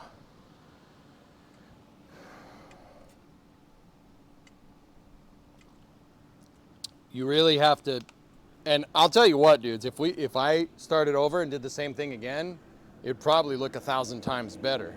Like, that's the thing. And that's what makes me kind of, there's a little bit of a relief, because like I'm learning and I'm getting it. Right? We're getting it. Winter is coming. Yeah. Dude, this thing needs to be a shell. It needs to be a solid shell by at least by the end of the summer. It has to be drivable. Huh. Crap. I'm gonna have to work on this more in the mornings. Gonna be sweet when you get the trunk bottom in. That moment is approaching pretty quickly, which is good.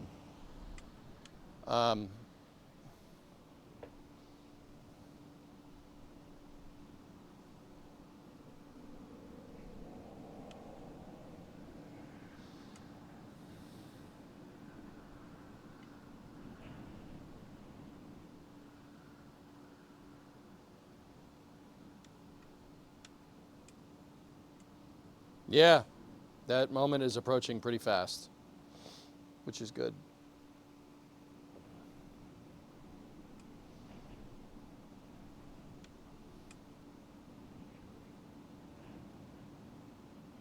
Yeah, once we get the frame rail, all the frame rail pieces welded in, dudes. Let me think. Let me really, well, nah, let's just wait for the paint to dry. Let's not get ahead of ourselves here too much.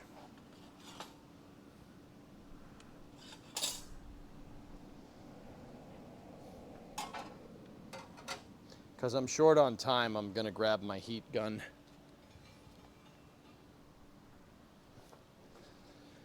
And we're going to watch paint dry.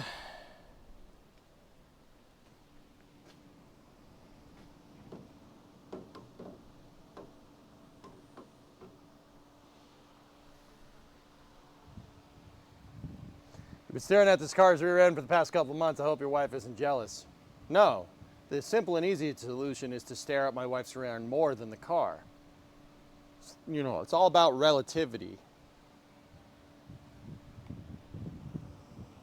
Right? That's science and stuff, bro.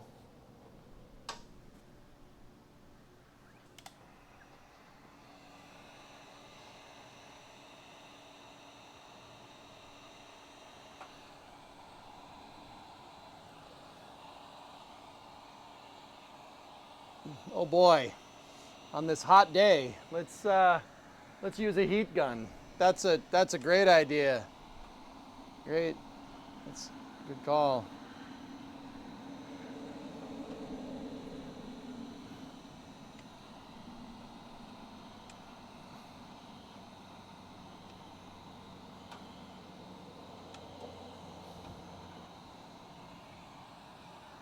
Is it bad if there's quite actually a puddle on the ground of sweat from me? Is that bad?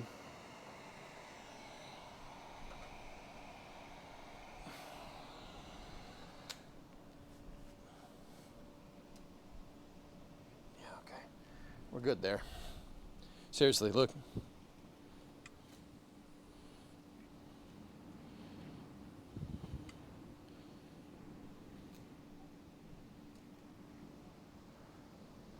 Keep drinking water. Oh, I am, dude. That's why I'm going a little bit slower, dudes.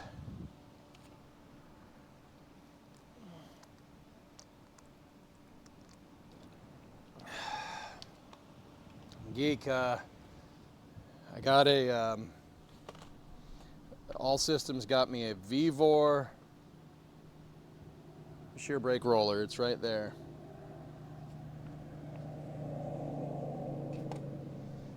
I'm going to read how to use that a little later tonight. The roller, though, is so clutch. That's so cool. You know what? I'm going to bend these. I'm going to walk into them and bend them, so I'm going to take them off.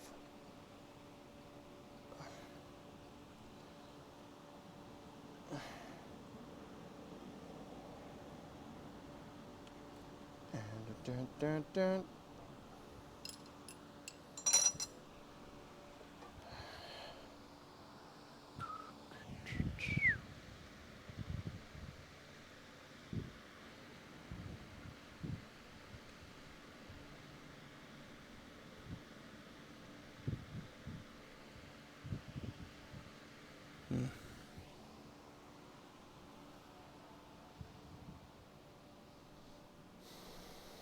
Gonna need to clear or make counter space to bolt that to. Yeah, I'll probably... shoot, I don't know where that's gonna end up. Probably next to the bench grinder. Yeah, probably next to the bench grinder.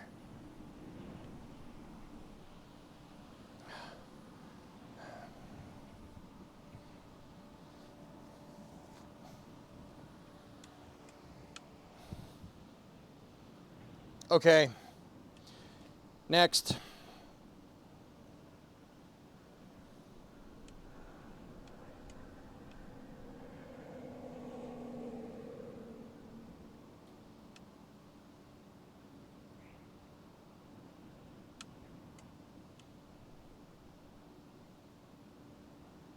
I'm thinking. We got to put the cross member back on. That's the next one.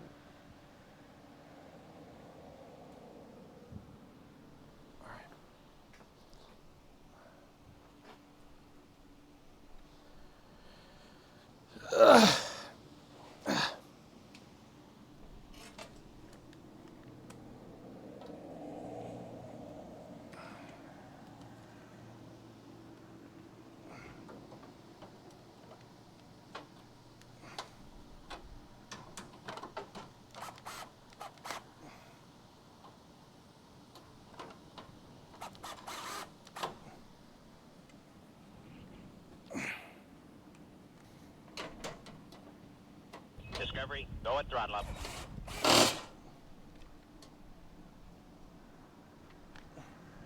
Who's that subbing? Who's that with the shub?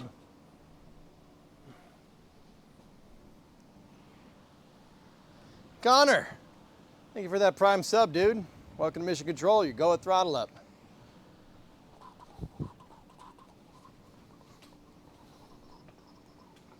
All right.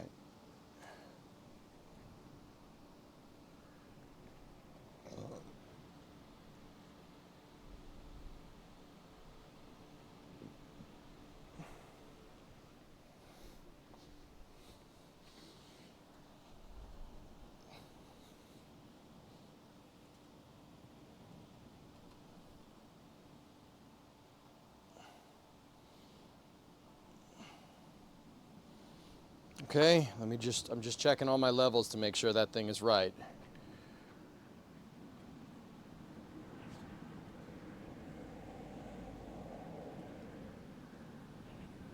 Discovery, go at throttle up. Man. You know, metal's sharp, right? What? Really?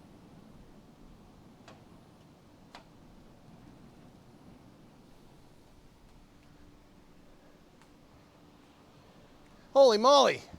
10-month resub, looking good, man. I'll send my the LS Stang up to you. All right, man. Nice.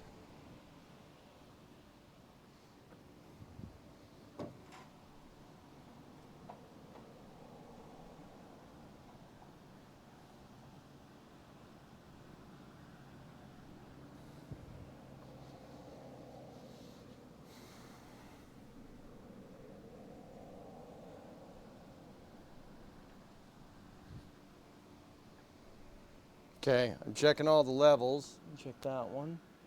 That one's good. This one is not. Why? Which way does this have to go? We've seen that exact thing before.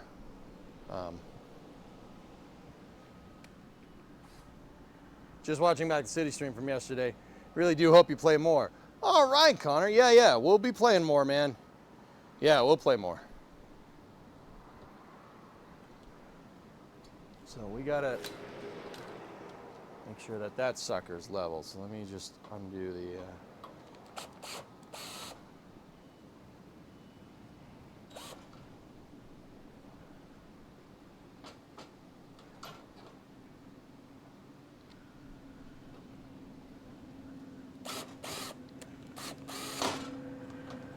in? Yeah. Okay.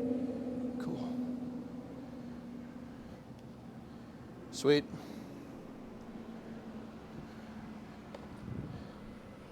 $90 Fahrenheit.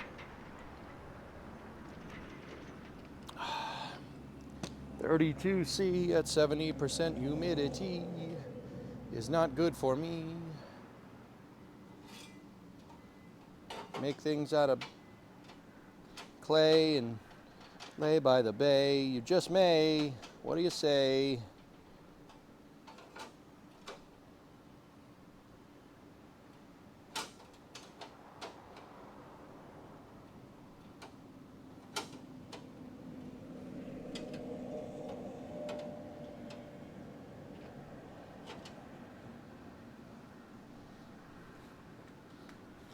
That was a song. I think Bruno Mars wrote it or something. I don't know. Maybe.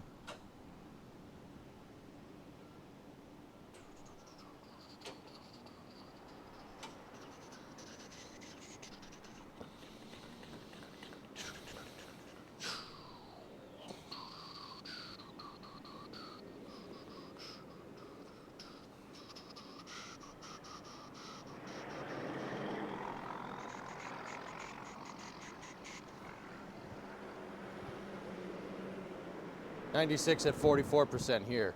It's only 44%, dude. 70% humidity. Look at me. I'm freaking sweating my balls off, dude. I have the worst swamp ass right now. It's terrible. It's terrible. The lightsaber terrible.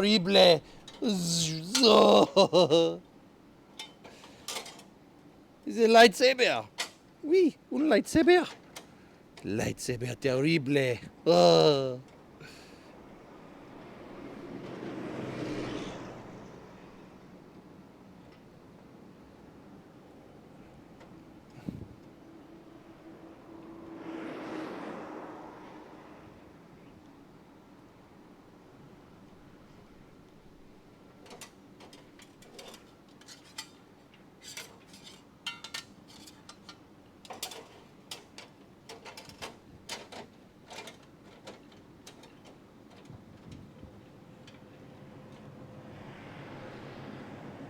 Ah. 95 at 60, you need to mow later. Good luck with that. 100 at 78. Block, you got me beat. Ah, dang, dudes.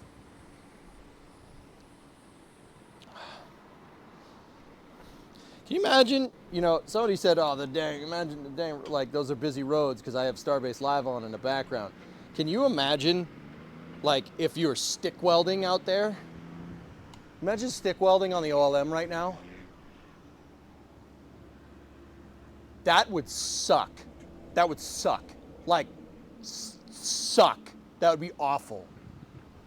Everything around you is metal. Like, imagine if you're welding inside the OLM. Imagine how hot it is in that damn thing. It's quite actually a big oven. Big money, yeah, those stick welders. Industrial welders make good cash. I mean, you got to do it for a while, but yeah, they make pretty good buck.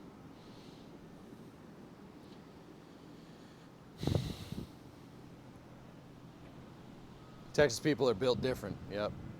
Think I could just hit 90 degrees at your house, and I'm on the West Coast, no humidity. I'm in the West Coast, no humidity. I'm in the West Coast, no humidity. I'm in the West Coast. I'm Nick. Meh, I have a tiny peepee. I'm in the West Coast, there's humidity. That's you. That's what you sound like. In the West Coast.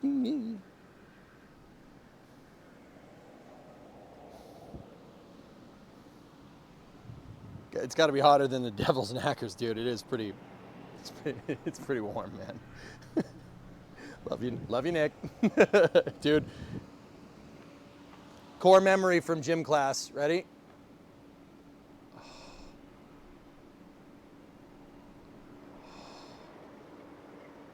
You remember doing this in gym class? Nice. Weather here is currently set to Florida, man. That's right. Don't you have AC in your office? Yeah, but the cold air doesn't stay in there from keeping the door open. You went to gym class? Yeah, dude, gym class was my favorite. I love gym. Guys, I like sports. I don't know, like I kind of slow roll that because it's this stream, but I do like sports. I've been watching a lot of baseball lately because the Red Sox are doing pretty good.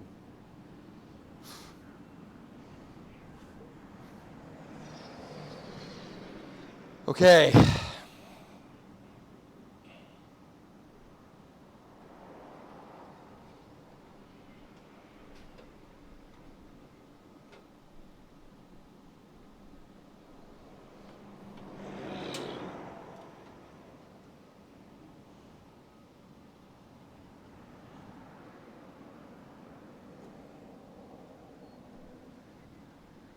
Now I gotta kind of figure out how this is all, where this is all gonna live. Secretly a jock. Yeah. Sox are on a 10-game win streak. Yep. What's this, gym class? Mets have been so-so. Soto has been weird. He's made some weird decisions on the field, Death, to be honest with you. But also, you know, I don't like the Mets because they're from New York, but also I kind of do like the Mets because frick the Yankees, right? Am I right? right? We got a kinship there, even though we don't like each other either. But enemy of my enemy, so, you know. 81, it's 84 at 70. Article, yeah, it's pretty much same. O's have been bad this year. Yeah, creep, they're not doing pretty good. They're not doing good. I mean, I think we can all agree. I'm a Braves fan, so you get, yeah, Uticas, yeah, all right, cool. Yeah. Yankees suck, go Brew Crew. Everybody hates the Yankees. That's great. We can all agree on that. All right, we can all agree on that. That's fine. Okay, fine. You know, if the Yankees play in the World Series, I'm rooting for the other team.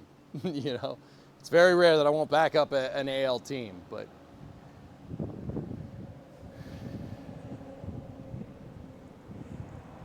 San Francisco Giants screw the bums in the Yankees. We hate Tottenham. I mean, that's a different sport, Big Pooh, but I don't mind Tottenham. I mean, I haven't even checked how are they doing this year, because last year I checked, they did not do great.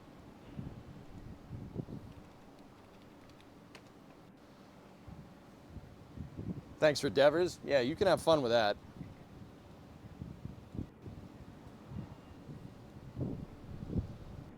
Let's see, Prem League standings. Dude, they're in 18th. Yeah, that's fine. They can. Tottenham won the Europe League Cup. No way, dude. They got hosed. Season starts mid-August. Huh. I know that Chelsea just won the. Chelsea FC just won that thing that they were playing here and no one cared. They won that though. You could work at Boeing talking and not working a bunch. Nice. Nice. That's good. That's good, man. Yeah, you could. Yeah, it's easy to say from the peanut gallery, Brun.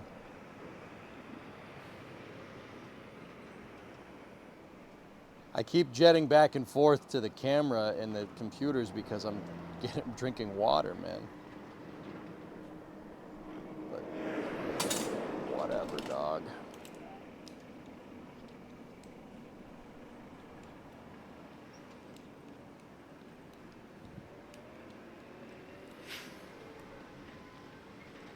I love the pronunciation of Tottenham. Yeah, I know. Wouldn't it be like Tottenham or something? I don't know. Totter, teeter totter, whatever.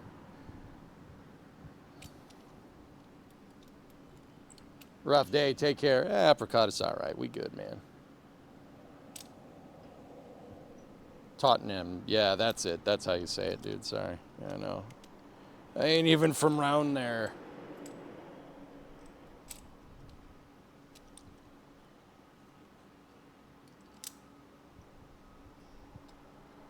I don't mean to be disrespectful when I said it.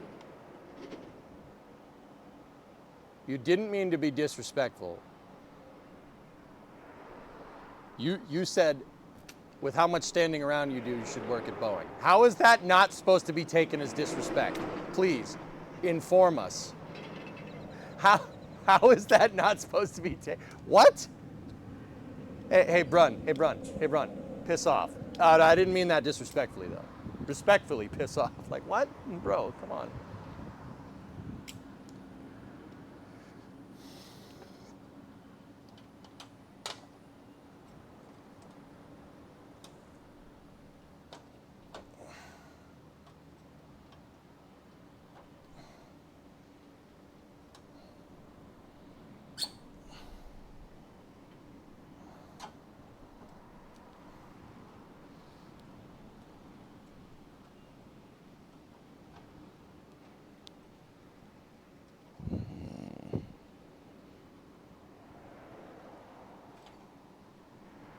I may need to take a piece off of this.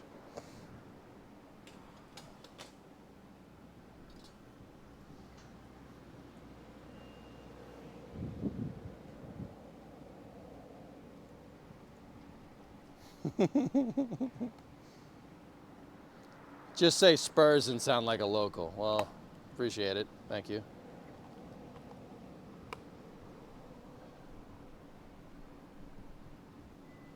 Aren't you from the Northeast? You can take a hitter now. Yeah, well, of course I can. But I'm going to dish it right back, dude. You want to speak in the local dialect, we'd probably have to wait till after hours, man. Yeah, Article, we're gonna have to. I thought I might be able to weasel it in right, but so what's going on is I'm going to put it up against here and it's hitting this. We're not gonna be able to get flush. I thought I could weasel it in there like that, maybe.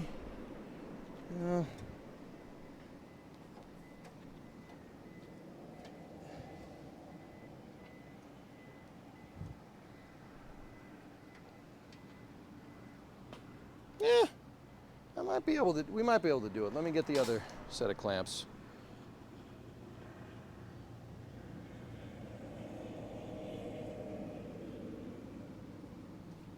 Wait a minute. Tottenham is called the Spurs? That's gonna mess with me because we have a basketball team in San Diego named the same thing.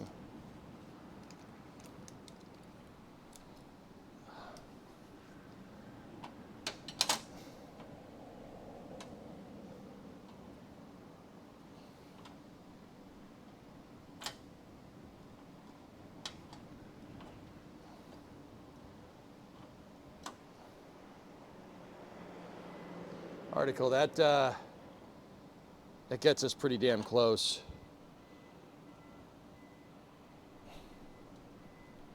Discovery, go at throttle Go up. at throttle up.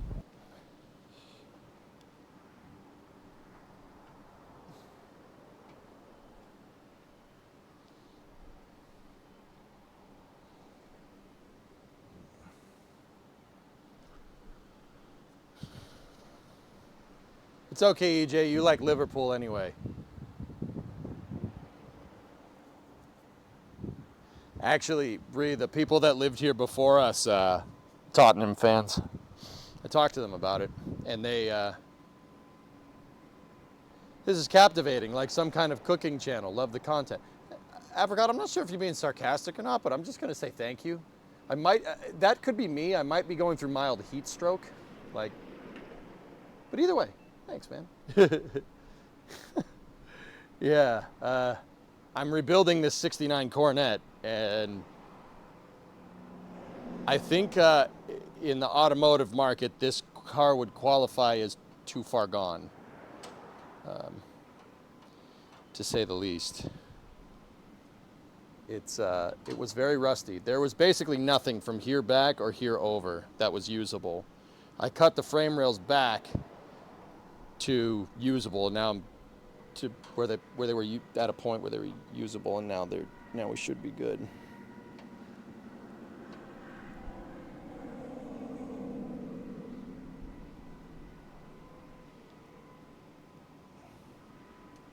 Cool.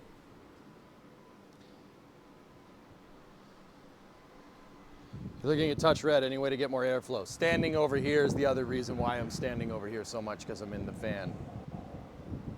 The Miz showed out last night. Yeah, right. You need to follow a Scottish team too. Choose wisely. What team do you like? What's their rival? That's the team that I like.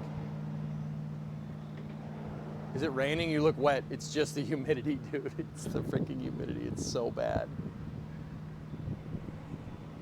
Show the rusted piece you removed? Yeah. Apricot, here. I really enjoy the knowledge. Oh, thanks, man. Hell yeah. Well, I appreciate that, dude. Right on. You want to see what was here? Check this out. So you saw that metal. You see this metal piece, right? See this metal piece that I've been working with here. That's the remade piece. That's what was here.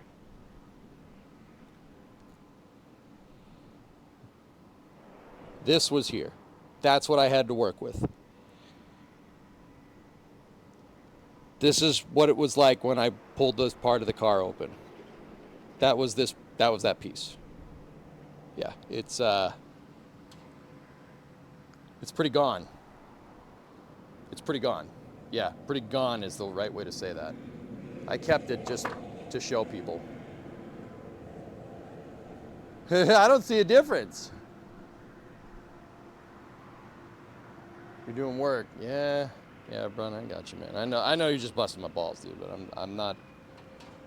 In New England culture, I will dish it right back. That's how we roll.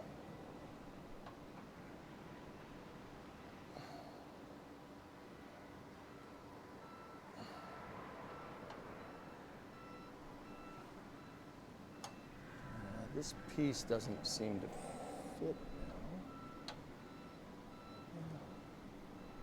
That's where that needs to be. Just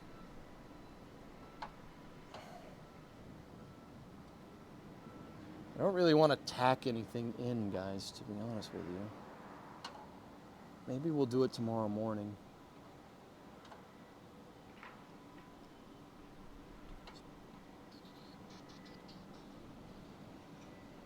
Oh man, hold up, look.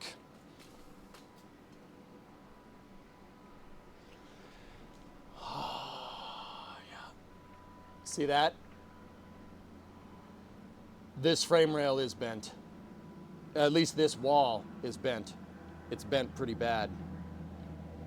That should not be that far out like that. Oh my goodness.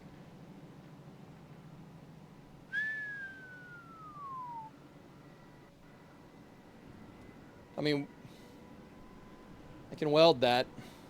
I shouldn't, but I can weld that. It's funny, that looks to be pretty much the distance that we were out on the bumper bracket. At least, yeah, so the very back of this is kind of bent. It's okay. It's not going to affect the structure too much as long as I weld it all together. Is it possible that this piece is 180 out? I don't think so, dude.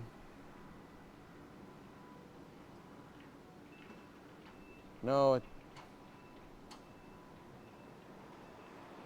mean, I can always bend it.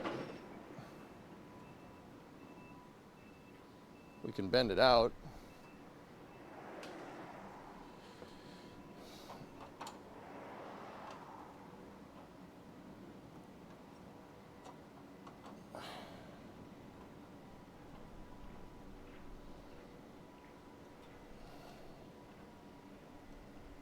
I just bow this piece out a little bit. We can compensate for it.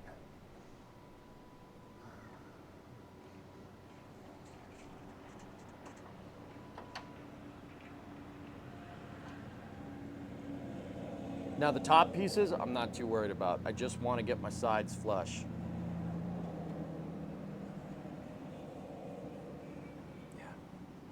Yeah. Okay. All right, this needs more finagling. We got to fiddle around with it more.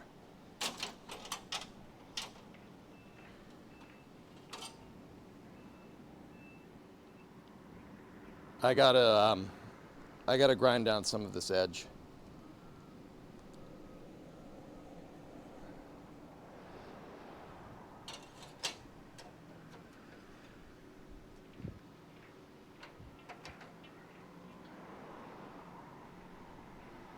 So let me get my punch, right?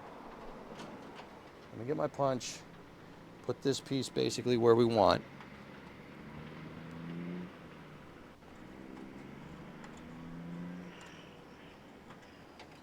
And what I did was I scribed. Can you guys see that? It's hard to see it. Let me turn it like that. I scribed how much we need to take off and where we need to take it off, right? So if we just, I'll use the bench grinder. I can use the bench grinder and we just zap that bit off. That should be good. It should fit. So it's time for you guys to get Vivitard.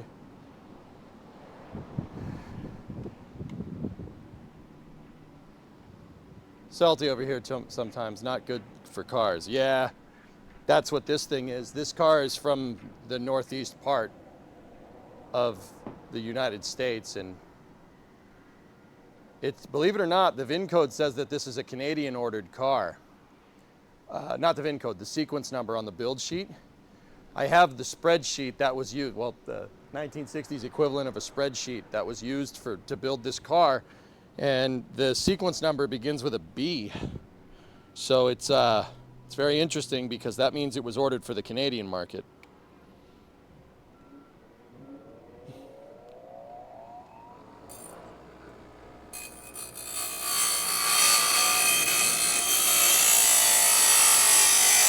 So it's been in areas that's salty. That's what I'm trying to tell you.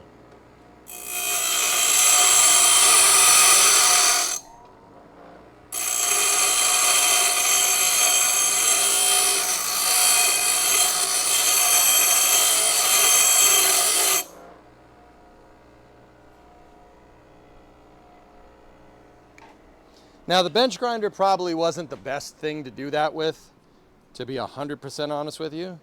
Probably wasn't the best thing to do with this piece. However,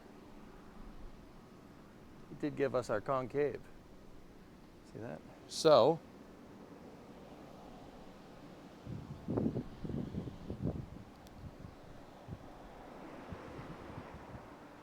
Aberdeen, Celtic, Dundee, Dundee United, Falkirk, Hearts, Hibernian, Kilmarnock, Livingston, Motherwell, Rangers, and St. Mirren. That's them in alphabetical and unbiased form.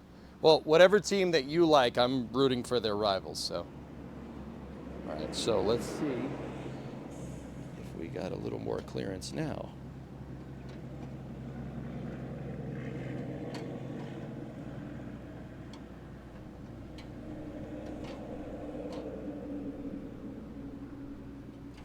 Yeah, I gotta go a little bit more.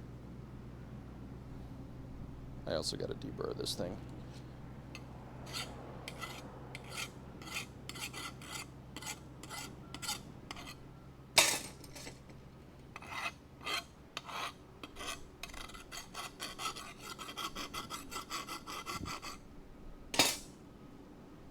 I'm gonna have to clearance a little bit more. Back to the bench grinder. You guys just look and make sure the frame rail doesn't move at all, okay?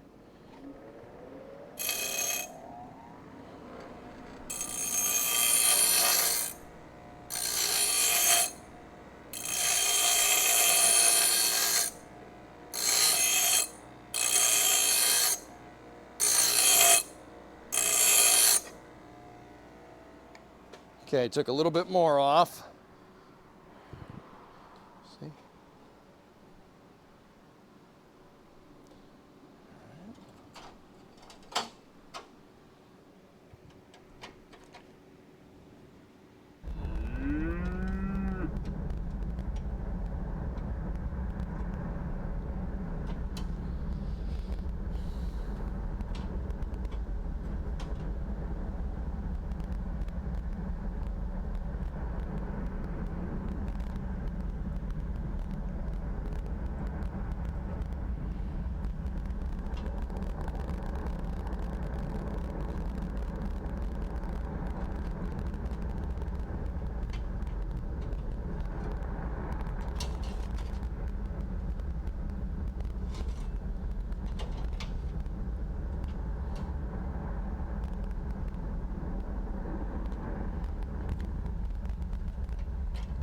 Yeah, got to take a little bit more off of this piece.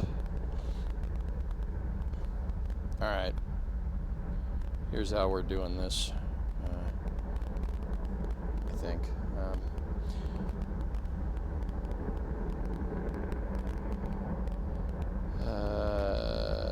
I could keep using the bench grinder. And you know what? I'll just keep using the bench grinder. Should be easy to take a little bit more.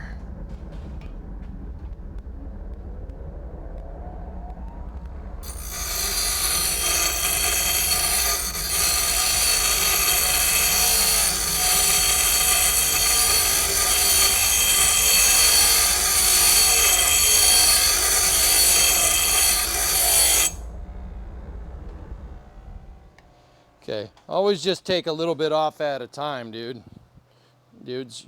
See, I kind of got a little hot there, but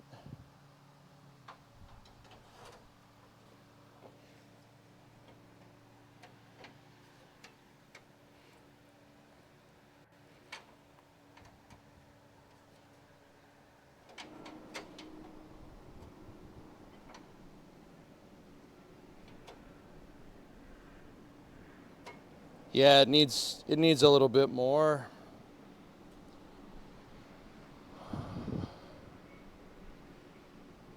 Moo McGregor.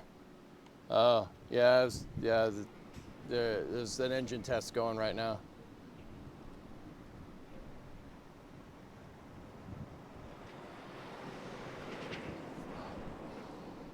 I'm trying to do an orbital simulation in Godot, but I don't know why the moon accelerates millions of meters a second in a single frame and then just goes.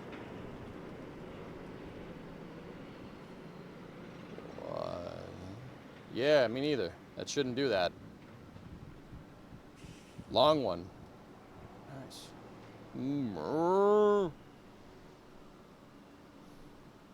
Now try and read out a list of Welsh teams. What's the Welsh team? The only Welsh team that I know. Wrexham. Yeah.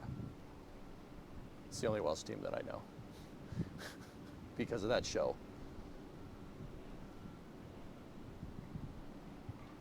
You wore the EJSA rocket tee to your corporate meeting today. They liked it. Did they know what it was? Vin, or did you have to sit there and awkwardly explain what I do?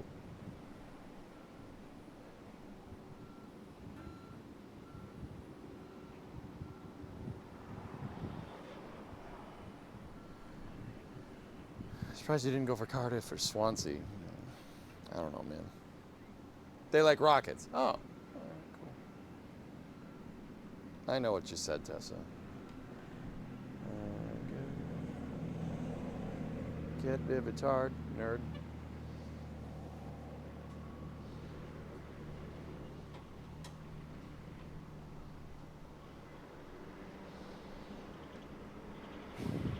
Let me try to plant this thing in position.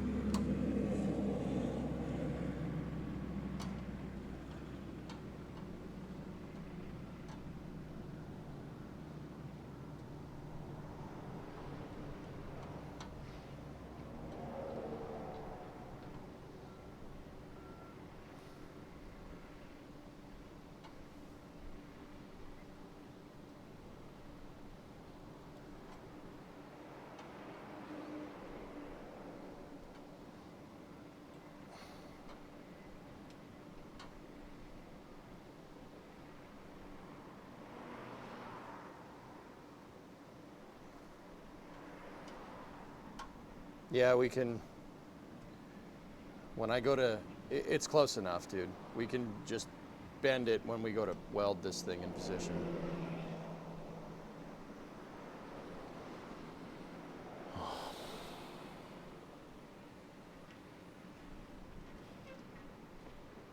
Hold on.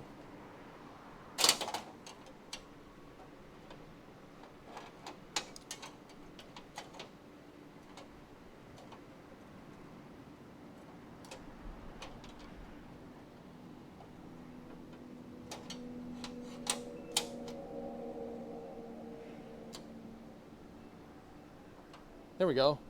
Actually, just needed to be finagled around a little bit. Look, article, how's that, man? Pretty good. We flush. We flush on both sides. Yep, flush here, flush here. Yep. There it is, man. That's it. Right there, and then we can make up the bends.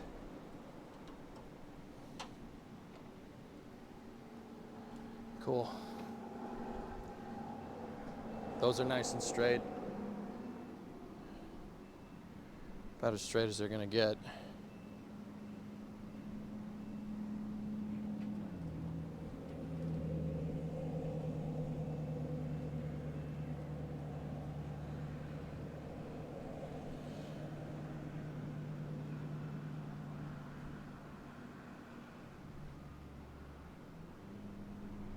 See if we can finagle this one around a little bit more.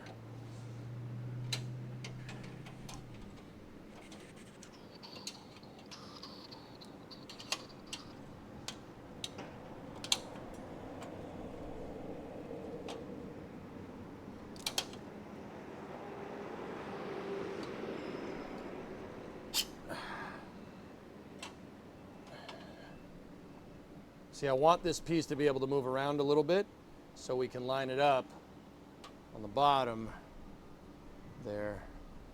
There we go. Okay. Let me just make sure that everything is level here before we go any further.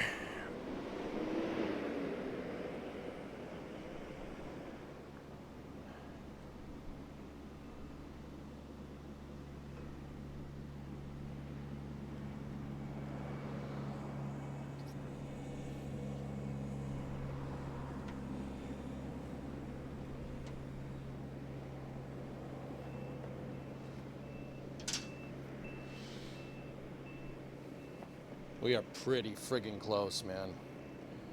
Everything is pretty damn close. Like, take a look. That one on the outer perch, she's good, right?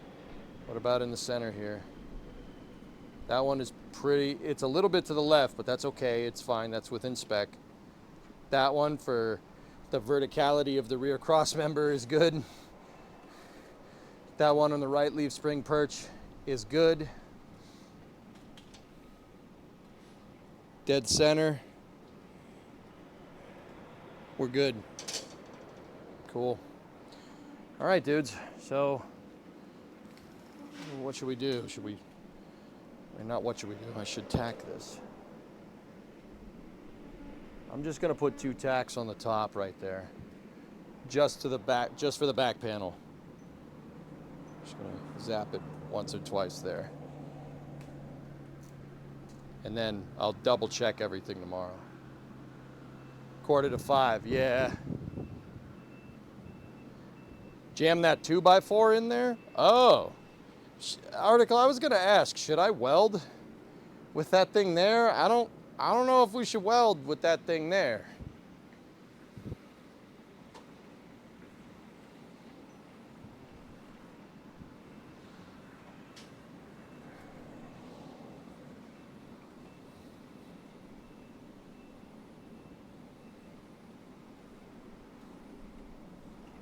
That's certainly going to push everything up against each other.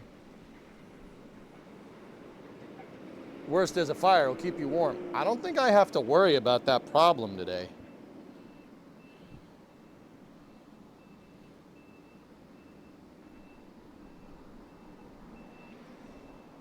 Good. Good. We're flush on both sides. Are we flush on the bottom? Now we are. We're gonna have to bend these frame rails up, or the frame rail flanges. They got to go up a little bit. See the gap right there? But we can do that when it's welded. I have my Metal Bender 5000, so wouldn't worry about that.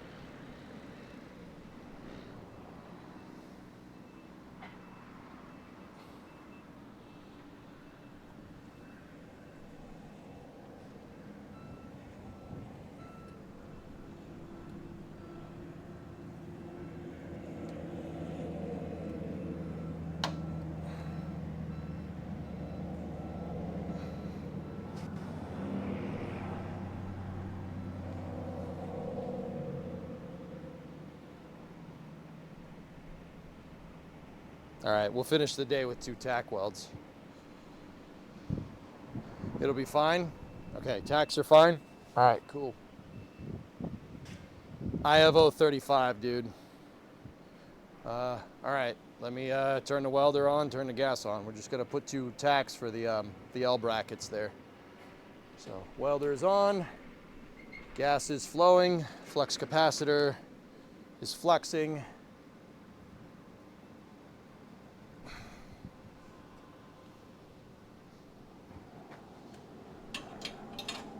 Grounding strap is on, gloves and steering wheel. Gloves and steering wheel. And last but not least, helmet.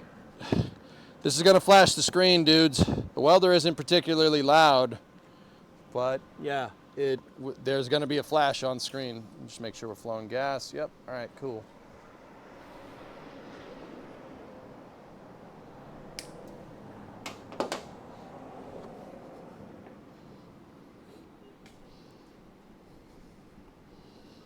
Let me just double check everything is level again. Okay, here we go.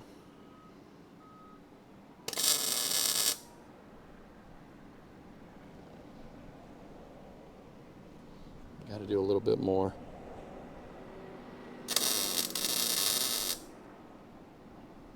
There we go.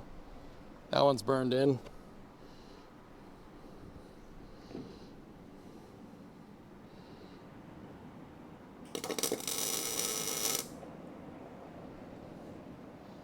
That one went a little popcorny on me. Did we blow through? Oh no, no, we didn't blow through. It's just a plug weld mark. That's fine.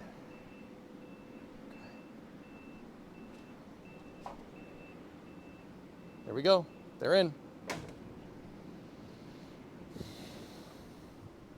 So those are just two little small boy welds right there that are going to hold these plates in place. This thing should still be able to move. Good, good, cool.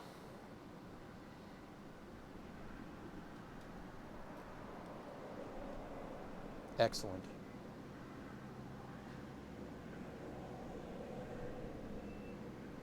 Yeah, you guys need your safety squints.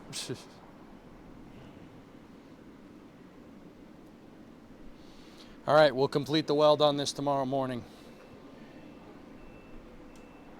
Close gas, welder is off.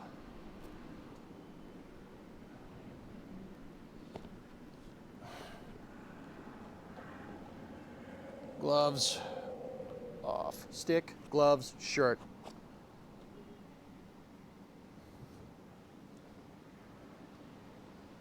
Your eyes are all right, don't worry. All right. Well, there we go. We're gonna have to mess with these ear pieces here because these have to I have to weld a piece on that overlaps here. But that's okay. We can do that.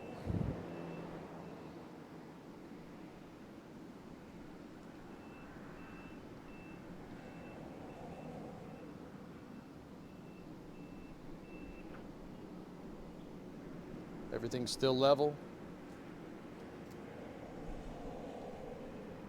Yep.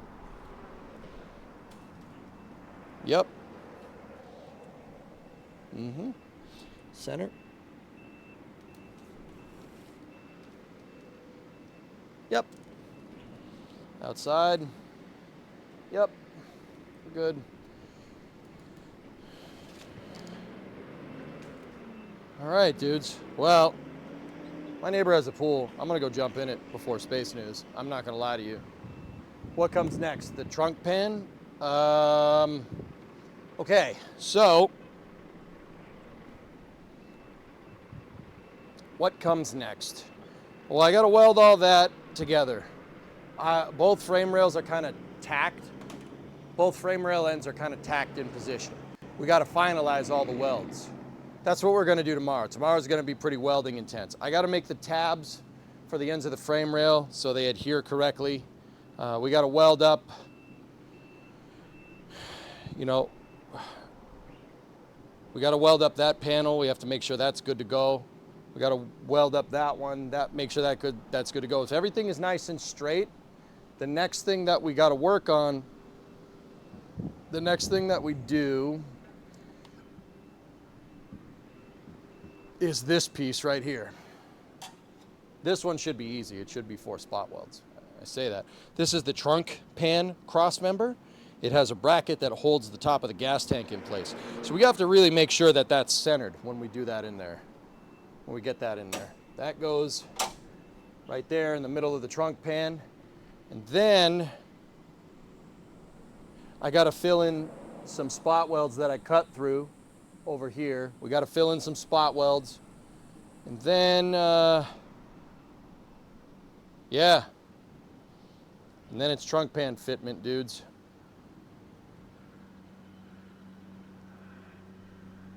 Yep. Then we could start putzing around with that thing. I also have to, before we put the trunk pan on, I'm going to go through the frame rail channels. I'm going to clear them out completely, and we are going to spray them down with undercoating and stuff. Or actually chassis paint. Chassis paint would probably be fine. And then all the gray that you see over here is just primer. So I'm probably gonna hit the whole thing inside and out with chassis paint before we put the trunk on. That's probably what we're gonna do. Yep. We should be able to take these things off here.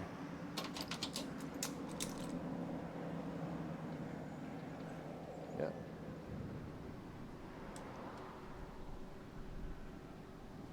Cool. I'm gonna put them back on just because, but.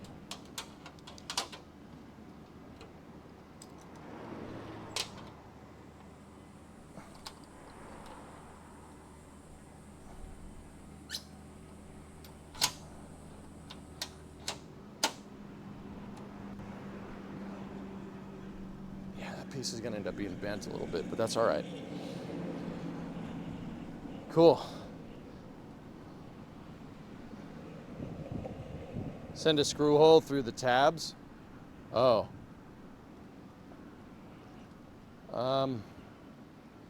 Yeah. I'll just leave the clamps on for now, dude. I'm sweating my balls off. That you're right, and I should do it, but I'm being lazy. The CDR for HLS is happening in August, according to a NASA GAO report, with 2 uncrewed landing attempts next year. Cool. Maybe you'd like to work on an MG someday? Sure, man. MG would probably be easier than this thing. Well, depends on the work. If it's the motor, yeah, easy. Sure. I can work on old cars. I'm teaching myself how to do the metal work. But the engine and stuff, that ain't no problem. I can get it running. I got this thing running, and this thing was not doing well.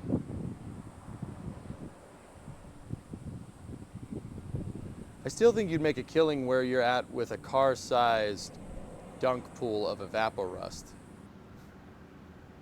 Yeah. That'd be pretty funny. Bring the camera so we can rate your swimming on 1 to 10. Also, don't let a bee sting you. No. Man, all right. All right. Well, anyway, that's going to do it for for part 32 of the crew cab Charger build. Man, is this involved. But that was, if you remember, almost tripped on my impact wrench. If you remember, that's what this project was all about. This project was, okay, what does it take to fix that? What does it take to fix a car that's too far gone? So, part 32 of about 200. Yep, for real. For real, dude.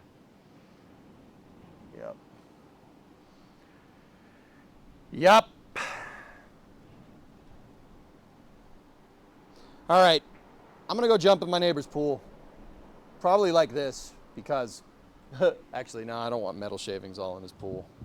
Anyway, so that's gonna do it for this part of the stream. Guys, on YouTube, you're probably gonna get a momentary loss of signal. The stream will recommence at 5:30, which is in about 30 minutes. We will come in tomorrow before KSP, and we'll weld all that into place. We'll get all the welding done tomorrow. We know exactly what we need to do. We don't need to make any new parts. The only part we need to make is the frame rail tabs, and that's whatever. That's easy. Yeah.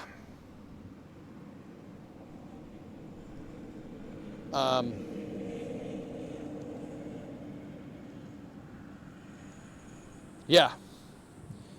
So I'll see you guys tomorrow morning for part 33, getting all that welding done, and then Kerbal tomorrow, and then probably Cities for after hours too. But there's still plenty of this stream left because we got the summer car special. Okay? Summer car special. We spend the beginning of the stream working on our summer car project. Then there's space news, and then we spend the end of the stream working on our virtual summer car project in a game called My Summer Car, where you build a car. Still got plenty of stream left, so it's gonna be a momentary lost signal for about 30 minutes. I will be back. I'm going to jump in the pool. I gotta cool off. So I will see you guys in about 30. Thank you very much for watching. I hope you enjoyed part 33. Plenty more stream to come. Stand by for loss of signal as expected. Needs to be a winter car project. This one is probably going to extend into the winter. But yeah, don't. Summer car, summer car.